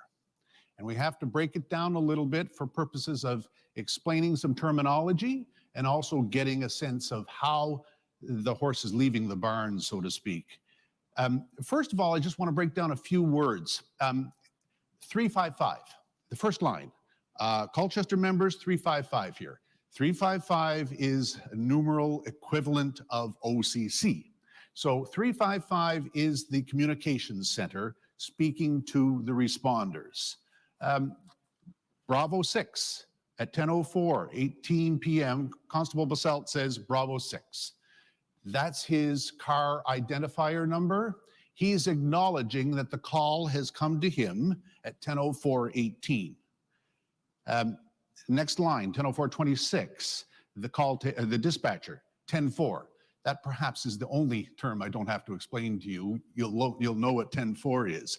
But as you move along on the line, it says 911 here, or here 911, husband shooting, lying on the deck, SOC Gabriel. SOC is a term for subject of complaint. So you're going to see SOC a lot. And it simply is police talk for discussing the subject matter of the complaint here. And in this case, you'll see a lot of information loaded up on the SOC. It says there's an RCMP car in the yard, and SOC had a huge gun, unknown where SOC is now. So in the space of, what, 20, 22 words, whatever, the bottom line is there's a great deal of information that has been provided by the dispatcher to the first responder. The next expression that perhaps is of importance to interpret At 10:04:26, 10:04, I just sent it down. You will have heard what Mr. McDonald said about transmission of information from dispatchers to the mobile workstation. That's what's going on here. I sent it down. It's an electronic message containing notes about the call transmitted to computers in members' vehicle, i.e. the MWS, the mobile workstations. So you've got a lot of terms that all explain what's going on very quickly at 10:04:03. When I listened to this particular dispatch many times, you'll see in there where it says inaudible, but it says inaudible. There was an RCMP in the car in the yard, RCMP car in the yard. I believe, and we'll hear it again, that the word actually is COM or comp. That is, comp says there was an RCMP in the yard, RCMP car in the yard. That means that the complainant is describing what's being seen at that stage. So at this stage, you've got a great deal of information with that limited attempt to describe what I think is actually taking place. Let's listen to it again. Chester County members, 355 here. I've got a 911 call about a shooting happened over in Portapeg, Orchard Beach Drive, 911. Bravo 6. Therefore, I just sent it down. It says here 911 husband shot lying on the deck. SOC Gabriel. Then it says comm said there was an RCMP car in the yard. SOC had a huge gun. Unknown where SOC is now. So what do we know from the very first call? Husband shot, lying on the deck. SOC is Gabriel with a huge gun. Complainant says there's an RCMP car in the yard. Basalt and Merchant responding officers copy and respond. Quite a lot of information for a little bit of words, or a few words. So the call comes through, and we need to determine what kind of resources are able to respond to this. There are 4 members of the Bible Hill Detachment on duty that night. Constable Stuart Basalt, a name you've heard before and we'll hear again. He was the acting corporal, or as he says, he was the team leader. He had 24 years policing experience, joined the RCMP in 2009, and had worked at the Bible Hill Detachment since 2014. Second member of that team was Constable Adam Merchant. Constable Merchant had 13 years experience. He had been at the Bible Hill Detachment since 2017. He had worked before that in the Antigonish Detachment, so had some familiarity with Nova Scotia policing. The third member of that team delineated here is Constable Aaron Patton. Constable Patton was the youngest member of that group. He had been with the RCMP since 2017. His first posting was to the Bible Hill Detachment. And then finally, the fourth member of that team was Constable Vicky Colford. Constable Colford was actually the most senior member of that team. She was not acting as the team leader. She has since retired from the service, from the RCMP. So that gives you a sense of the resources that were available at Bible Hill that were at this stage mobilized to the call. The 4 members from the information gained by the Mass Casualty Commission had been working together as a team for about a year. By all indications, they had a good working relationship and that they felt the competencies of all 4 were acknowledged and they were capable members. All 4 members were IARD trained. That is, there was mandatory, continuing, ongoing training required to be an ongoing general duty member of the RCMP, whereby you had to be IARD trained. All 4 members were IARD trained. 3 of the 4 members were carbine trained. So Constable Colford, the 4th member that I have described, was not carbine trained, that is, not trained in the operation of that firearm. The other 3 were. So there's the context of the first responders. I just want to give you a sense geographically of where these people or these officers were. Constable Basalt, at the time of the call that you just heard, was in Valley, Nova Scotia. In some of our working meetings, we had some confusion about the Annapolis Valley. It's not the Annapolis Valley, of course. It's a small community to the northeast of Truro, Bible Hill, called Valley. It is 47 or about 47 kilometers away from Portapique. Constable Merchant and Constable Patton were in Salmon River attending to a call there. They were in a community that's east of Truro and Bible Hill. They were 51 kilometers, approximately 51 kilometers away from Portapique to the west. Constable Culford, at the time of the call, was located at the detachment. She was 49 or about 49 kilometers away from the scene. When the call came, all 4 officers mobilized, 4 officers in 4 cars responding to the call. So we've had an opportunity to monitor, listen to the communications that were ongoing between the members themselves and the dispatchers and other participants in this process as they made their way towards Portapique. And the slide you have before you is a summary of early communications with the OCC. Constable Basalt, who was the team leader, you will recall, he telephoned his NCO, his detachment operator, operations sergeant, Sergeant Andy O'Brien. Sergeant O'Brien was at home at the time. He had actually, because of COVID protocols, been working from home. Constable Basalt said he had a good working relationship with his sergeant, and he felt that his sergeant would want to know what was going on with respect to the call. And as a result, he called the sergeant and informed him of what was going on. He also inquired whether the risk manager, Staff Sergeant Rehill, was monitoring the call at the time. So Basalt is making arrangements to make sure that people are in a position to know what is going on, to be informed and be in a position to advise and or guide he and his team. He inquired whether the risk manager was monitoring the call at the time, and then he also made an extra request about the RCMP vehicle, saying, "Can you give us a description of the vehicle?" Which is interesting, given the fact that it had been described earlier as an RCMP vehicle, but the officer, the general duty team leader, obviously had questions about that and wanted to make sure that it was a police vehicle. The OCC dispatcher confirmed what the complainant said, that is, there's an RCMP car in the yard, and also informed that Cumberland detachment, or excuse me, Cumberland District RCMP, the county over, had been contacted or alerted to try to find out whether they had a vehicle, a police vehicle there. Risk Manager Staff Sergeant Brian Rehill was on duty that night. He was engaged in this call very early. And you had heard some communication by Mr. McDonald with respect to what the role of the risk manager is.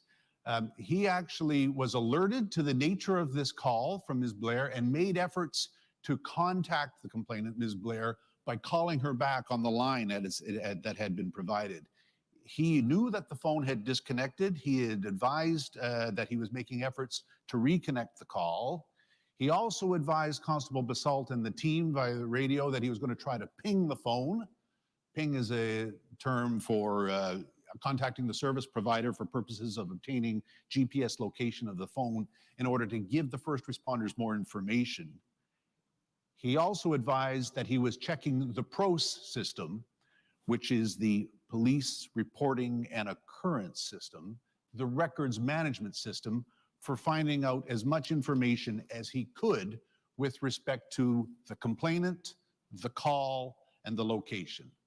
So all at that stage is done for purposes of getting information to the first responders so they know what they're going to face when they get there. Constable Patton, the youngest member of the team, he actually broadcast that he was, while en route, that he had double-checked with some colleagues in Cumberland County to try to determine whether there was a Cumberland County RCMP car present.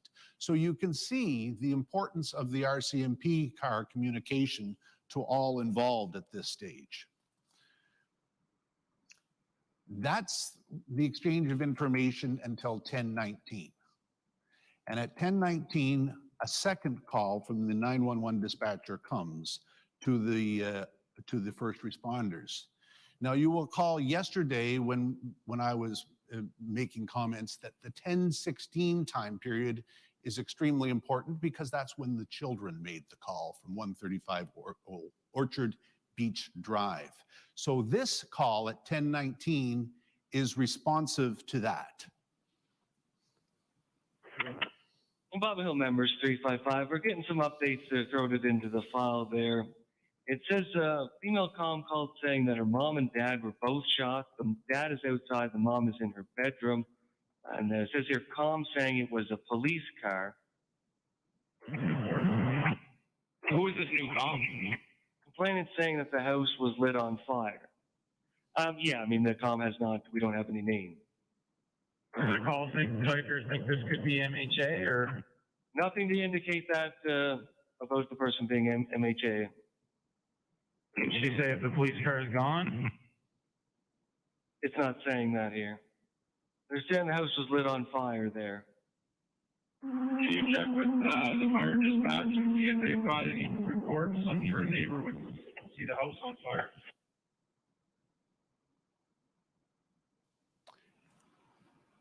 So you can see what's actually being undertaken at this stage.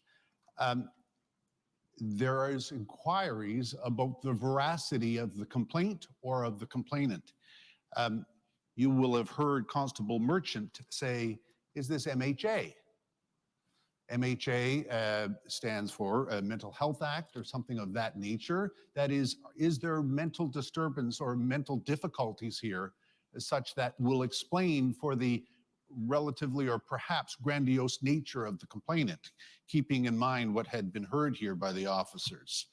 I would suggest to the commissioners that there's at least a degree of incredulity by the first responders with respect to the nature of the call, with respect to the, how shall I say, grandiose nature of it, the fact that there's an RCMP vehicle involved, the fact that there is even a discussion of a multiple homicide. I'll have you listen to this again in terms of the responders' response and the details of the information being provided. And this is at 10:19 while the officers are on their way to the scene.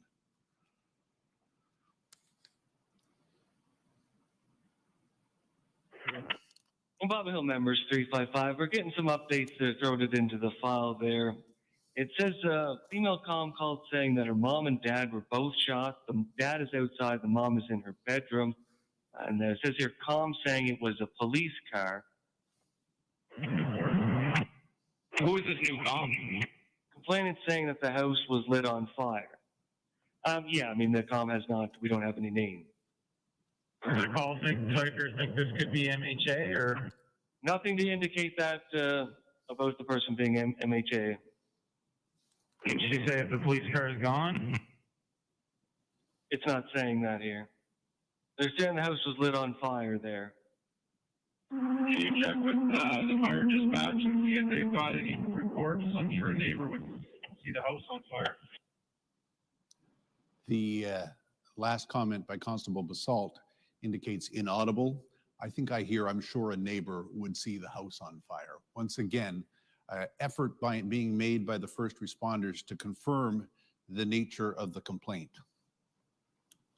So as the members are going the 50-odd kilometers, they're communicating amongst each other with respect to what is to be done. Given the nature of the complaint, given the nature of the information that has been provided, how are these first responders going to react to the situation? So what's the plan? Are we responding directly to the house here, or are we setting up and approaching slowly soon? Well, I think we should set up and approach cautiously here. I have no idea where we're going into, so I'd rather be safe than sorry. I guess, are you guys ahead of me now or behind me?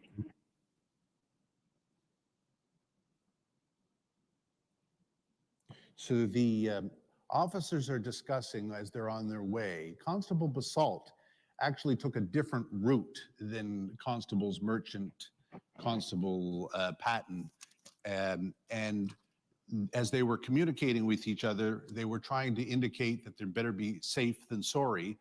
Merchant and Patton actually stop along the highway too, if I'm not mistaken, to put their hard body armor on and make some observations of the area. Constable Basalt is ahead of them and is actually the first person to arrive as they emerge from the Truro area to the Portapic area. So what's the plan? Are we responding directly to the house here, or are we setting up and approaching slowly soon? Well, I think we should set up and approach cautiously here. I have no idea where we're going into, so I'd rather be safe than sorry. I guess, are you guys ahead of me now or behind me? So as they're operating at 10:38:08, the dispatch communicates some more information to them with respect to information that they've obtained from the 911 caller. That information is that the complainants are describing parents are dead. The complainants are at 135 Orchard Beach Drive, and 135 Orchard Beach Drive is just next to the original address where the first call came. Bob Hill members 355, we're getting an update here. SOC vehicles left location, one male with a huge gun. Tom's name is saying that they went 135 Orchard Beach Drive and watching the male light the house on fire. She's saying both parents are dead. So she's saying they went to 135 Orchard Beach Drive. Where is that in relation to where we're going? Right beside it. So at 1:23:08, we have a confirmation of the information that had been received some 15, 20 minutes earlier with respect to the fire and with respect to concerns of the complainants, not described at this point that they are children, but that they are complainants, the parents are dead, and that they are at 135 Orchard Beach Drive. So, Constable Basalt, as I indicated, is the first to arrive. He arrives at 10:25:27. He stops where the blue dot is roughly located on the slide. He puts on his hard body armor, and then he maneuvers south on Portapic Beach Road, and he encounters a vehicle that was emerging north on Portapic Beach Road. He proceeded about 150 to 170 meters south on that road to somewhere near 33 Portapic Beach Road. So you'll recall yesterday when we went through the geography, I had emphasized for you that 33 Portapic Beach Road was important. That's because that's where the first encounter was. At 10:28:24, Constable Basalt indicates over his radio, found some victims here. What that means is he's encountered Andrew McDonald. Andrew McDonald is clearly a victim of a shooting. And from Constable Basalt's recollection and communications with the Mass Casualty Commission, it was at that point that Constable Basalt said, this is very real.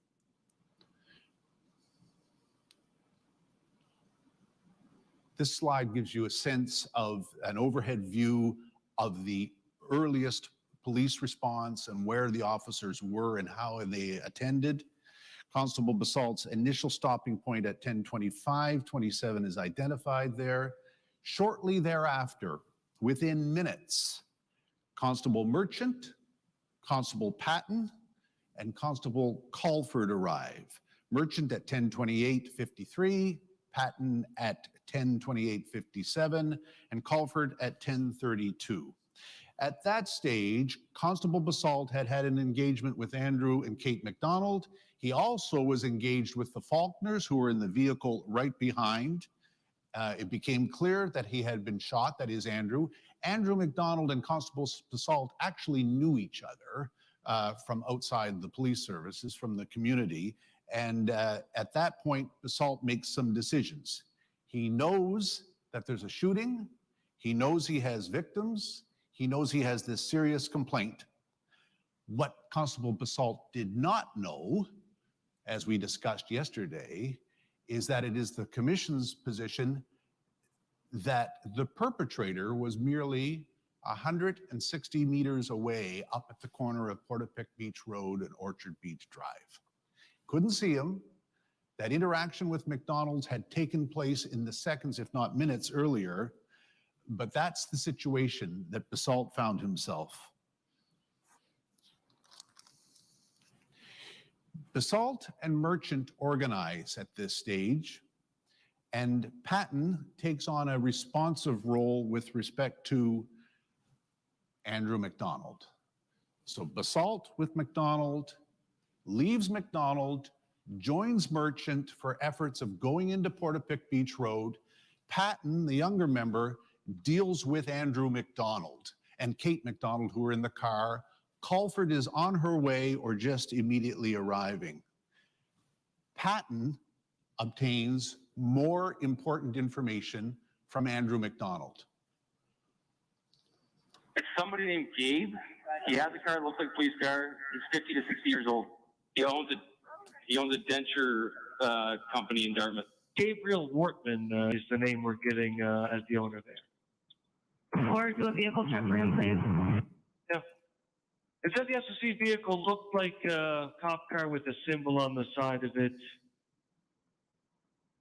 So 10:30, 21 p.m., Constable Patton, in the short period of time he's dealt with Kate and Andrew McDonald, has learned some important information, has provided that information, and interestingly enough, the dispatcher has also confirmed that information.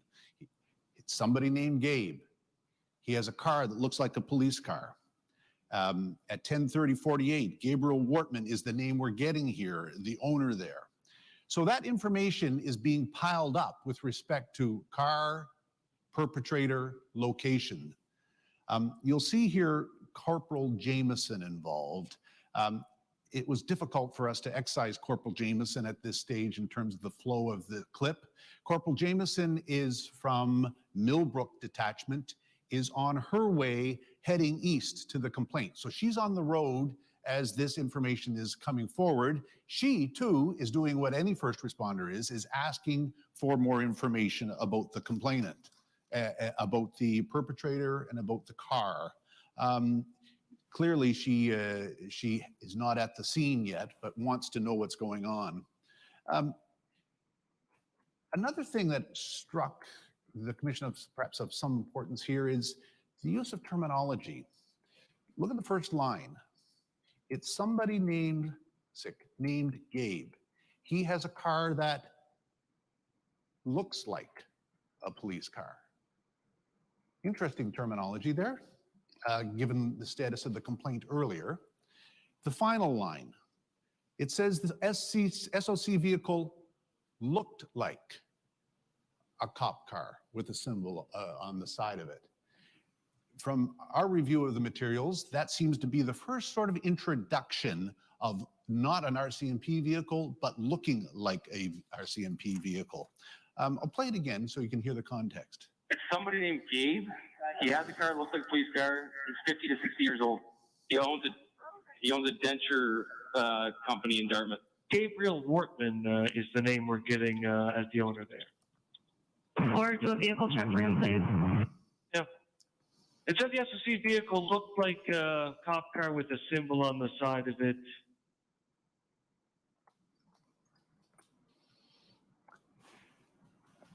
Next slide is a different view of Portapique Beach Road, and it's used to illustrate the fact that what happened was after the officers attended, the members attended and proceeded south into the community, Constable Colford took over the care of the complainants, McDonald, Kate and Andrew McDonald, and moved the vehicle that the McDonalds were in from the south north up to about where the mailboxes were.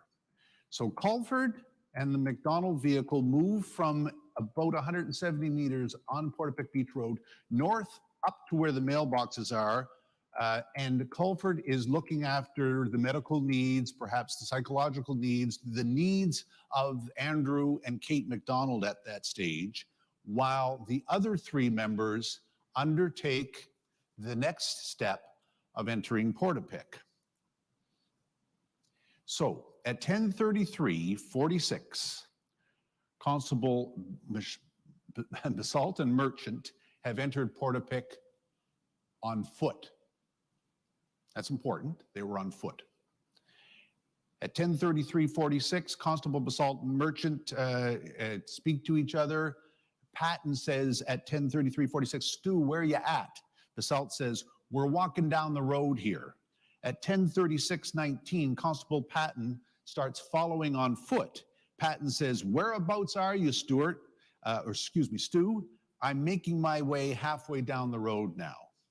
Now, the important thing, of course, in this is that the officers had entered into Portapique Beach Road on foot. And that is important because it's part of the IARD training that I had discussed earlier. That is, Constable Basalt, when he was interviewed, said that it would have been suicide to go into an active shooter situation with your motor vehicle because you are a billboard.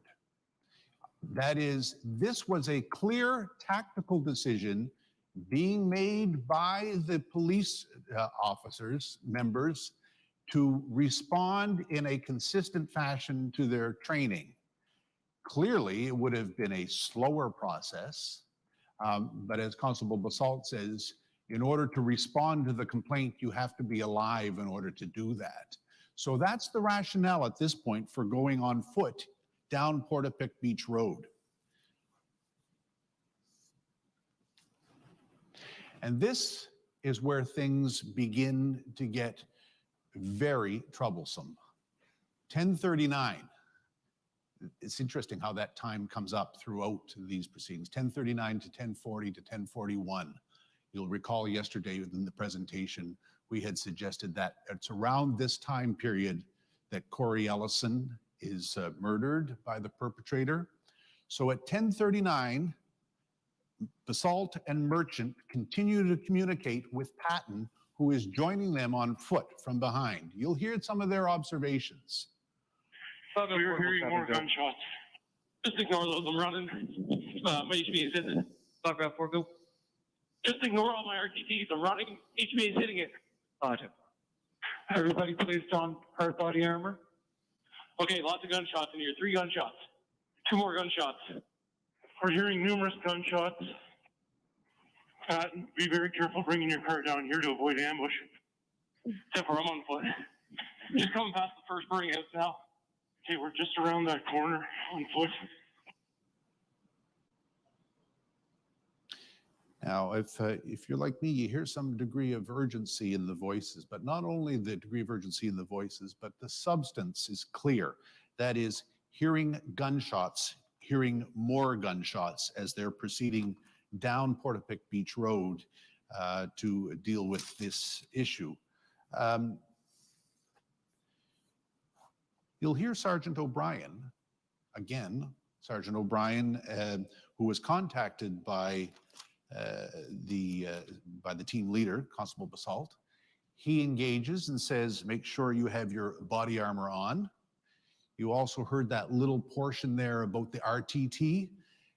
Constable Patton is running down Portapique Beach Road, and his request to talk button on his microphone is hitting his hard body armor, and it's sending off a message that he wants to talk, and he has to communicate back to the OCC to say, ignore that, I'm running down the road and my RTT is hitting my hard body armor. Obviously a very inconvenient type of thing and a small detail, but it is, however, giving you a sense of the urgency under the circumstances. I would submit that this is a very intense situation, that the first responders are hearing gunshots, and the group is at this stage making efforts to become reunited. Let's see if we can get the context again by hearing it again. We're hearing more gunshots. Just ignore those. I'm running. My HPA is hitting it. Telegraph 4, go. Just ignore all my RTTs. I'm running. HPA is hitting it. Everybody placed on hard body armor. Okay, lots of gunshots in here. 3 gunshots. 2 more gunshots. We're hearing numerous gunshots. Pat, be very careful bringing your car down here to avoid ambush. Except for I'm on foot. Just coming past the first burning house now. Okay, we're just around that corner on foot. You remember I said earlier about the ambush and the billboard. You can see where Basalt actually articulates that concern to the junior member of the team. He also describes at 10:40:47 where they are physically for purposes of the team united or uniting. So at 10:41:12 or thereabout, the team unites or is in the area of 200 Portapique Beach Road. We spoke earlier about what 200 Portapique Beach Road is. 200 Portapique Beach Road was the cottage of the perpetrator, and it was clearly on fire at that time. The first burning house, there is a white Taurus in the driveway there, but we heard shots coming from further down the road, so we're continuing on. Two things from that communication. The officers, members are at 200 Portapique Beach Road. They see a white Taurus in the driveway. That's important because a Taurus is a commonly used police vehicle with markings, obviously. But it is information that is being provided by Constable Basalt at that point in terms of his early observations.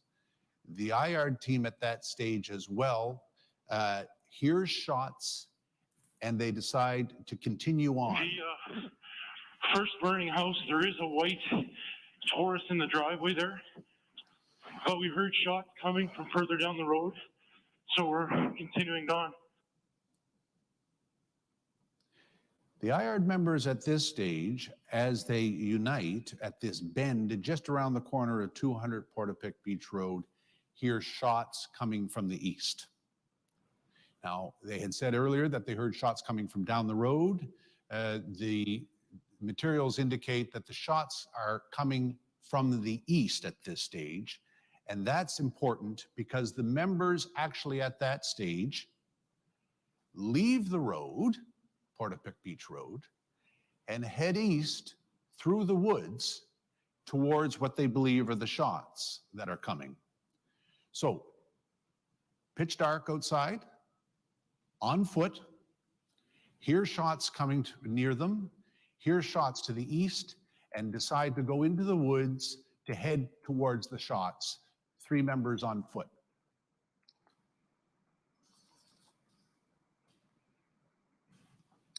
At 10:46:30, there are communications with respect to observations by the members when they arrive at 136 Orchard Beach Drive. Once again, 136 Orchard Beach Drive is the warehouse, the second property that we discussed yesterday being of the perpetrator. So we hear the following discussion with respect to their observations. 355, we've cut through the trees and attempted to get to the second house fire. 10-4. 355, I didn't go 23, but I'm here with Councilor Colford. My car is at the mouth of this entrance to Portapique Road here.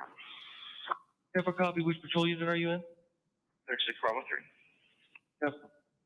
Can Constable Merchant confirm he's there, safe and accounted for? Merchant, Basalt, and Patton are together. Be very cautious unless we know for sure he's shooting at someone. 10-4, right now, we're not sure if it's gunshots or things blowing up. 10-4, are we looking at cottages or residences? Residents.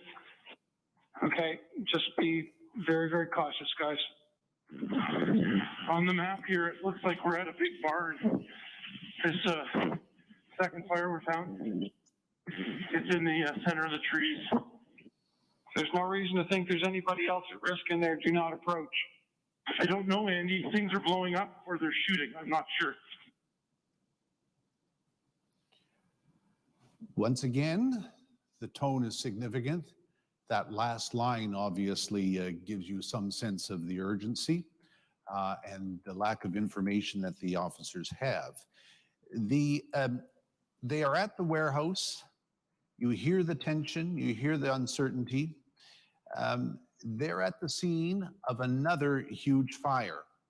The officers indicated in interviews with the Mass Casualty Commission that they were either in the pitch dark when they were going down the road, or they were in a blaze of light when they were near these residence or structure fires that were ongoing. The transmission gives you a sense. Constable Dow, once again, forgive me, it would have been difficult to excise Constable Dow out of the transcript, because Constable Dow actually arrives at the top of Portapique Beach Road and indicates that he didn't go 23. I mean, that means he didn't report his location. But he's not important to the narrative other than the fact that things are going on. That is, Basalt, Merchant, and Patton are not only making their way through Portapique, but there's other things that are going on at the time at a different location simultaneously. I'm going to try to play it again just to be sure that you get the nuances of the full discussion. 355, we've cut through the trees and attempt to get to the second house fire. 10-4. 355, I didn't go 23, but I'm here with Constable Colford. My car is at the mouth of this entrance to Portapique Road here. You have a copy? Which patrol unit are you in? 36 Bravo 3. Yep. Can Constable Merchant confirm he's there, safe and accounted for?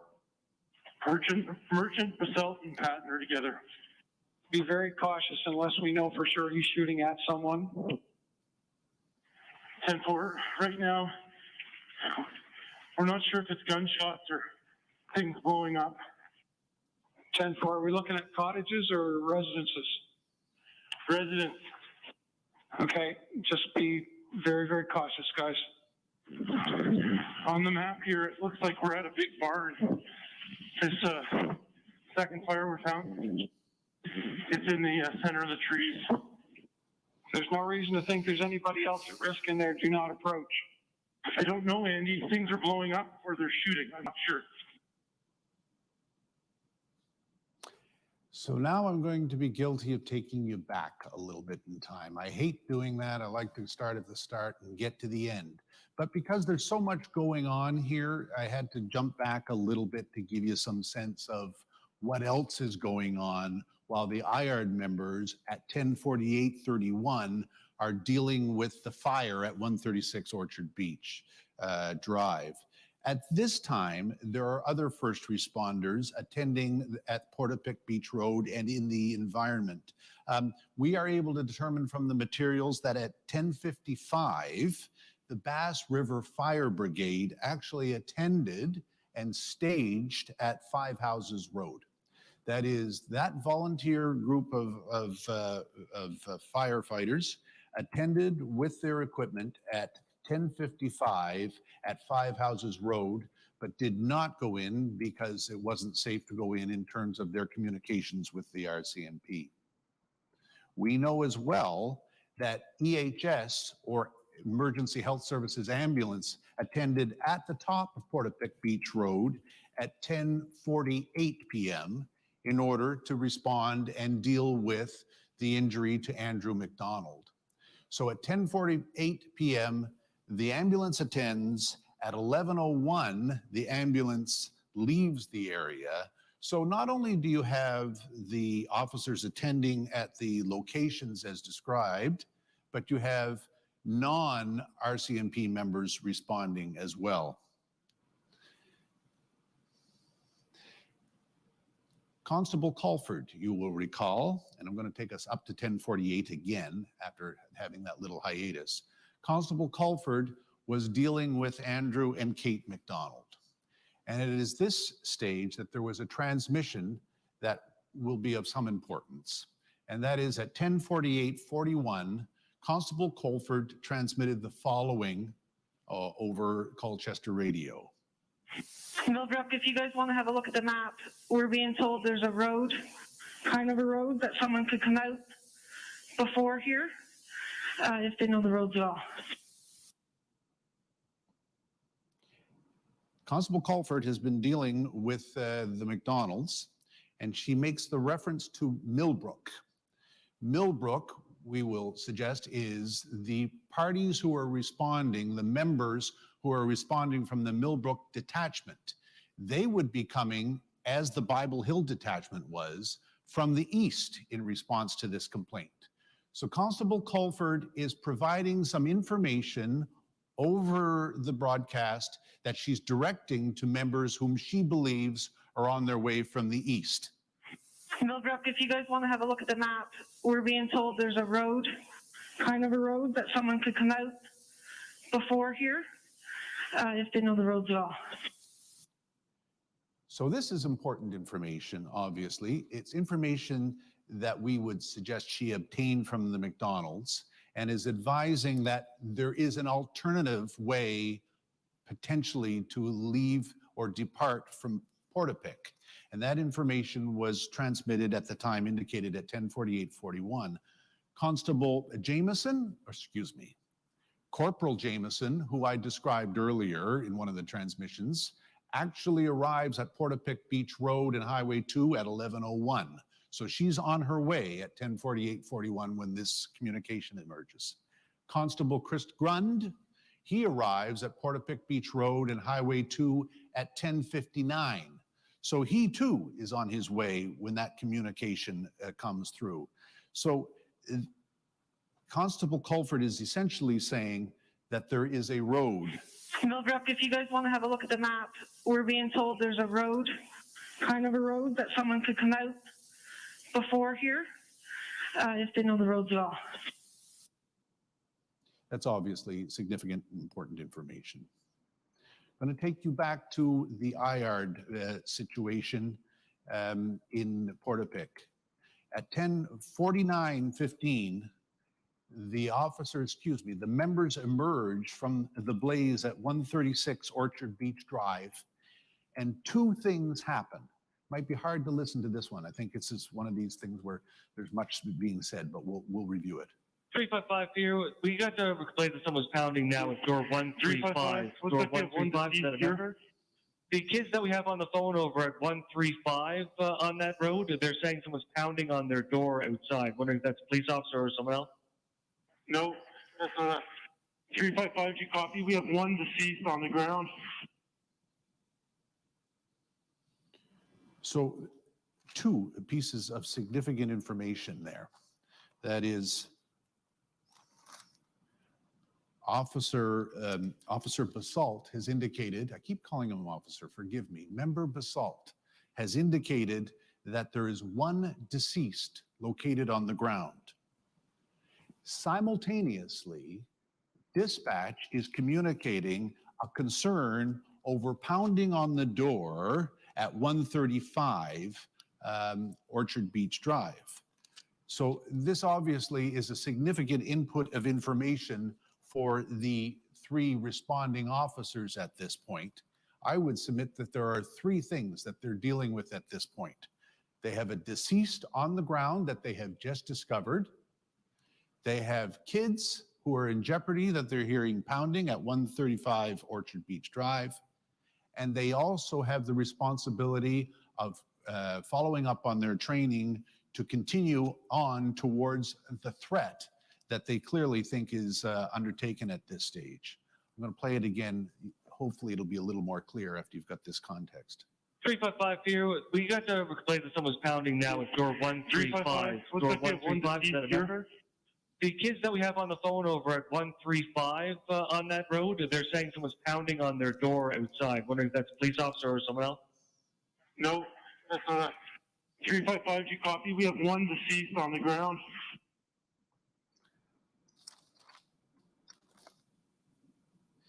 The deceased on the ground, of course, is Corey Ellison. He was the first person to be discovered at this point. And you will recall from our discussion yesterday how exactly that came about. Deceased on the ground, complaints about 135 Orchard Beach Drive, what to do if you're the responding officers. The responding officers at that stage make a decision to go to 135 Orchard Beach Drive. We have 4 children in the red house. 4 children in the red house. Two of the kids are from the neighbor's house. They said their parents are dead down the road. We're going to start moving on. We told them to go into the basement and lock everything up, and we're going to keep moving on. So Constable Basalt has indicated that he has got to 135 Orchard Beach Drive, observed that there are kids there, observed and heard from the kids about some information about their parents being dead down the road, and then advises the OCC that we're going to start moving on. We told them to go into the basement and lock everything. The decision has obviously been made at this point that the active shooter, the active threat is still very much in existence and has to be dealt with, consistent with their training, and they make that, I would submit, difficult decision. We have 4 children in the red house. 4 children in the red house. Two of the kids are from the neighbor's house. They said their parents are dead down the road. We're going to start moving on. We told them to go into the basement and lock everything up, and we're going to keep moving on. After that decision is made, the 3 IARD members at 10:55 or thereabout are on the front lawn area of 135 Orchard Beach Drive. And then something very significant happens. As they're at that location, they notice to their south a flashlight. Now, of course, given the circumstances, body on the ground, children in the house, concern over fires, active shooter threat situation, and you see a flashlight to your left, this is what happens. Is there anybody else in here with us? We got movement with the flashlight. Is anybody else in here with us? What's your guys' position that's compared to your vehicles when you left them? If there's anybody else in here with us, identify yourself right fucking now. The kids were using the flashlight on their phone in the basement. I know that the kids were using their flashlight on the phone in the basement. The kids there. Negative. We may have the suspect. There's always ways to get information with respect to an incident. One is to read the transcript and read the words and get a sense, and then there's the ability to hear it in real time in terms of what is being said. And the value of listening to it, obviously, is you can get a sense of urgency, perhaps more than you can get from the words. Of course, in this situation, we know what's going on. Clinton Ellison is proceeding from the south, from his father's house, up to where his brother had been deceased. Clinton Ellison has made the observations that his brother is deceased, and Clinton Ellison is of the view, potentially, that the murderer / shooter is actually on 135 Orchard Beach Drive lawn. So we have this situation of a lack of information for Clinton Ellison and a lack of information for the officers. And at that point, the officers are extremely worried, and indeed Mr. Ellison as well, because Mr. Ellison immediately turns, extinguishes the flashlight, and runs into the woods. Is there anybody else in here with us? We got movement with the flashlight. Is anybody else in here with us? What's your guys' position that's compared to your vehicles when you left them? If there's anybody else in here with us, identify yourself right fucking now. The kids were using the flashlight on their phone in the basement. I know that the kids were using their flashlight on the phone in the basement. The kids there. Negative. We may have the suspect. We may have the suspect is on the mind of the first responders at that point. The IARD members take up a defensive position in the front yard of 135 Orchard Beach Drive. The flashlight disappears into the woods, and they have a decision to make. We're on the front yard by 138. We may have found another casualty. Decision is actually made for them. At 135 Orchard Beach Drive, as they're moving about to make this decision, they make the gruesome discovery of the second body of Lisa McCulley. So Constable Basalt has just transmitted at 10:59:33 that he's in the front yard by 138. I think it's quite clear he's mistaken. He's in the front yard by 135, and they find at this stage a second body, the body of Lisa McCulley. We're in the front yard by 138. We may have found another casualty.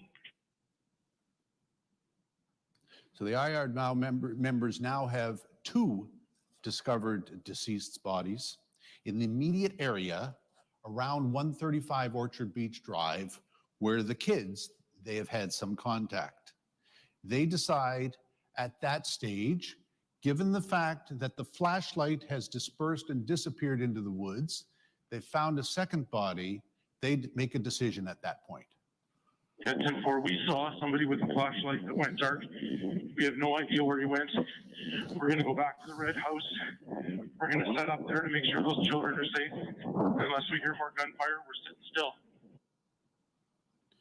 So I would submit at this stage, there are a change of tactics communicated at 11:04:58. That is, given the inputs and the information that they've seen and heard, they have decided that they're going to go back to the children. And unless they hear more gunfire, they're going to be sitting still. At 10-4, we saw somebody with a flashlight that went dark. We have no idea where he went. We're going to go back to the red house. We're going to set up there to make sure those children are safe. Unless we hear more gunfire, we're sitting still. We're going to set up there to make sure those children are safe. At 11:09, more information comes in to the 3 first responders who have made their decision. We got their report, someone else on the line saying the 2 sons went to check out what's happening and that at least one of them's been shot. Where is this? Where's that 355? Orchard Beach Road, we're trying to locate, narrow it down. We're at a huge disadvantage here, 355. The trees are, it's a completely pitch black out here.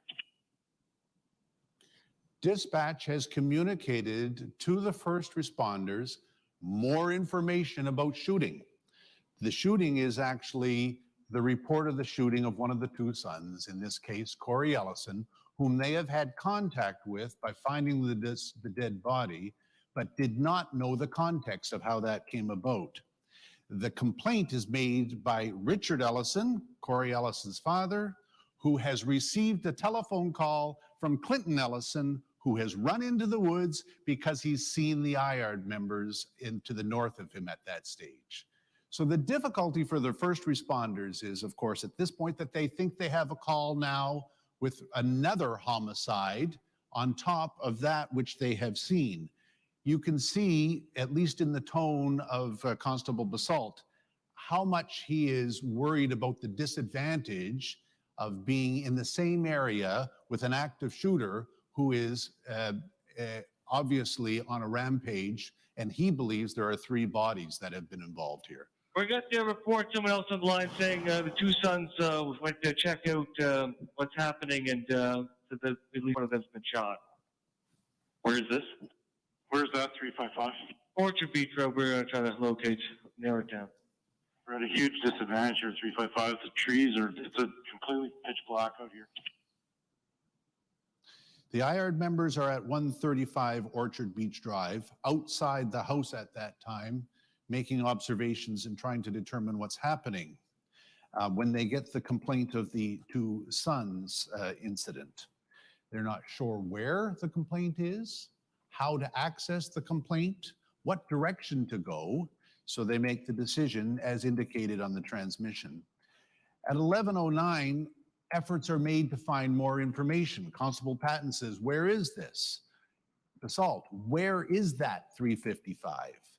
The dispatcher, Orchard Beach Drive, Road, we're going to try to locate and narrow it down. Basalt, we're at a huge disadvantage here. The trees, completely pitch black. We're on Orchard Beach though. That's Patton speaking. And then Basalt, 10-4, 355, where in relation, where we are, was that last shooting? Patton, 55, those last gunshots, are those to the north of us or towards the highway? Are they towards the water from this Civic? It has not been indicated. So it's clear that the degree of information being provided to the first responders at this time is not enough for them to react or at least feel they're in a position to respond, even though at this stage they are attempting to respond to the complaint of the two sons that had come in from the dispatch minutes earlier. So they make some further inquiries of dispatch with respect to what in the world should they do. For you, do you want us just to sit tight here? Because if this is active shooter, I don't want to, I just don't know where he is right now. And for the best thing we can do is all shelter in place the best we can. Ert's en route. Staff holidays heading to Colchester. Do as much as we can just to stay safe for now until Ert arrives on scene. So the officers at this stage have got official direction from Staff Sergeant Rehill, the risk manager, to do what they can to stay safe now until ERT, Emergency Response Team, arrives on the scene. Commissioners, this might be a good time for a break, if you please, for 10 or 15 minutes, and then I can return and complete the presentation. Yes, thank you very much, Mr. Burrell. We'll break for 15 minutes. Thank you. The proceedings are now on break for 15 minutes.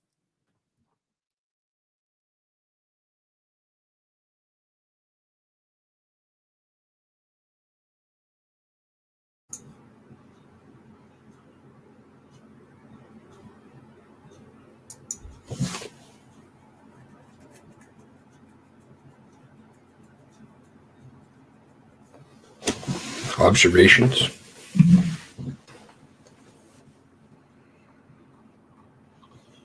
Quite a few in here.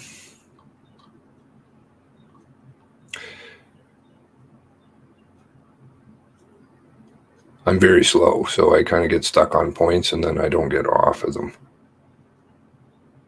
Did he not say that McDonald had disclosed the last name? Or am I incorrect?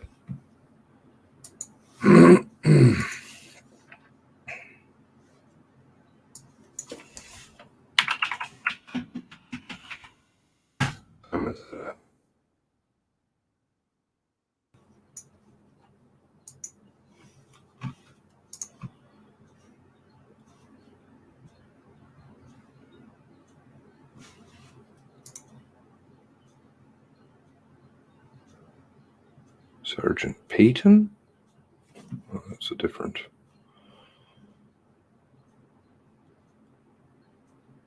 Uh-oh. Why is this like this?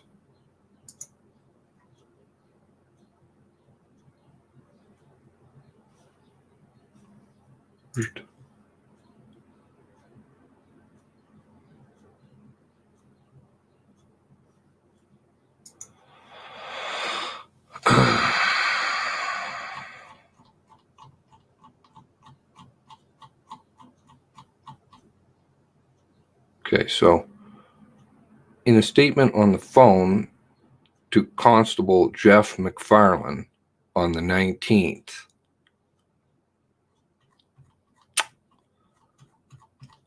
Mr. McDonald said he didn't know the last name, which is later. But previously he did. No? Does that not sound strange? He couldn't remember his last name.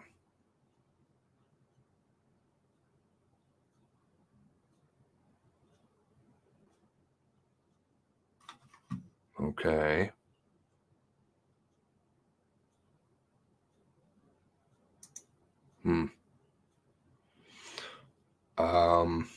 Yeah, there's going to be a lot here to go through. Let's see here. We had no back. Yeah, the point of no background noise I thought was kind of interesting.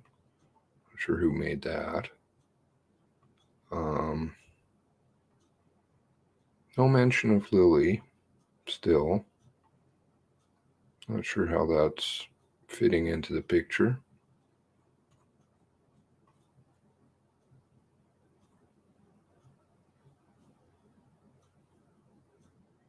Going back, traversing a lot amount of space. Seeing things in the dark. I suppose, yeah, you couldn't see certain things in the dark. And I guess because the flames, but the flames also going to kind of make you blind too, right? What time did the McDonald's leave in the ambulance? Oh dear, we'll definitely know that. I know that, I think on one of the only videos I did on the VHS tapes. Was he gone when he made that statement? Or Colford?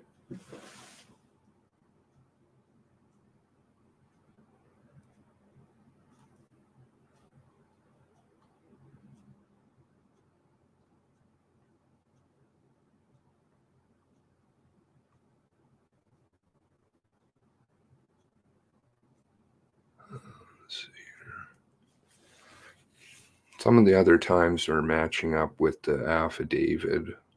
I was kind of trying to check through that.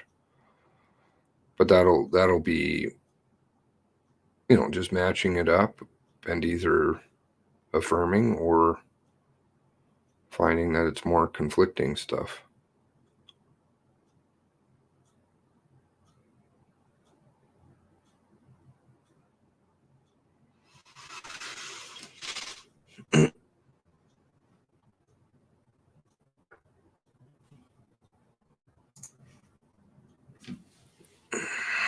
Also, the cop yelled that when he saw the flashlight, did Clinton hear any yelling?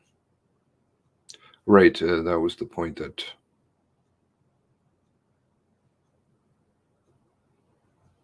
O'Dear was making. The phone call to 911 was 10:49. Is that what you said?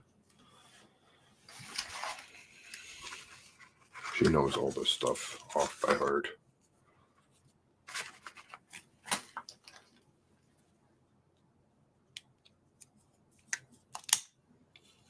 If you download the video, even though I kind of flashed up a couple screens, which I shouldn't do, or put people's names, like their comments out, but because then it just kind of covers it up.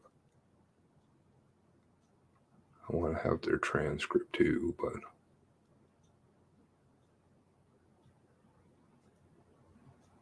all right, so Nova Scotia citizen says it's BS. Why? Sounds like there's an echo. Doesn't sound like they're in the woods. No background noise. 10:59. Ellison's father called. Okay. And what they...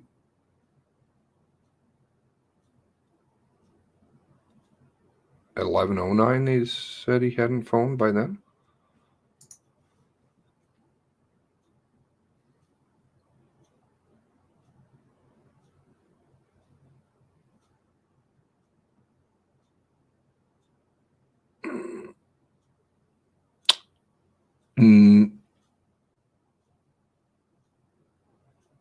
No, Lisa didn't have a flashlight. She was worried about opening a car door, which she opened anyway. But because the light was on in the vehicle, she wanted to run away because she was worried that he was going to hunt her down. Clinton saw the flashlight following him. Those cops would not go to an active shooter scene with flashlights.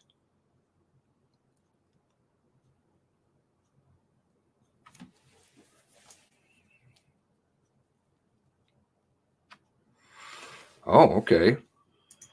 Do you know where the article was, Caper Girl?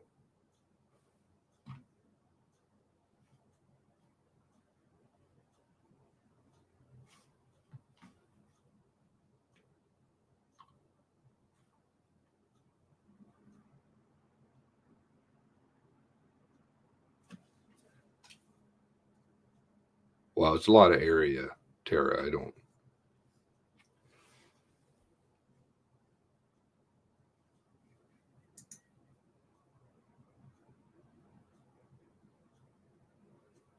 I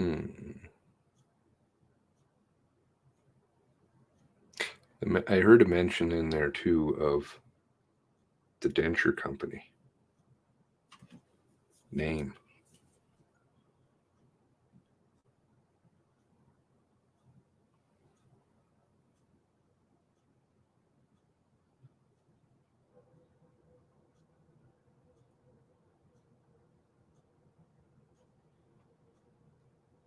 I'll have to go through piece by piece and compare.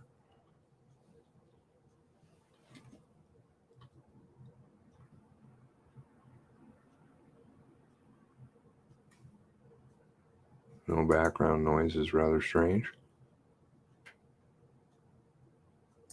Yeah, a lot of witnesses described it as a war zone was the word, I think, that was used.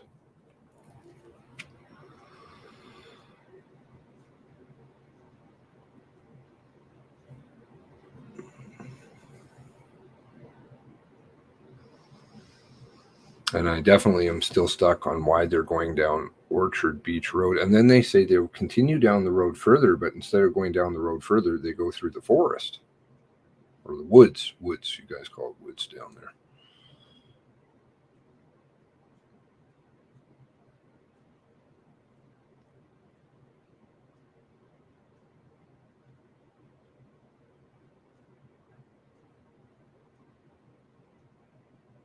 They shared the whole name. When?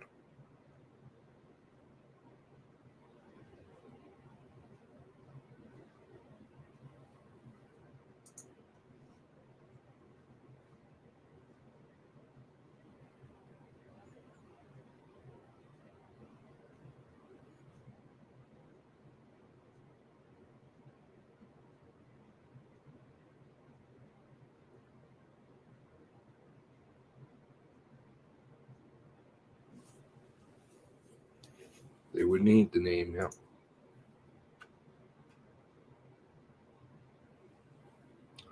Oh, the Picto recordings. Yes.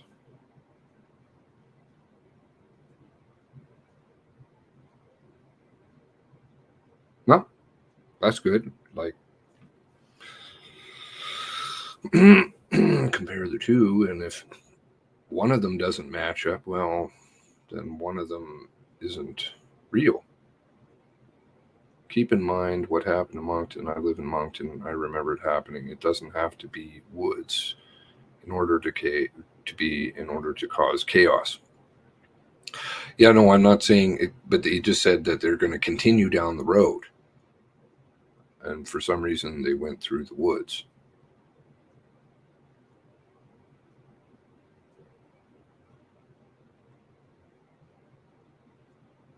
Yeah, okay. Well, did they follow procedure?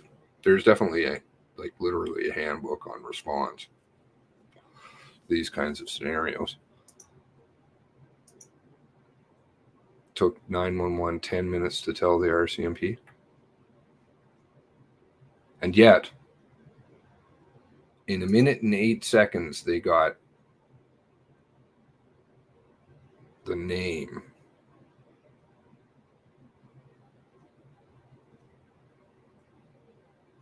from Jamie Blair. Even though she didn't use it, she used other descriptors previously, which, if you know the person, anyway.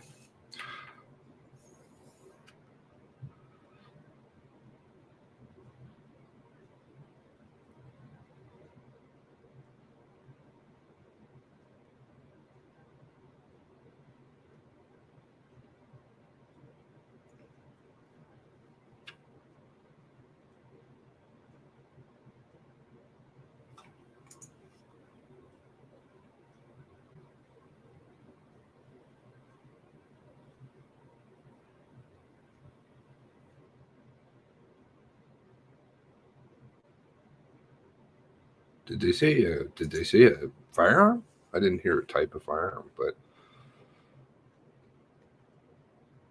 I can't listen closely because I'm trying to pay attention to other stuff too. Your guys' comments and things. I'm not very good at walking and chewing gum. You never take established roads.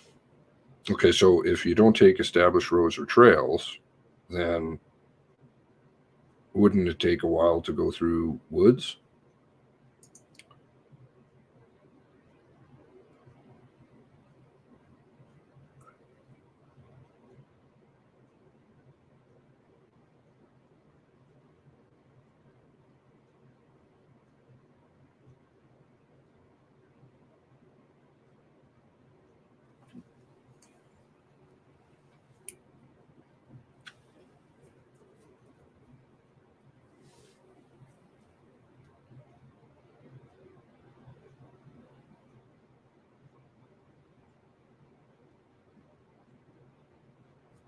They use some kind of Motorola system,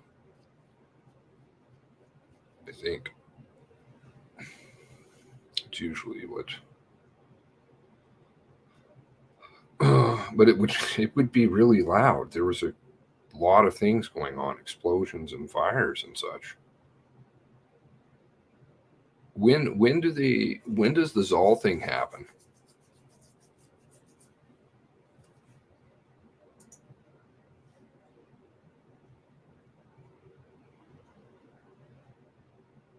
Takes longer but safer.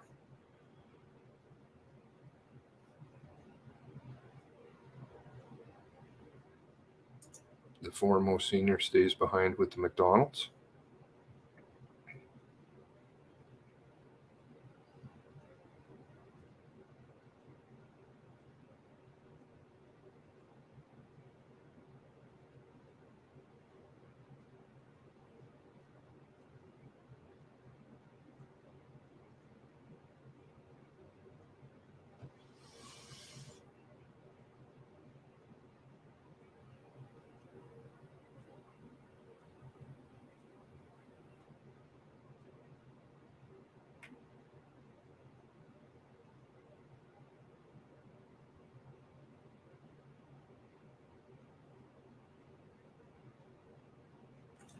Use the pronoun they are.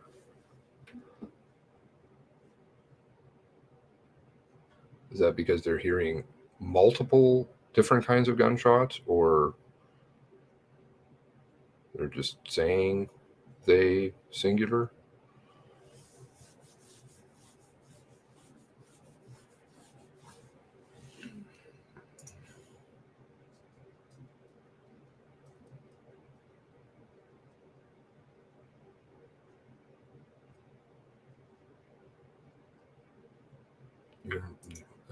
Multiple victims, active shooter. Let's go through the pitch black woods. Not safer if you don't have night vision. Okay. By at least 10:55, McDonald was in the ambulance.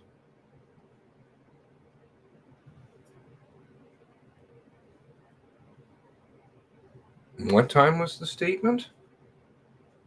Implying that they were there? 11:09?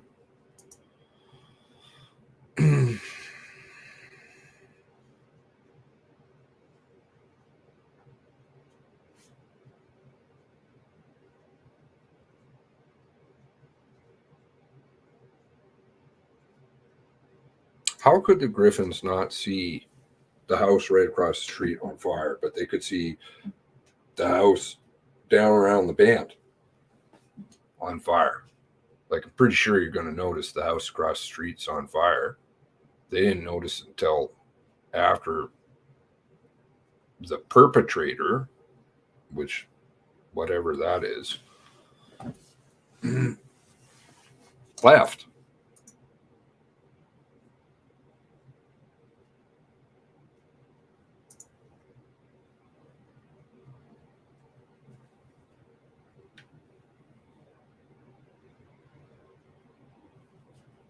Okay, so you noticed wind. Okay. Should there not be gunshots and fire, like explosions and such?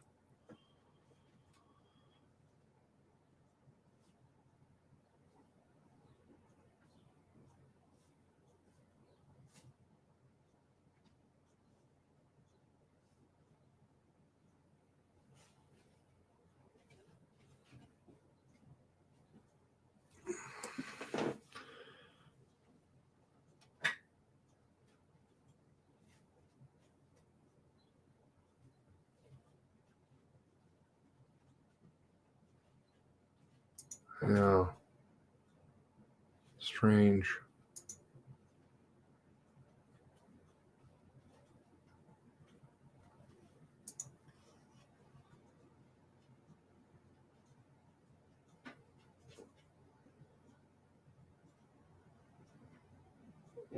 Yeah, buildings make a lot of noise, burning, a lot of crackling and popping and such. Pretty sure you're going to hear it when they discover Corey. Oh. Excuse me, ladies and gentlemen, the proceedings will commence in 2 minutes. Oh. Bet you they're sitting here watching how it's just getting. Looks like somebody got injured. Oh no.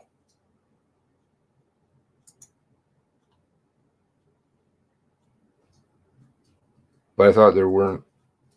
Somebody heard shots, but nobody. What was it? Did somebody send me something? On the tweeters, right? Okay. Let's see here what we've got here.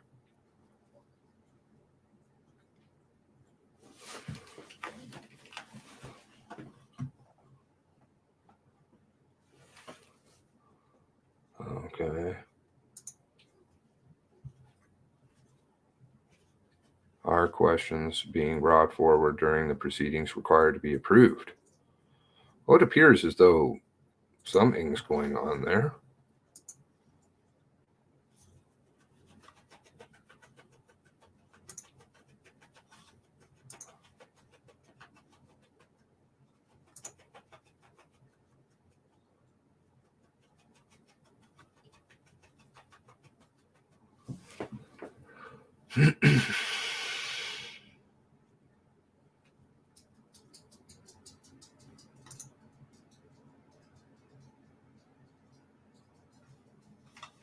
Thank you for sharing video. That's very nice. All right, let's see what else we've got here.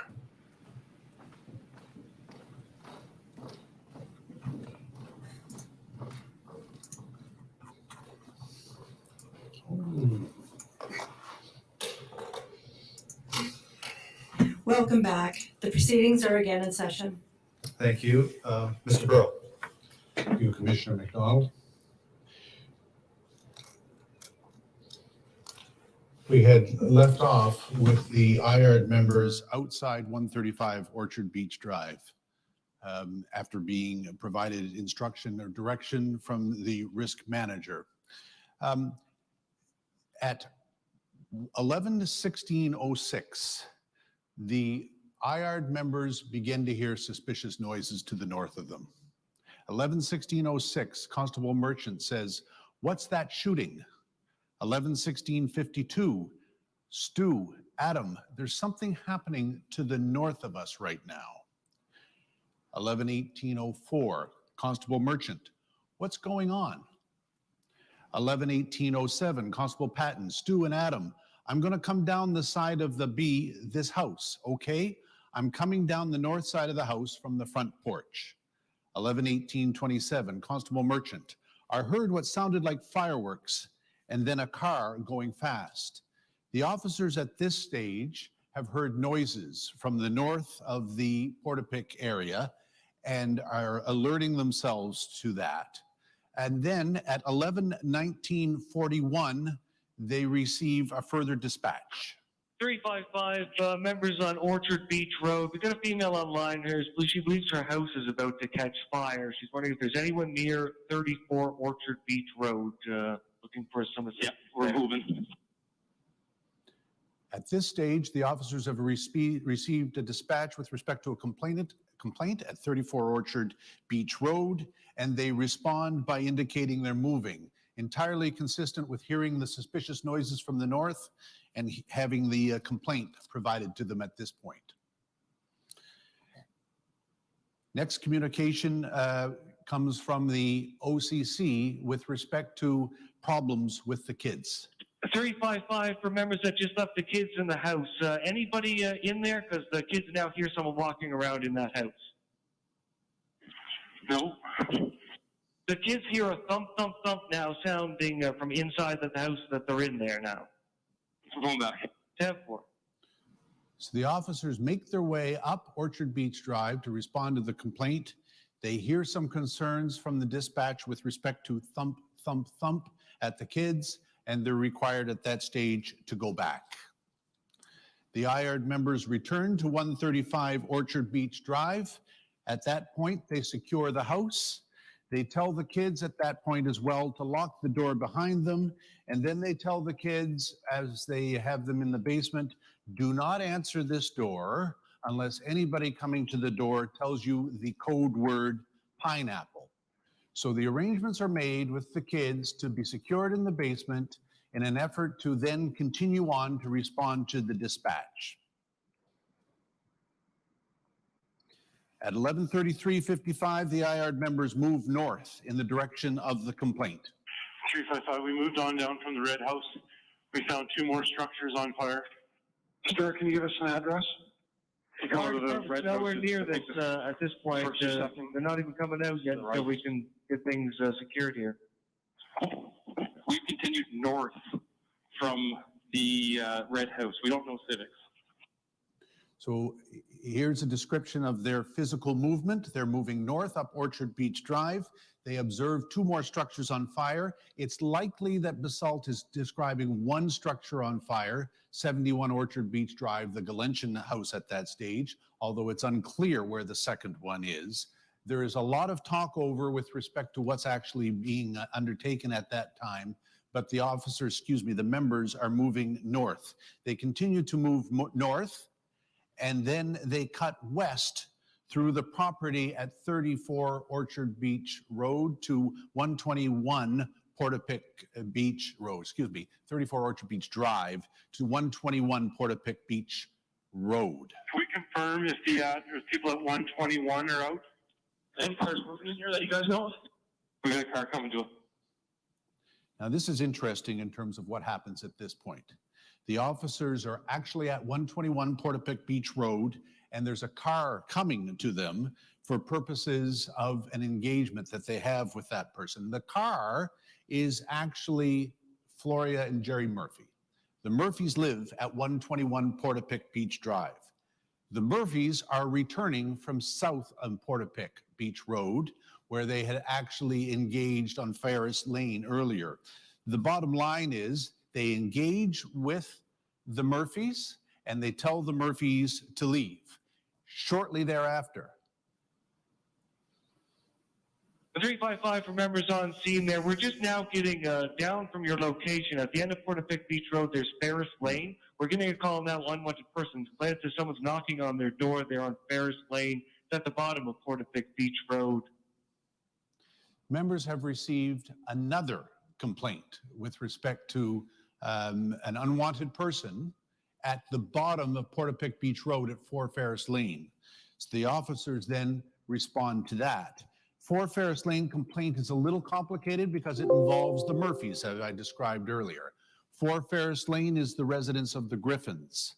The Murphys had actually seen a fire to the south of them on Portapique Beach Road, had traveled south, saw the fire at 293 Portapique Beach Road. That's the home of the Zal Thomas home, and then had decided that they would alert their neighbors, the Griffins, as to the fire going on in their neighborhood. When they did that, the Griffins called 911 to say, we have an unwanted person at the location. The concern, of course, by the Griffins was that the Murphys were the perpetrator, an unwanted person. The Murphys' concern was that there was fire in the neighborhood and they wanted to alert their neighbors. That confusion, of course, results in difficulties for the dispatchers, obviously, and more importantly, for the first responders. Alan Griffin had been told about the incidents in the north of Portapique Beach Road and had been told not to answer his door. So when the Murphys attended at his door, there was this difficulty that emerged. So understandably, that difficulty led to another complaint for the first responders. The first responders then moved south towards 293 Portapique Beach Road. They evacuate houses on their way. At 200 Portapique Beach Road, they notice a car on fire. That car is the same Ford Taurus that they described earlier that they had seen previously not on fire. But they also notice when they're at 200 Portapique Beach Road that 293 Portapique Beach Road, the Zal Thomas residence, is now on fire. So they proceed towards the complaint with this information. At 10:44:55, we hear the following transmission. We're back to our back to the first fire that has the Taurus on fire. There's a new fire ahead of us. I've kind of lost my bearing, but I think it's south. With all these fires getting lit, I think maybe we should send in a couple members to go sit with those kids so their house doesn't get lit on fire while they're hiding in the basement.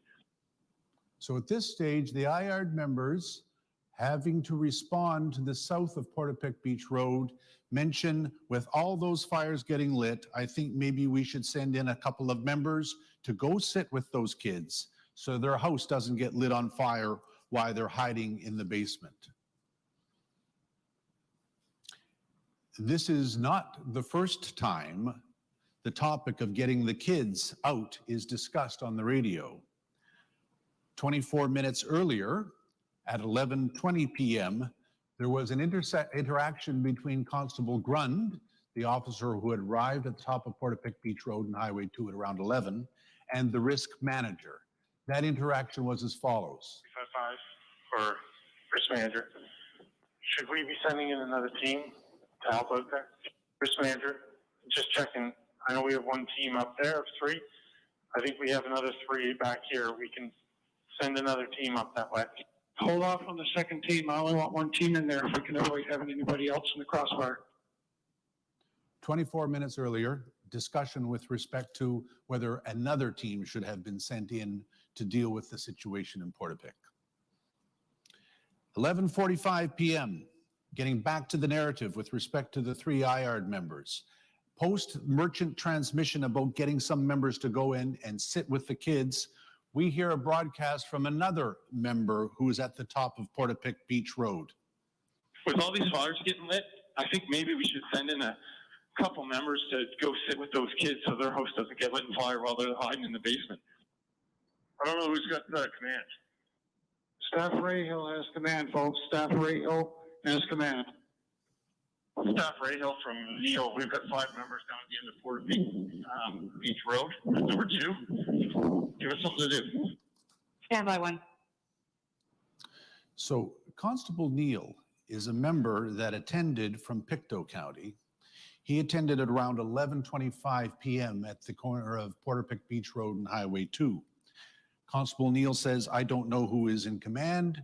There is an interjection by Staff Sergeant Carroll, the Colchester District Commander, reminding all involved that risk manager, Staff Sergeant Rehill, is the person in command.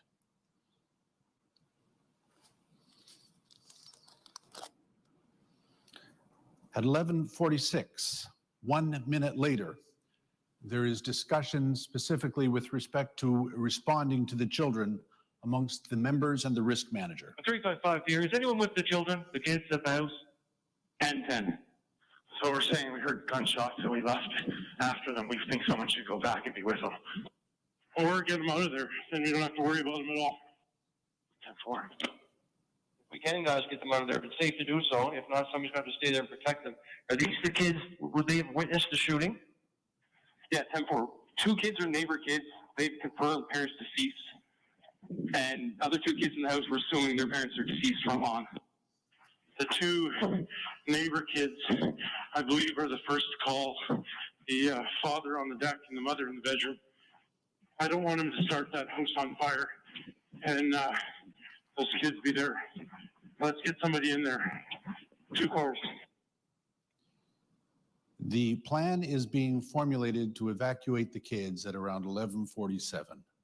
Staff Sergeant Rehill conducts an ongoing inquiry with respect to whether these are the kids that actually witnessed the homicides earlier. At 10:54, there is the authorization to extract the kids or get the kids out of the community. This is 2 minutes later from the conversation that you just heard. Can I get two members at the intersection of Portapique Beach Road and Highway 2 to move down onto 135 Orchard Beach Drive, the red house, 4 children in the house? We need you to go down there and make sure the house is safe. Grund and Neil are heading down. Rebel 5 and what's your car number? 3 Alpha 2. Grund and Neil are actually at around 33 Portapique Beach Road at this time, at which time they accept the call and make efforts to go and retrieve the children. Constable Grund and Neil make their way south on Portapique Beach Road down to Orchard Beach Drive. At 12:20 a.m., they attend at 135 Orchard Beach Drive. At 12:22:15, Grund and Neil indicate that they have made contact with the kids at 135 Orchard Beach Drive. At 12:18, there's discussion amongst the members on how to evacuate the children. There is no police vehicle there because they have attended on foot. The IARD team is on Portapique Beach Road. The following discussion takes place. Guys, getting those kids, we're stopped to clear another house. If you can get them out of here, let's get them out of here. Don't wait for us. Cover that. We are on foot. Somebody want to move a vehicle in? Some of those kids live there. They should have keys for that Zuki out front. Maybe use that. Just an idea. Discussion of the plan to remove the kids emerges that there's no police vehicles present at the time. So the discussion is to make the family vehicle the escape vehicle at that time. That was suggested by Constable Patton at the tail end of the conversation. Constable Grund then loaded the kids in the family vehicle. They leave Portapique to Great Village Command Post and then to Colchester Hospital. As the kids are walking to the car, the younger Macaulay child says, "Is that my mom?" making motion towards the deceased body. Constable Neil says, "Do not look over there." The children get in the car. Constable Grund drives them out of Portapique.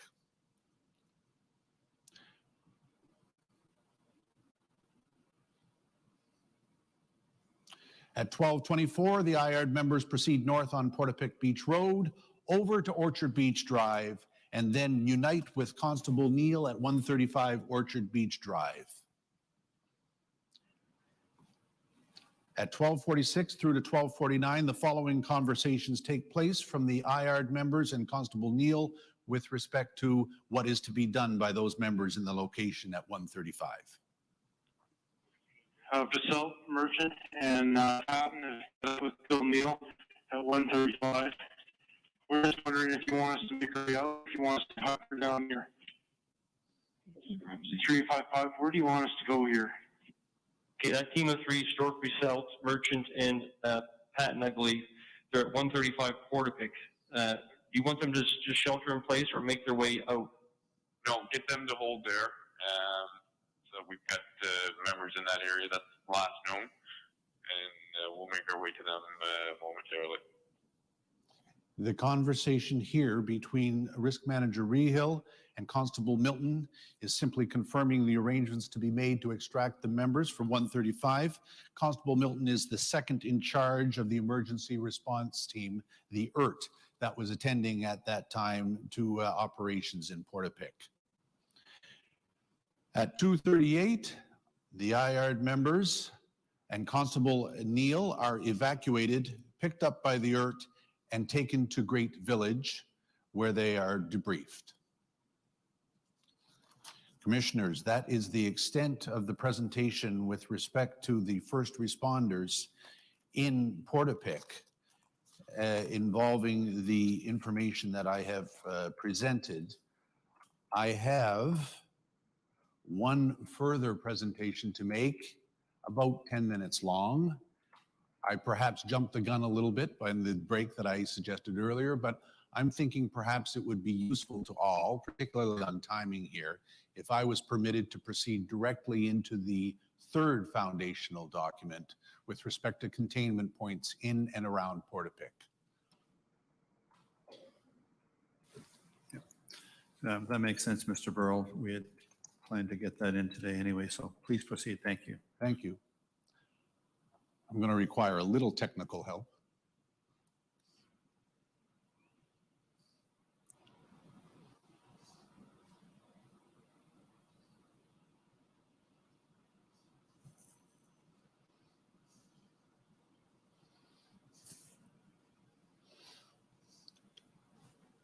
All set? Great. The third foundational document, Commissioners, is entitled Containment in and around Portapique. The purpose of this brief presentation, you'll be relieved to hear, is given that we present that the perpetrator departed Portapique at 10:45 p.m., then the question becomes, what were the containment efforts made in the early police response? Madam Registrar, I move that the foundational document entitled Containment Points in and around Portapique be marked and tendered as an exhibit in these proceedings. Thank you. Exhibit number 6. Exhibit 6, thank you.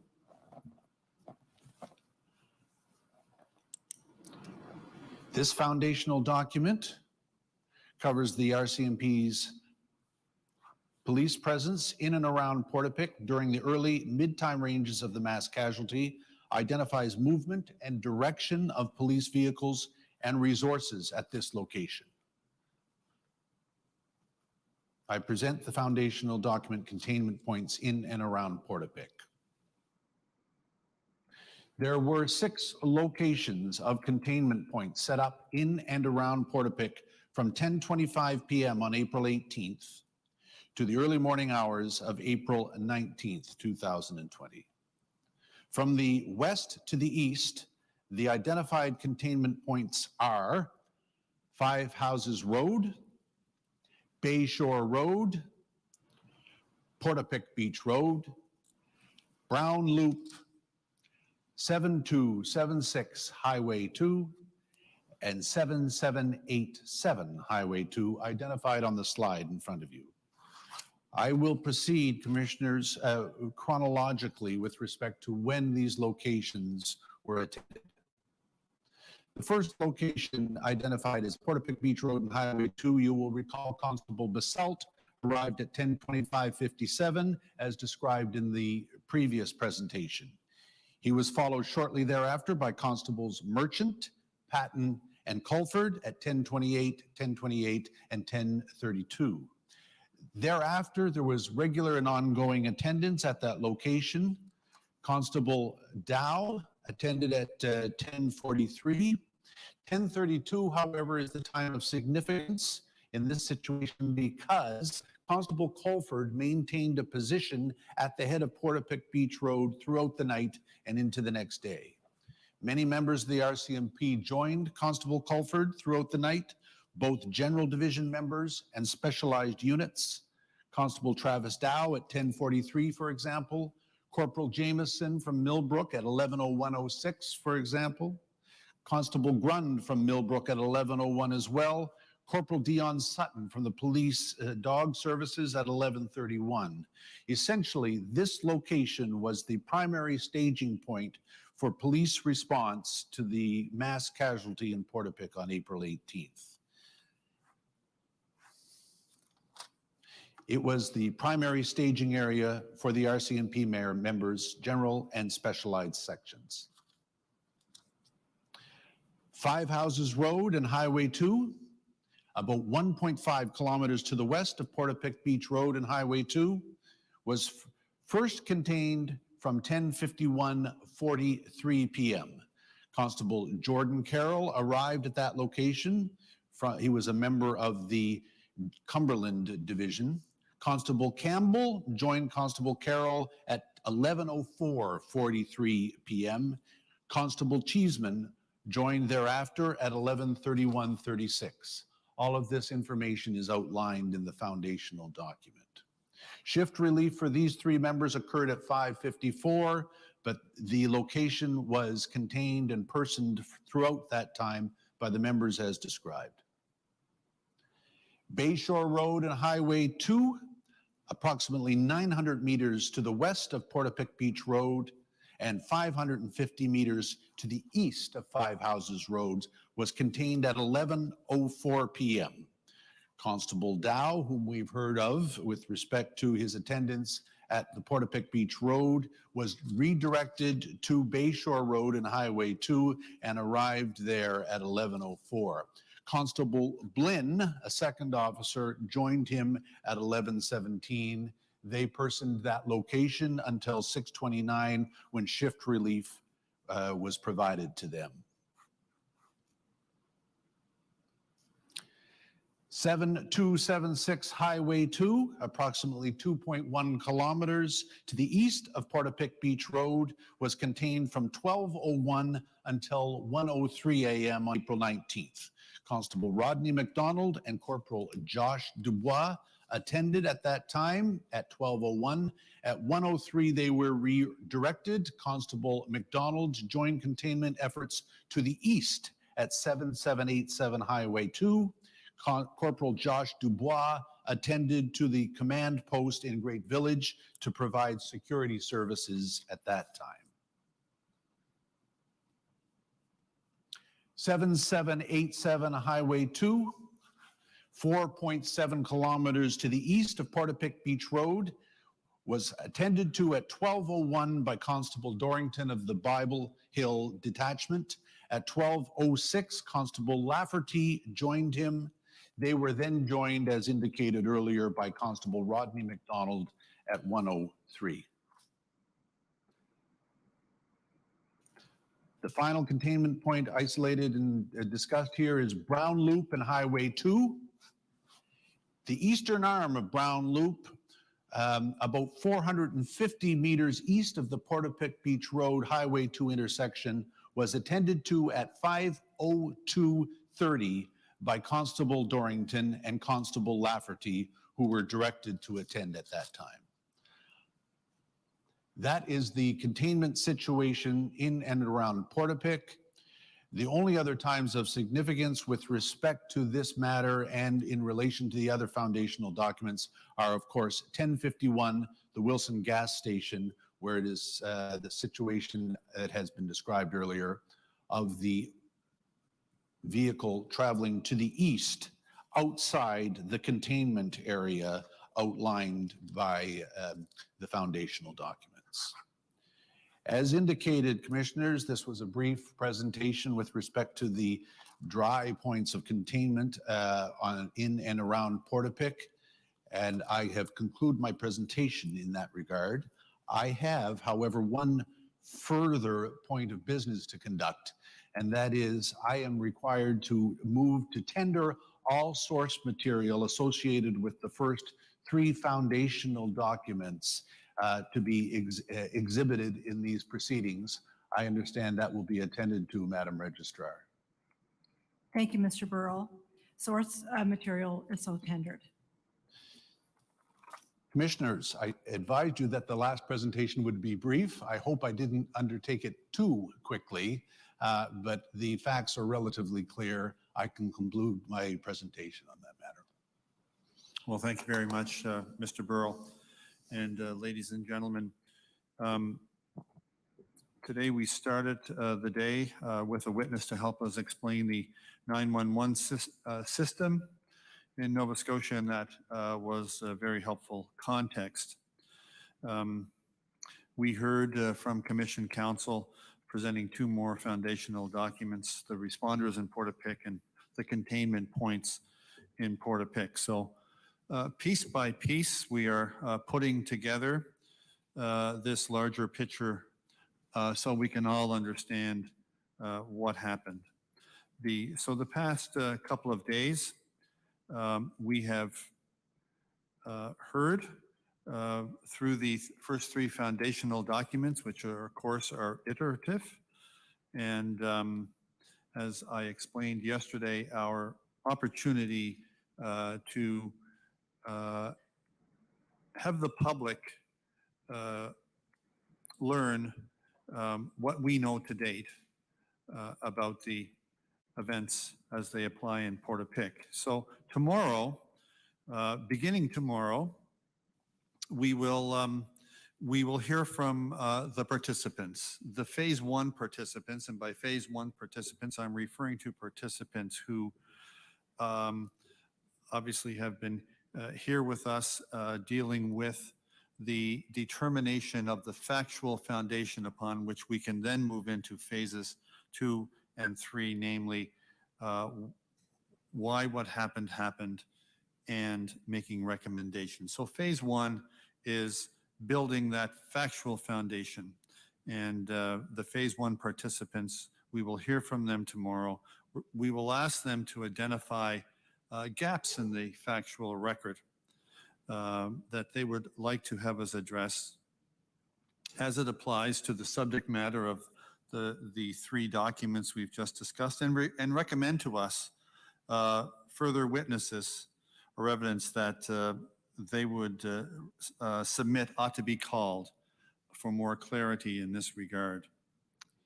So we've set aside tomorrow and Thursday for that, and we look forward to that. And we will be holding similar days like that at regular intervals during the remainder of the proceedings, following similar processes. In other words, we will share with the public our best efforts, having consulted with the participants, our best efforts through foundational documents, what we understand to be the relevant facts to date, obviously subject to ongoing investigations. And after we do those in clusters, we will hear from council to make sure that any gaps are filled and and are filled, and we will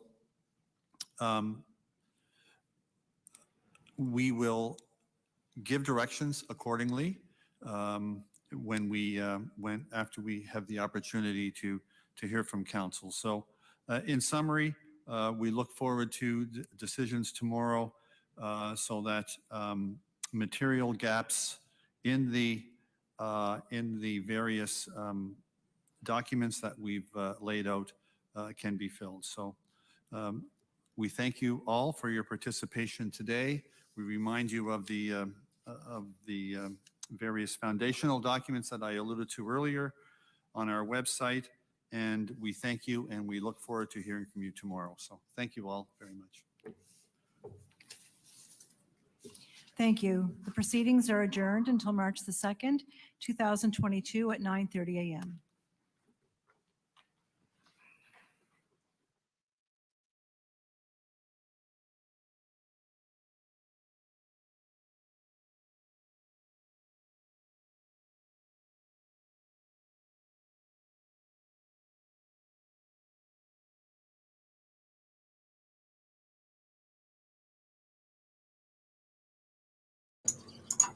Okay. Yeah, I mean, I don't know. That seems very odd. I mean, it could just be Google Maps, but if I put in the address supposedly that Dorrington's at, 7787 Highway 2, Nova Scotia, right? That's what he said. That comes back to the big stop. How does that work exactly?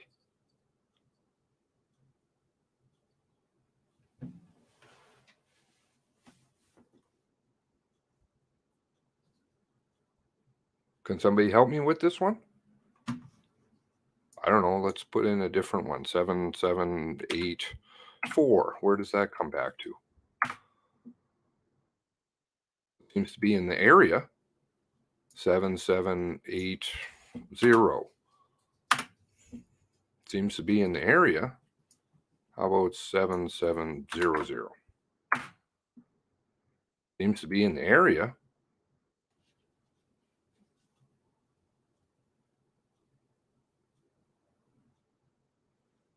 Google Maps are incorrect. The odd number side of the road here is in Portapique. Okay. Well, this is even. Okay, so let me try 7785. That's odd. Oh.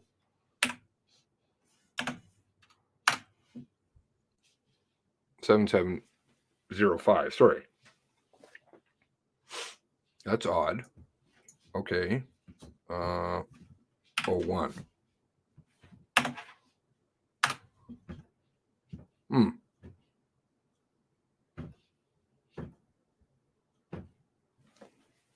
I don't know.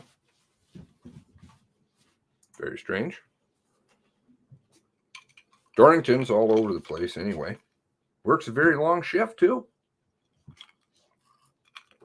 Very long.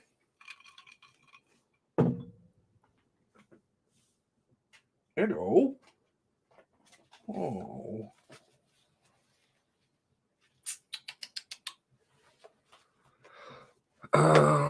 Let's see here.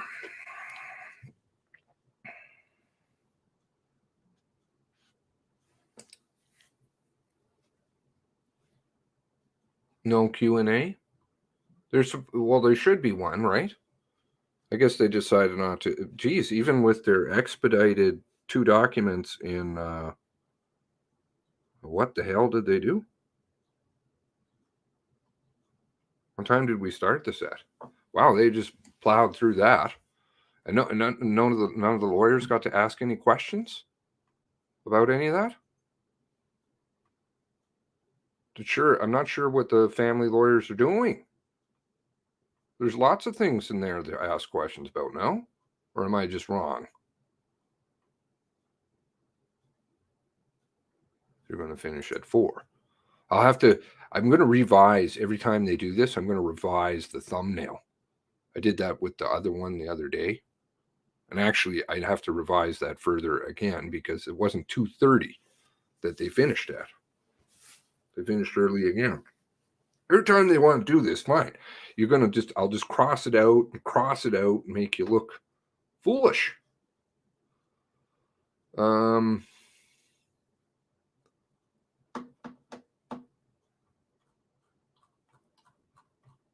Is there going to be a Q&A?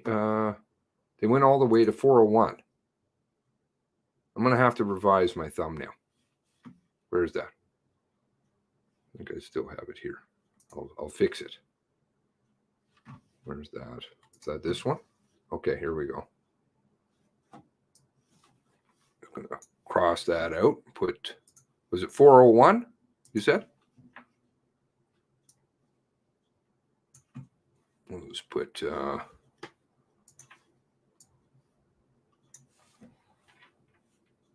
401. Yeah.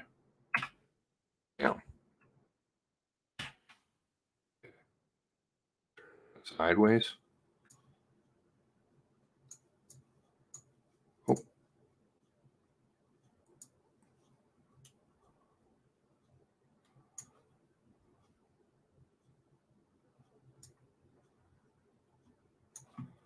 There we go. I'll update that.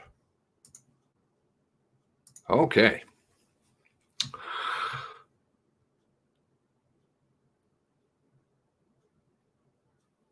So lots of stuff in there, again, to compare. Lots of homework.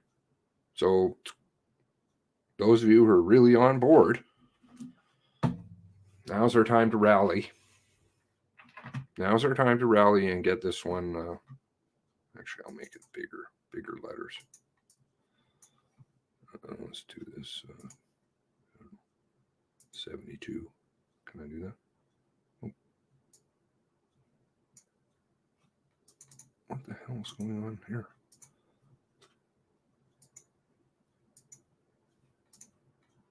I don't know.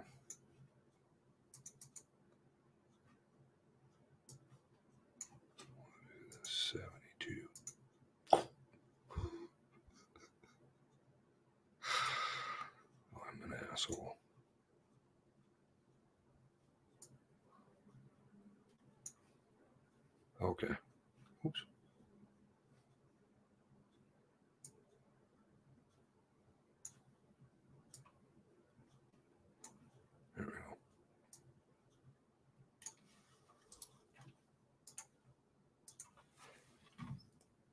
that better? If I have a thumbnail that looks like that? Might as well get your money's worth, right? Okay, you have to go. Please take good care. Honestly, you know, a lot of us are praying for you, really praying for you. I'll check in with you later just to make sure you're okay. Actually, how about this? Because I don't want to bug you. How about you? Oof. Nosy, what are you doing? You got bad gas? Just let me know if you're okay. You can text me or something. Then I would feel good. Okay, so let's go back through some of your stuff. So we got lots of homework to do. Enfield Big Stop is 6757. It's across the road. It seems to indicate across the road. What was it? 7787 or something?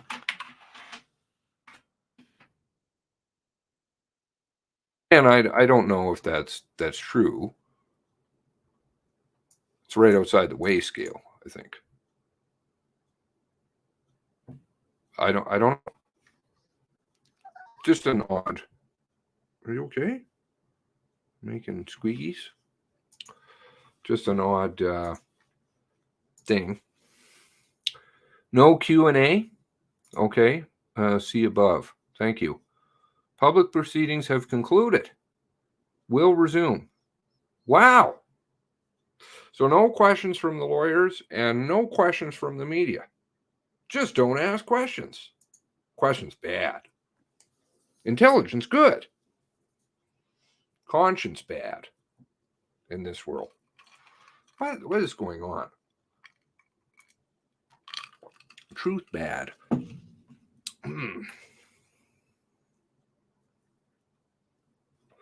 And they were 30 minutes late? Did they start 30 minutes late? I don't think they did. Did they? Is that a root sweater on the dog? No. I don't know what the hell it is. I don't pay attention to that stuff. They lied to the court during my trial. Doesn't... Yeah, that's not good. Not good. Lying. Not good.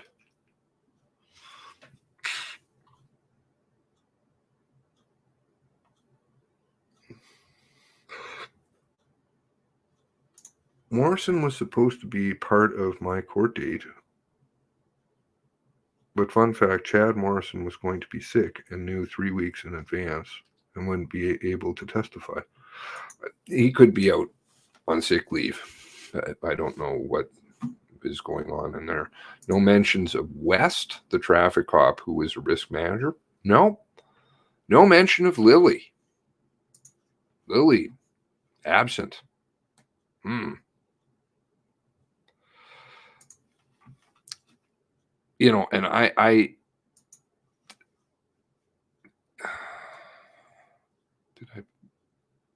let me check something here. I definitely had a file on that one.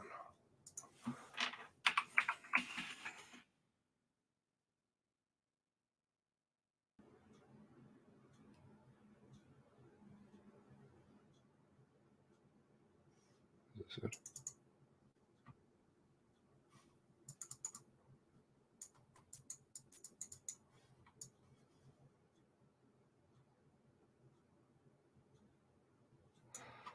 Yeah. Oh gosh, this doesn't come up very clear, does it? That's unfortunate. Well, this part does.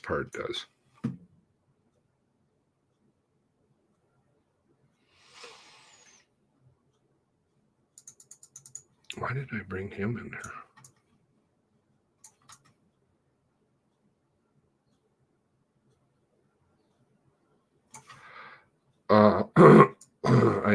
I have all these little photo montage things I put together.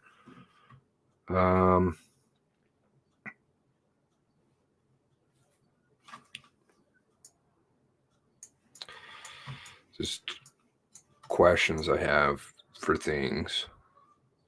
So it's going to be blurry on pieces of it. I'm sorry.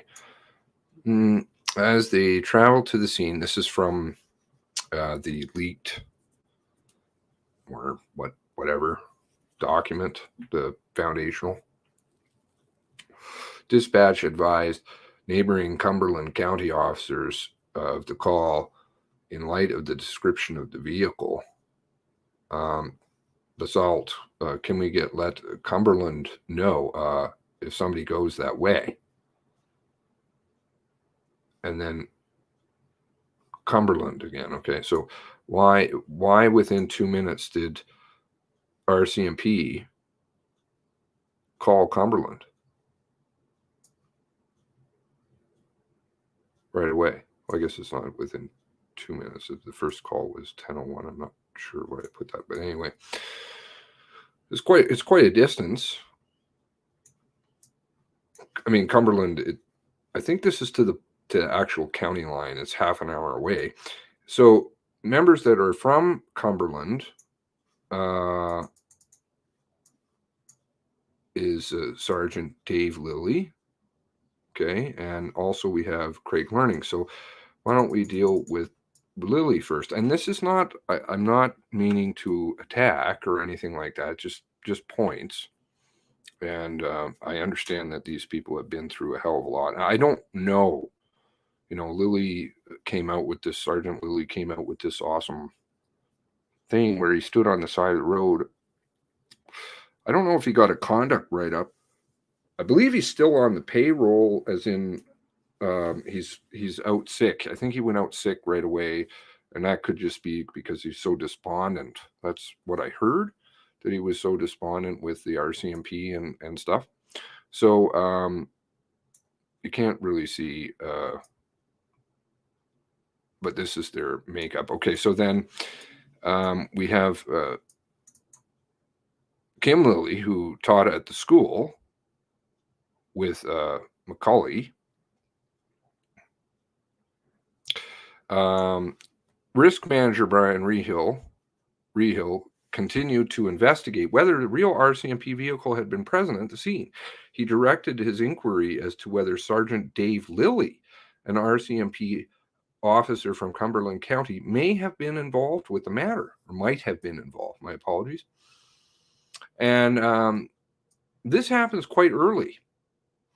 It is unclear what initiated the discussion of Sergeant Lilly. And I honestly, please hear me very carefully. I am not saying this because I don't know. They will throw people under the bus. And, frankly, Lilly standing on the side of the road and stuff like that really in his red surge. I mean, that's pretty amazing. But it was in the document, right? So, okay. But we have to keep a note that the RCMP does this to other members. So is this what's happening?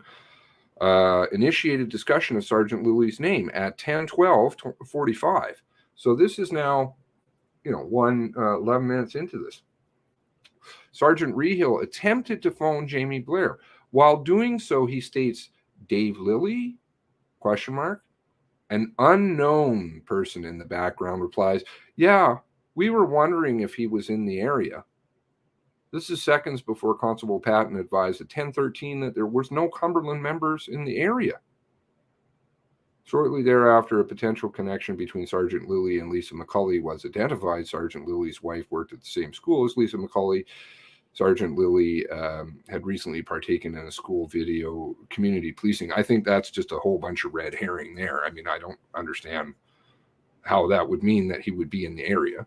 And it was explained to me that he could have gone 10-7, which is in Portapique at some point in time or something, and Rehill knew about this. I don't know.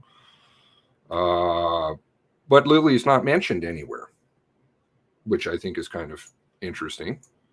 Okay, and then we'll go to Craig Learning. Craig Learning, July 16th, 2020, he had a bit of a problem. He got busted for impaired.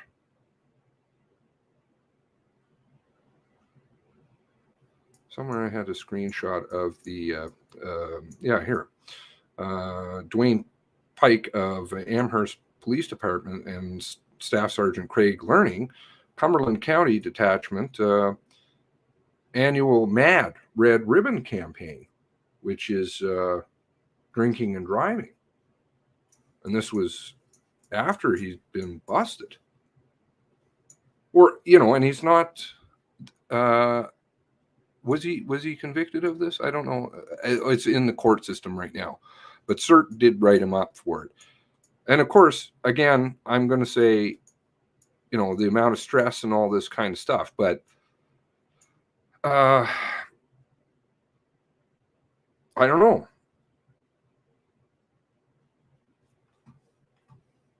I don't know.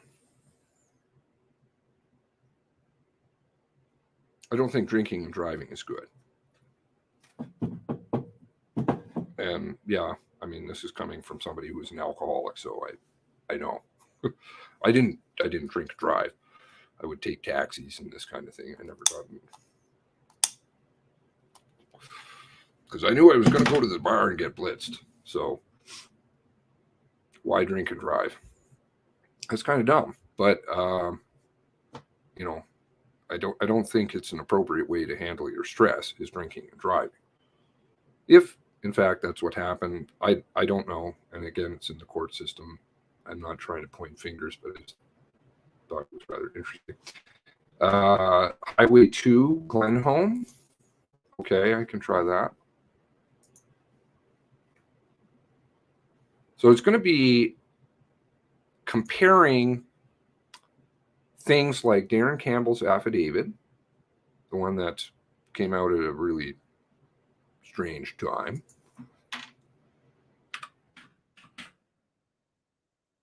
Highway 2, Glenholm.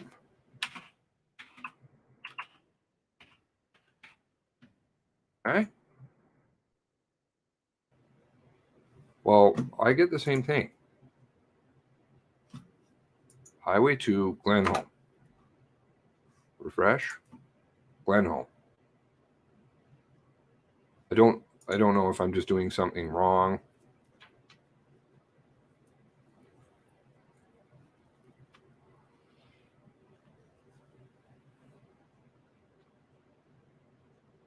Maybe they're messing with me. That's very possible. They like to. Okay, started at 9:34, so we were pretty close. Pretty close. Half an hour seems a bit, and not to allow questions. Not good. Not good. There was no questions from lawyers, to which I think there were a lot. Should be, and additionally, no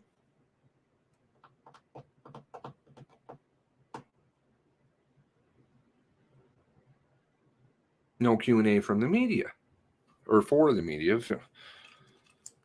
The media, which is kind of a bit of a, I would say, has done a good job helping the situation.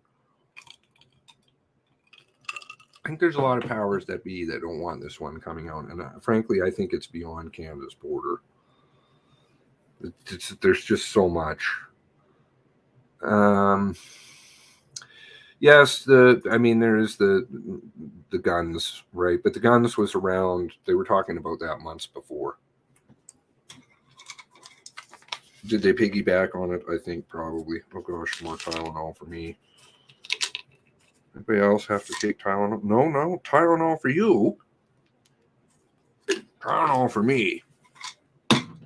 Not dog treat. Okay.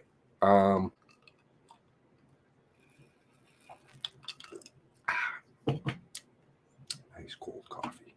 Yum. The media, I'm sure, has lots of questions, or should. But God bless the 23. There you go. God bless the 23. Thank you, Brother Paul. Hard face communism, armed masses. We are going to be at this for a while. Well, we have Wednesday. What is next week? Next week, I believe, is participant submissions. Or sorry, tomorrow. I'm sorry. Tomorrow and the following day is participant submissions. Not sure what that means, but I guess we'll find out tomorrow. Maybe they'll go the full day. Maybe they won't. I don't know exactly what that means. Again, the calendar changed from last week, so who knows? It's kind of a moving thing, musical chairs type thing. Combined tally of late minutes today had 30 minutes. Okay. Yeah, it'd be good. Total it all up. Could deduct paychecks, maybe. I don't know. Doubt it. But really, it's the more the point. You really just want to speed through things. You want to get things done super quick. If you want to have 2 rounds of public participant submissions, which I don't know what that means. I'm hoping that it's all the questions from the family and stuff like that. Then why don't you tack on another day rather than speed through? Instead, they cut it down. That's not making a lot of sense. Lily told me he would retire. Isn't Clay Wortman from Cumberland Detachment? I believe, yes, he is. Clay Wortman is Cumberland Detachment. He is teens or something like that. Oops, sorry. Foundational document. Lily said, clears his throat. According to kids here, he said, I think Gabriel's girlfriend broke up with him. Oh, okay. So Lily does appear. My sincerest apologies to Sergeant Lily. Again, I really want to say I'm very reticent to say anything about things, but because you can really damage somebody's name. This is on the foundational document. Which foundational document is that? Lily not mentioned until 12/25.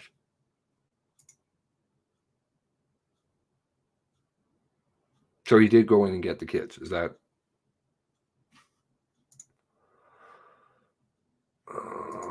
Let's see here. Oops. Okay. One moment. Just going to grab a coffee and see who this is. So just give me one moment, please.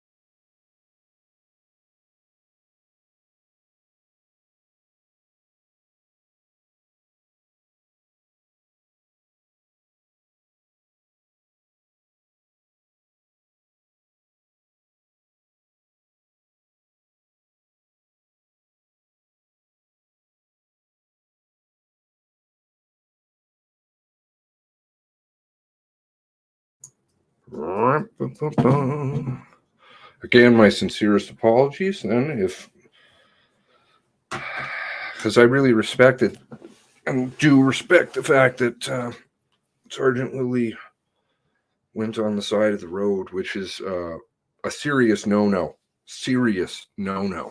in the RCMP. I don't understand why Sergeant Rehill would think that he would be down there, but again, these are things that I don't understand. Okay. Now, there's nothing there. I was supposed to receive an article. Oh, here we go. So apparently there's a new article out that somebody sent on to me. So let's go through that.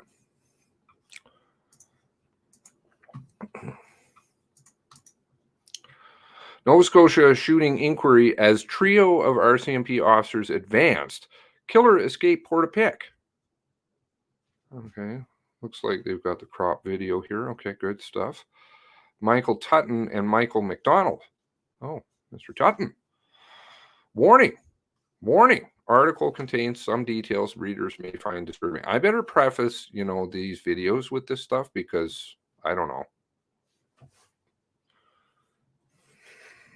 Truth is painful on so many aspects. The first 3 RCMP officers who responded to the Nova Scotia mass shooting walked through darkness towards gunfire and burning homes, but the gunmen they pursued continued to kill before slipping away. Continued to kill, right? Okay, so this 45 minutes. Transcripts tabled Tuesday, public inquiry indicate that officers raced, siren screaming, okay, to the scene Portapique, where dispatched after a harrowing 911 call at 10:04 on April 18th from Jamie Blair just before she was killed. I thought the phone call was 10:01. Okay.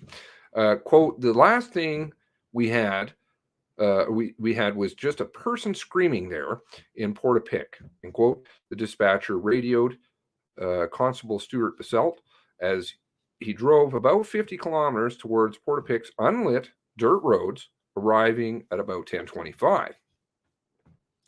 The 92-page summary prepared by the Commission for Inquiry details the officers' actions after they arrived in Portapique and reveals that about 90 minutes, they were the only officers, why are you scratching yourself, to enter the village, to the area. As Basselt drove into the community in his patrol vehicle, he met residents Andrew and Kate McDonald, crossed paths with the killer in his they had just crossed paths with the killer in his replica RCMP cruiser, and Andrew McDonald had been shot. However, the inquiry heard Monday that at the moment the shooter was beyond Baselt's line of vision in a dip in a road. Yeah, this dip thing is, that's why they stressed that at the beginning. Remember yesterday, dip, da da da da. Sometime between 10:27 and 10:40, the killer drove south, deeper into the small community, and fatally shot Joanne Thomas and John Zoll in their home. At that point, as the officers were advancing into Portapique, the killer, Gabriel Wortman, managed to elude detection.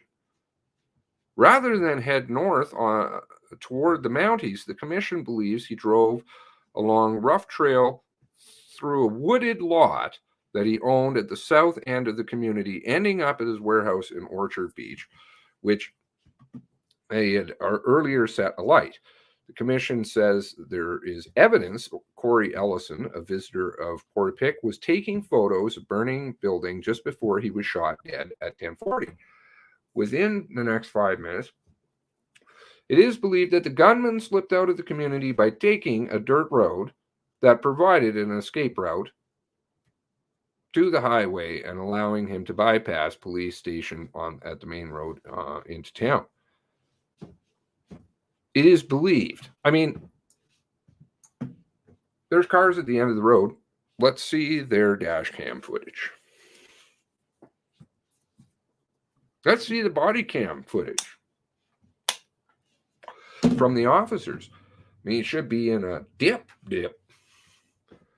But this wasn't known to Basselt, 24-year veteran of the force, as entered the community on foot with Constable Adam Merchant, they pronounce it, so I'll go with that. A 13-year veteran and Constable Aaron Patton, a newer member According to the inquiry's summary, he had put on his body armor almost immediately on arriving, and after encountering the McDonald's, he was ready to enter the community along with Merchant. The commission documents show Baselt speaking to the McDonald's at 10:28, and by 10:36 he was radioing Patton, who was just behind him, that he and Merchant could see a burning house halfway down Portapique Beach Road. Baselt had studied the 2014 shootings of officers in Moncton. I believe Al Carroll and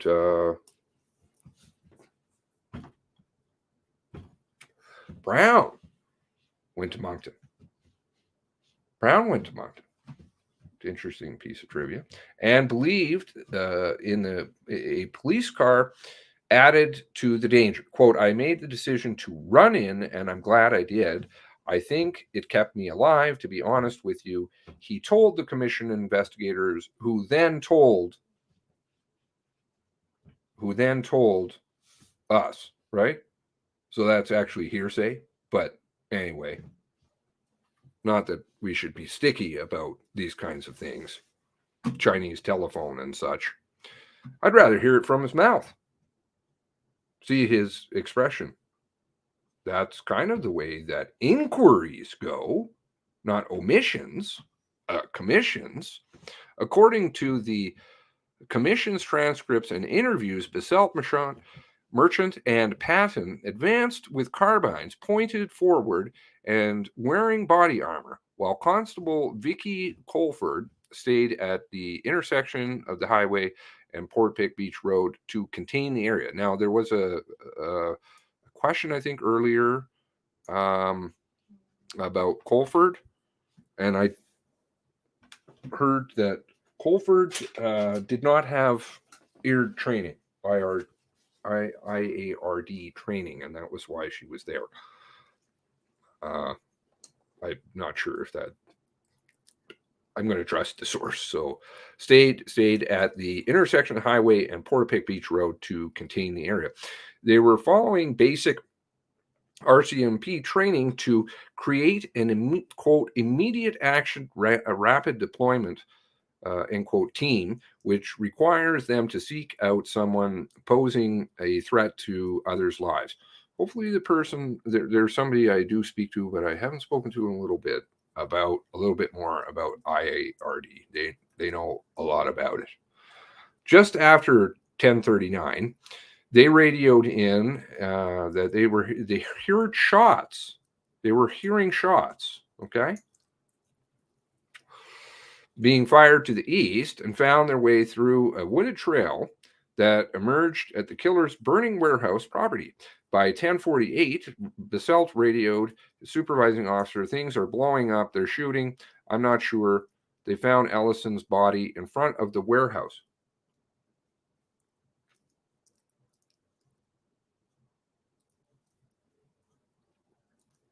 I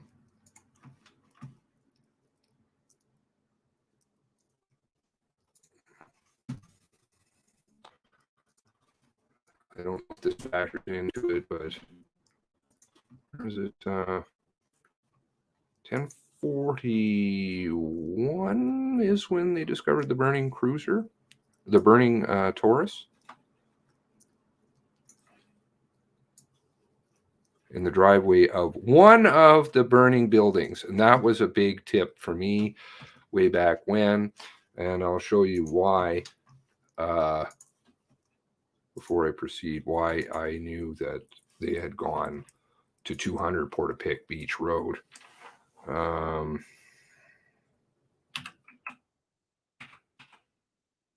think I put together a photo montage of this at some point, somewhere. Which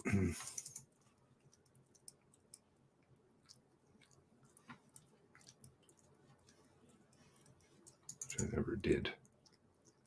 Oh, that's cars. That's a different one. Gotta do that one too. There's so many of these I have to do. Warehouse.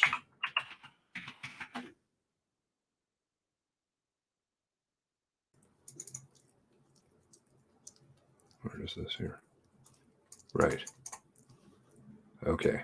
So, everybody was under the insinuation from the police that, of course, they went to the warehouse. They were on Orchard Beach, but if we see here, they have one cruiser, right?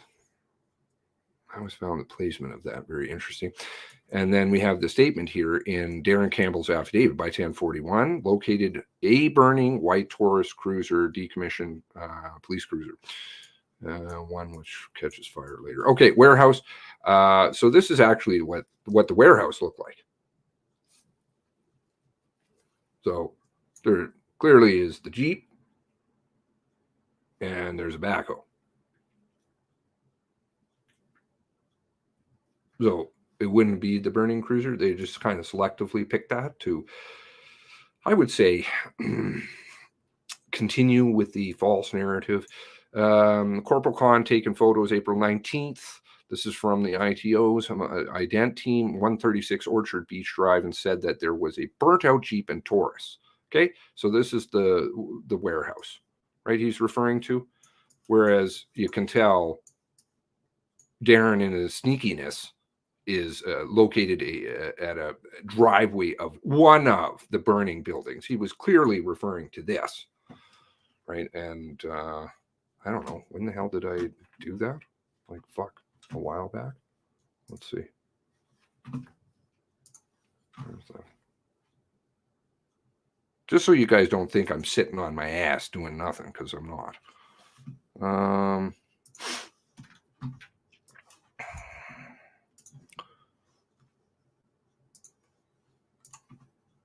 I think it should have properties, warehouse, December 1st. Okay. I just keep things so that in case they want to pop things out on us later, we have some stuff too. Not that I'm trying to withhold things, just keep them. Cards. Then 3 officers knocked on the door of Lisa McCauley's house. Oh, sorry. My apologies. 10:39. So we know that they're definitely over at the warehouse, or sorry, the house, the log cabin, which completely burned. I find that always interesting too. At 10:41. So in 7 minutes they got through. How does that work exactly? If Corey is killed at 10:40. Anyway, I'll work on that stuff later. Through the wooded trail, emerged at the killer's warehouse property by 10:48. Basalt radio to the supervising officer, quote, "Things are blowing up. They're shooting.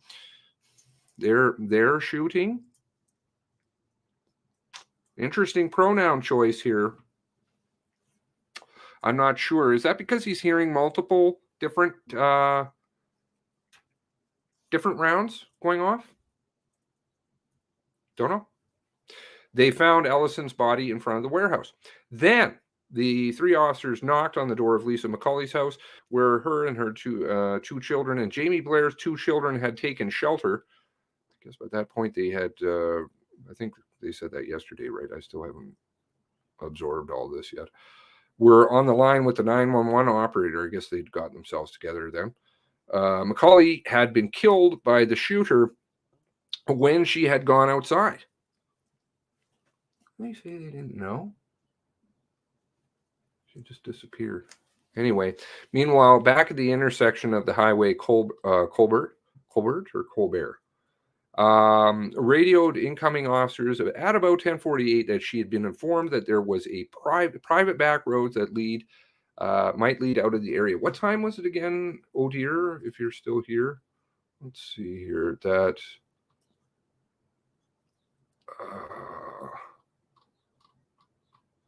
McDonald's left?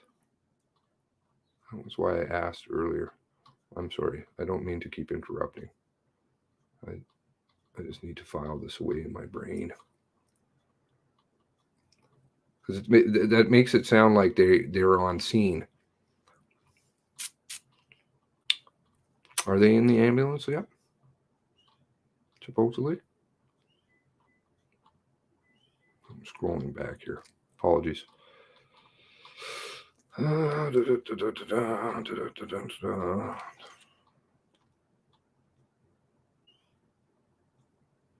In Discord, okay. Well, I'm not going to hold up people while I'm looking for this. Maybe it'll, if she's still here, she can put it again. My apologies.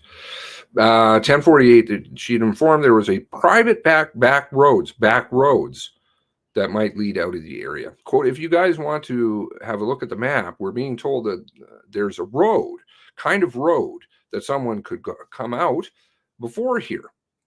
She said, the commissioner's investigators state it's likely that the message was directed towards Corporal Natasha Jameson and Corporal Chris Grund, who were coming in from the Millbrook detachment. Well, did he pass them? The commission doesn't indicate how they responded. However, doesn't indicate how they responded. Why not? However, it was probably too late. The commission's investigators say the killer had likely already reached the highway and was driving out. Again, I would go back to the comment from the mother of the witness who said that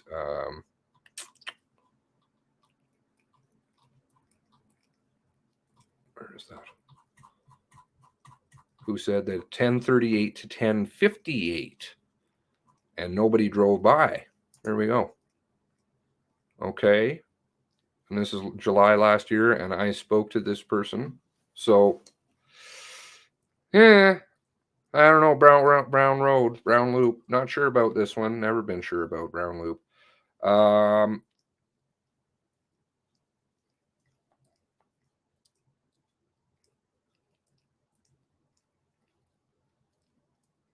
It was likely that he had already reached the highway and driving away. Okay, well, I guess he drove by somebody who apparently he couldn't drive by. It wasn't until a little after 5 a.m. the next morning, police set up a checkpoint at the back road exit where the killer escaped.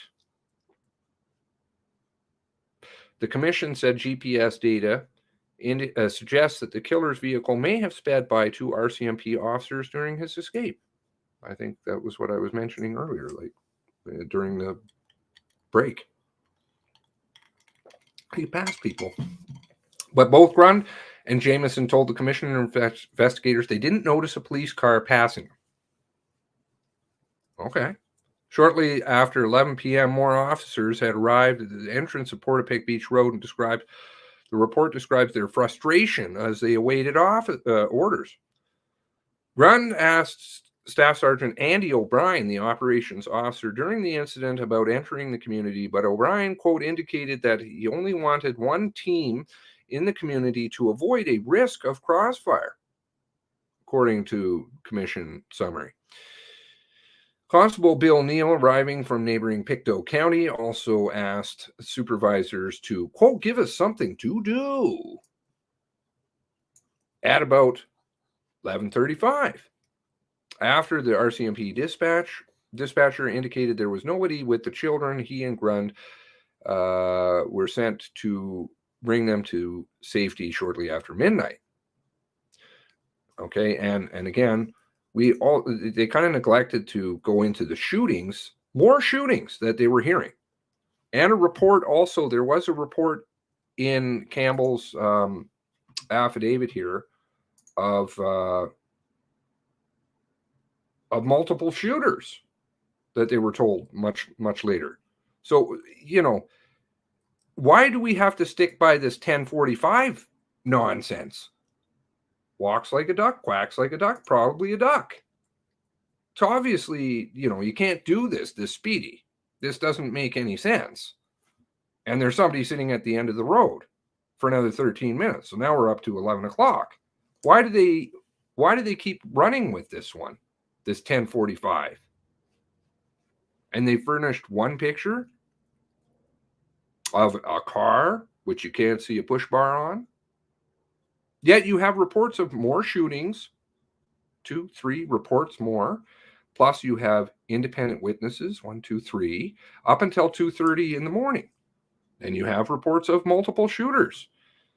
And Aaron's homicide doesn't appear to be the work of a singular individual, which we're going to touch on some more in the future here.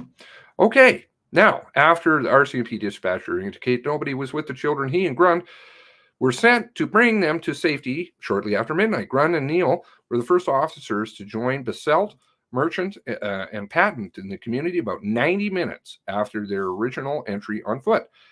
Though all of this, or through all of this, the general public has been given little word of what was going on. At 11:16, Baselt radioed Brian Rehill, RCMP risk manager, to ask whether some kind of emergency broadcast might be made to warn civilians. Oh. But the tweeters, don't you know? But we still have Cat. Okay. Whether there's some kind of emergency broadcast might be made to warn civilians, but Rehill replied, the police were using 911 map to call as many residents as possible.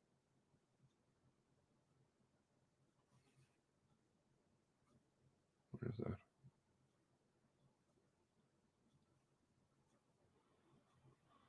The award, you know? I don't know. This is what's training other departments. They're looking up to that. Okay. I don't know. 11:32 local time, RCMP sent out a tweet saying that they were responding to firearms complaint in the Portapique area, in quote. Even though they knew of how many homicides by this point? How many homicides? Homicides. They'd actually seen the bodies. And asked people to avoid the area and stay in their homes with locked doors on the tweeters after Kitty Cat for an hour. It wasn't until 8:02 the next morning, over 9 hours after Wortman had escaped the area, that they issued another tweet declaring, quote, active shooter investigation. Again, how do we know he escaped the area? What are we taking that on? A photo? A blurry photo? With no timestamp, with nothing. Okay.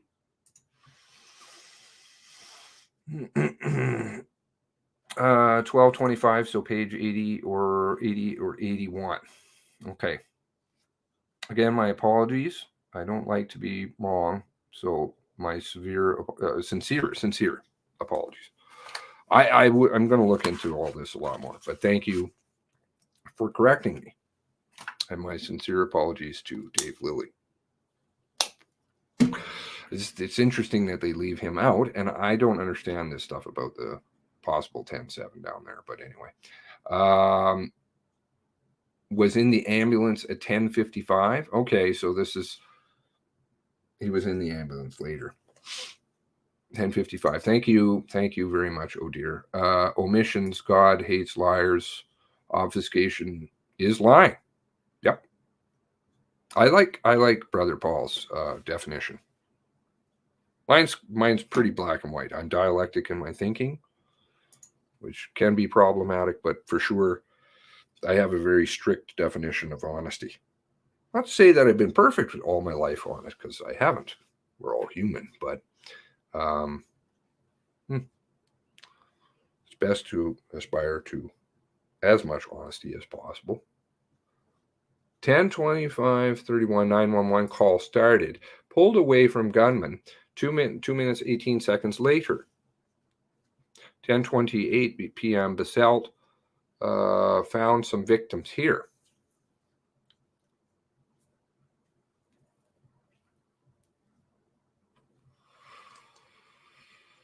Okay, so we know for sure that sometime between 10:28 and 17 minutes, 27 minutes before they're in the ambulance. sometime in there they got picked up. If RCMP came across burning Taurus at 10:40, which was likely set on fire before 10, so it burned for what, about 40 minutes? I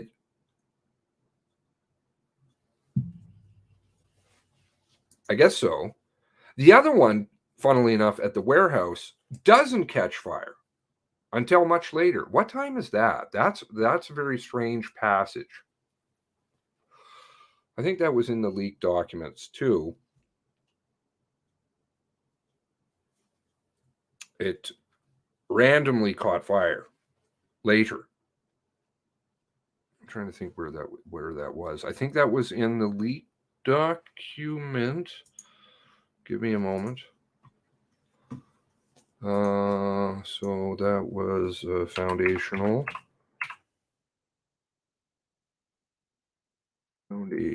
documents. Okay.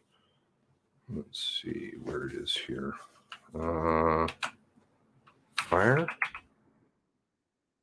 Oh. Yes. This interesting passage.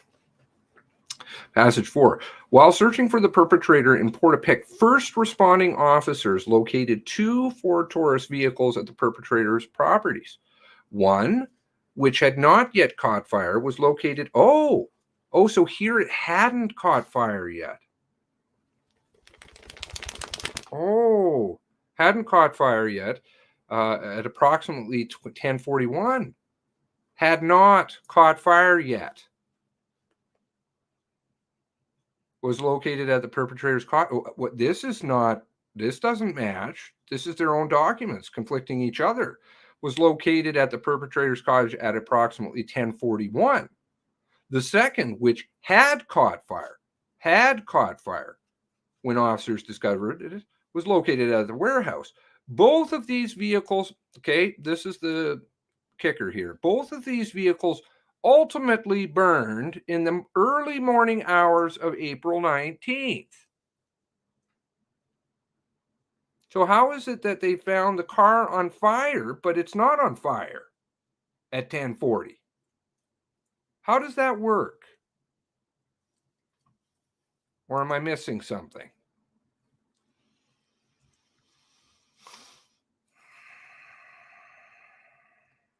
"30 seconds to go from Glensham House to the top of the road." The car in Shuby burned a lot faster than that.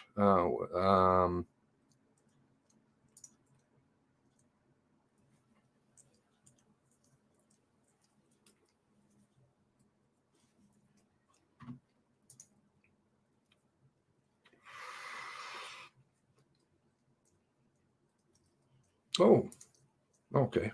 Well, she can say hello. Hello.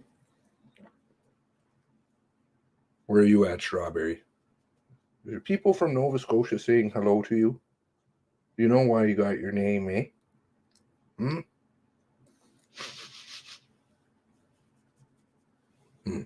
Little Nova.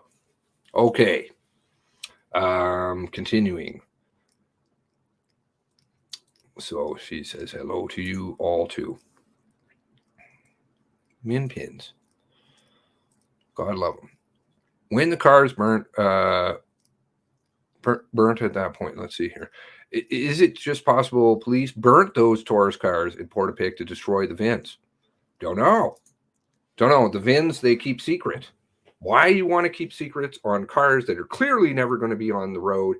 I think, again, this is going to probably go somewhat towards that video if I ever get to that. I got all these things I got to do, but cars video is one video.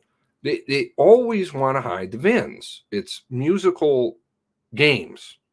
And I did see somebody brought up the blue Tauruses, which is very true. That's part of that. How did these blue Tauruses suddenly come and go? I don't know. Where are all these vehicles? VINs are in different spots in the vehicle. Could not remove. Are they stamped? I think I know on tractors and things like that. I'm familiar with that. They're stamped on different parts, like literally into the axle and things.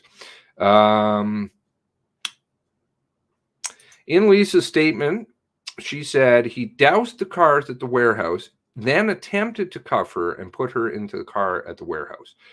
Then she escaped out of the car at the warehouse and ran, says Jane. Okay.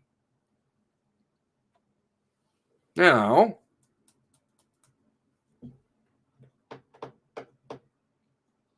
Lisa never said that she saw him light something on fire. The kids across the road did, which is interesting. But she never saw him light anything on fire. She saw him dump gas and then say to her after he had beaten her, please don't, slip and fall in the, well, he didn't use please. Don't slip, careful. Which is a rather strange thing to say. But then, she said she never saw him light anything on fire.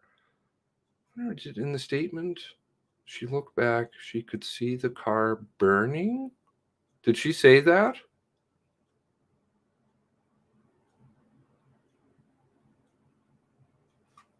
Whoa. Let's see here. Her statement does change when Vardy comes into the picture a little bit, but let me see if I can come across that. Searching.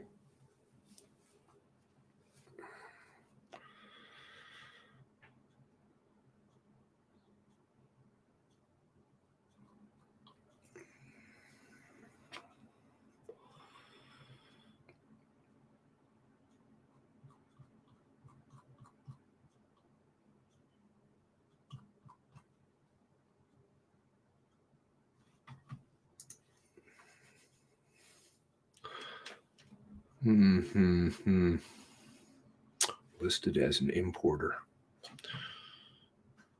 Right? All these interesting questions. Okay, so we're into the gun stuff, so that's much later. Vardy.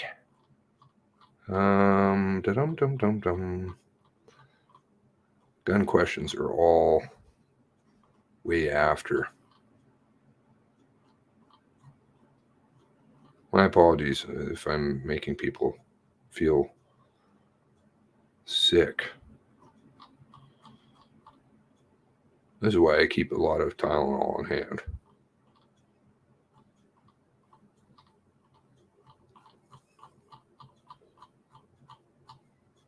Hiding spots. Okay, this is more specific stuff. This is her second statement.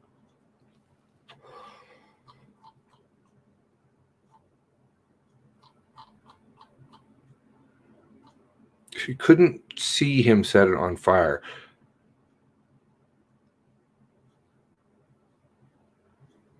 But she could look back and see that it was on fire. Did she see? Why did the Jeep have to move? I don't know. Was that parked in the way? The cruiser was in the, I'm not going to call it fake mock. I'm still not convinced, but it was in the garage. Okay, so here we go to her original statement.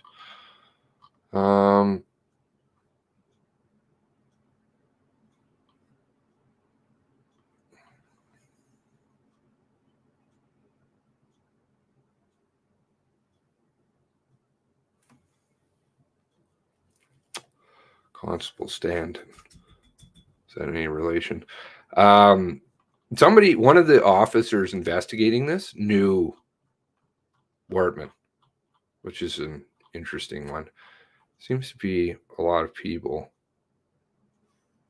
Here we go. I reviewed an email sent to Constable Stanton with respect to information received from Constable McKay from blank.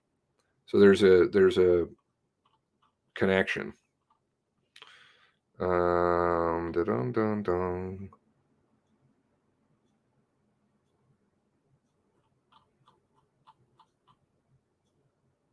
Could see smoke. Okay, so we're getting closer because Does jump a little bit.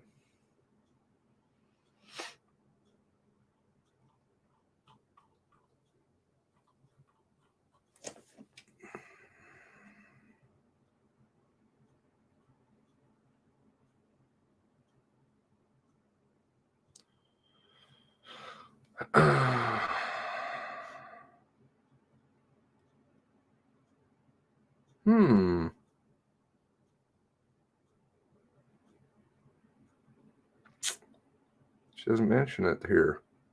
Okay, I'll have to find it later. Poured all gasoline inside the cottage and told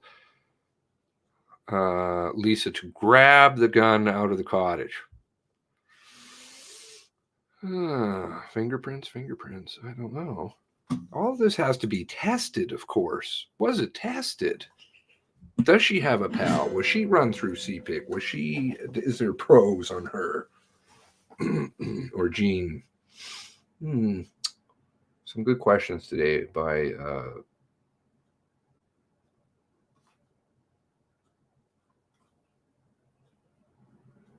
but she could look back and see that it was on fire. Had she lit? Had he lit? Do you guys remember? If he had lit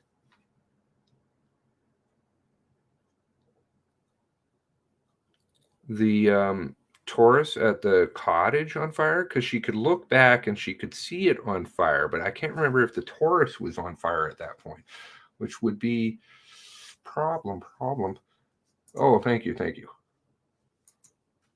See somebody else. Then I can say, yes, you're cute. Yeah, nice. They went down to Portapique Beach Road first. They said that they saw a white Ford Taurus not burning in the review today. So it's not burning. Okay. I mean, I suppose it could catch fire by proximity. Just something interesting. Yes, the cars went to Cal Bay Andrew's shop. John Ross for crushing. Yeah, we went through that. That was the day that there was the false stripes on the car. That fellow got charged, which I heard, not been able to really verify, but it appears to be true that the person who was charged with that did not. They dropped the charges against him, but totally fucked up his car by leaving doors and things open. So I'd say that his car was not. At least they wouldn't get a conviction. I believe Lisa was setting cars on fire. I think she was throwing cops off to let him get away safe. Cars burned awful fast. Things burn fast, burn to the ground. The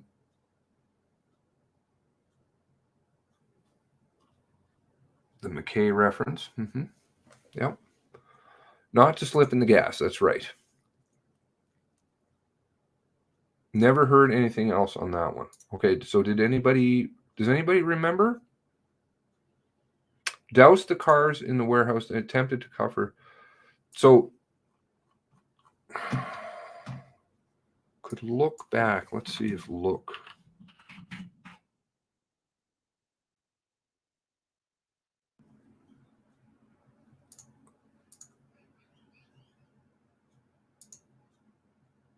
Okay. Here we go. Gabriel Wortman was pouring gas around the cottage and said he could not forget his gun, and drug Lisa to the spare room and got a black Glock handgun with a laser on it. So I guess he's got two now, right? Because she went and got one for him, or I don't. Yeah, with fingerprints all over it. Was she tested for residue? Lisa Banfield knew about the gun was there, as she had seen it when cleaning. Does she have PAL? Come on, these questions absolutely need to be answered. Lisa Banfield said the floor was very wet from gas and poured on it, and Gabriel Wortman told her to be careful. As they exited the cottage, Gabriel told her to look back, and she could see that he started on fire. Okay, So it doesn't have even mention of a. Oh, okay. Interesting. Here it is here. She remembered seeing Gabriel put gasoline on the police car that was in the driveway, but can't remember if it was on fire when they left. Okay, so maybe he just dumps gas all over it and then it catches on fire sometime a lot later. I guess an ember comes on it and burns.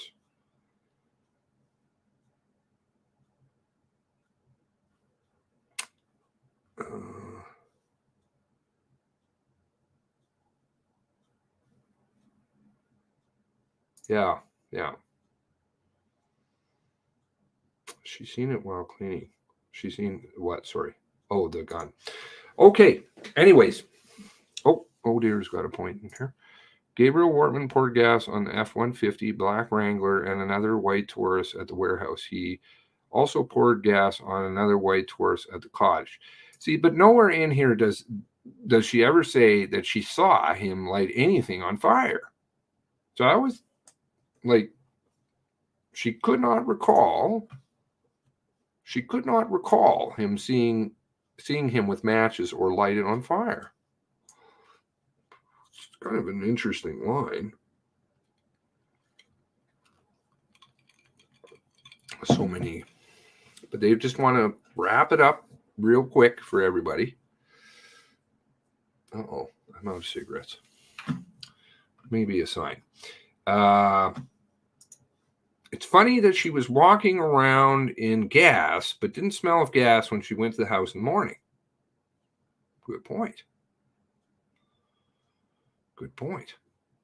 Well, her shoes were thrown away, right? Yeah. It's interesting. Leon said, well, I'll get into all that another time. That's another one. Got to save a few here. Constable Stephen McKay had a friend that spoke with Wortman April 14 and 15. Yes. Who then disclosed, Constable McKay disclosed information to Angela. Right? So, anyway, okay, well, 7 hours, 51 minutes. I didn't know that Banfield did any cleaning at 200 PBR. I thought that's someone else's job. Are your pictures accessible? Shamus?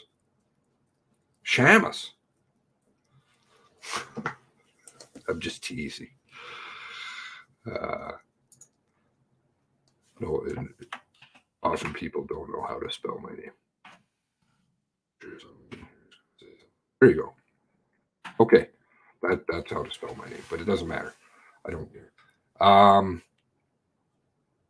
And as everybody knows, that isn't my real name, yes, but for 3 decades, it has been, essentially, inclusive of my family. They pretty much know me as that, so it's not a big new thing. Oh, you little squeaky. Are you tired? Want to go for a walk? Are my pictures accessible? Like, do I have them online? No, I don't. I tend not to use online stuff, and I'm not very techie. And I got to keep a few things, not because I'm trying to withhold.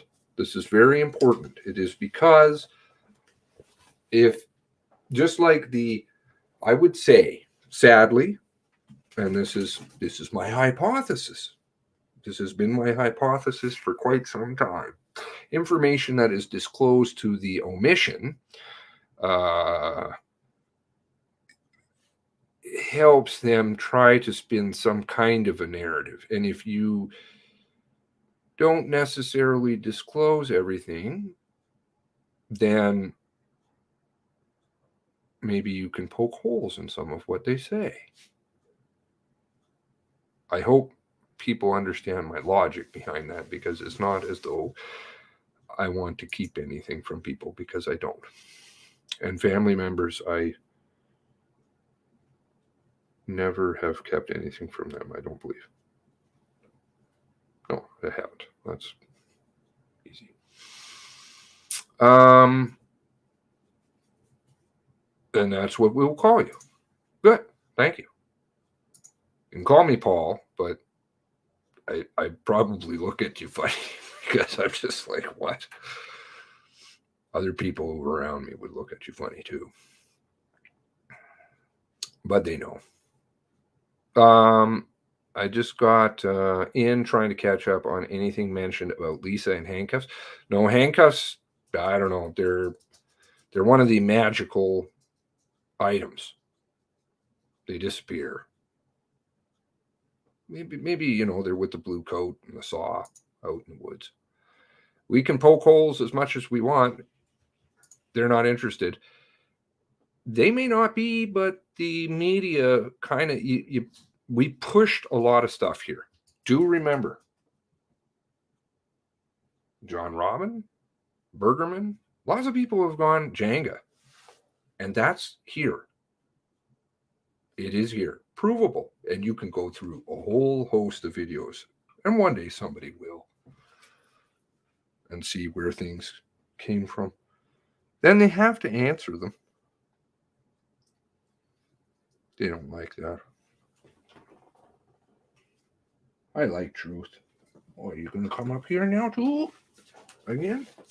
Okay, good girl.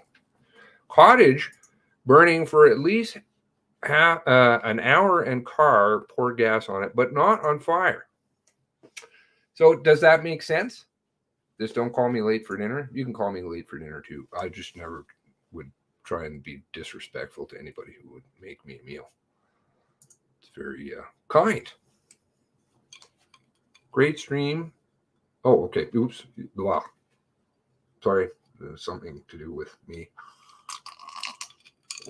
I'm just glad that we have such a great community. Okay.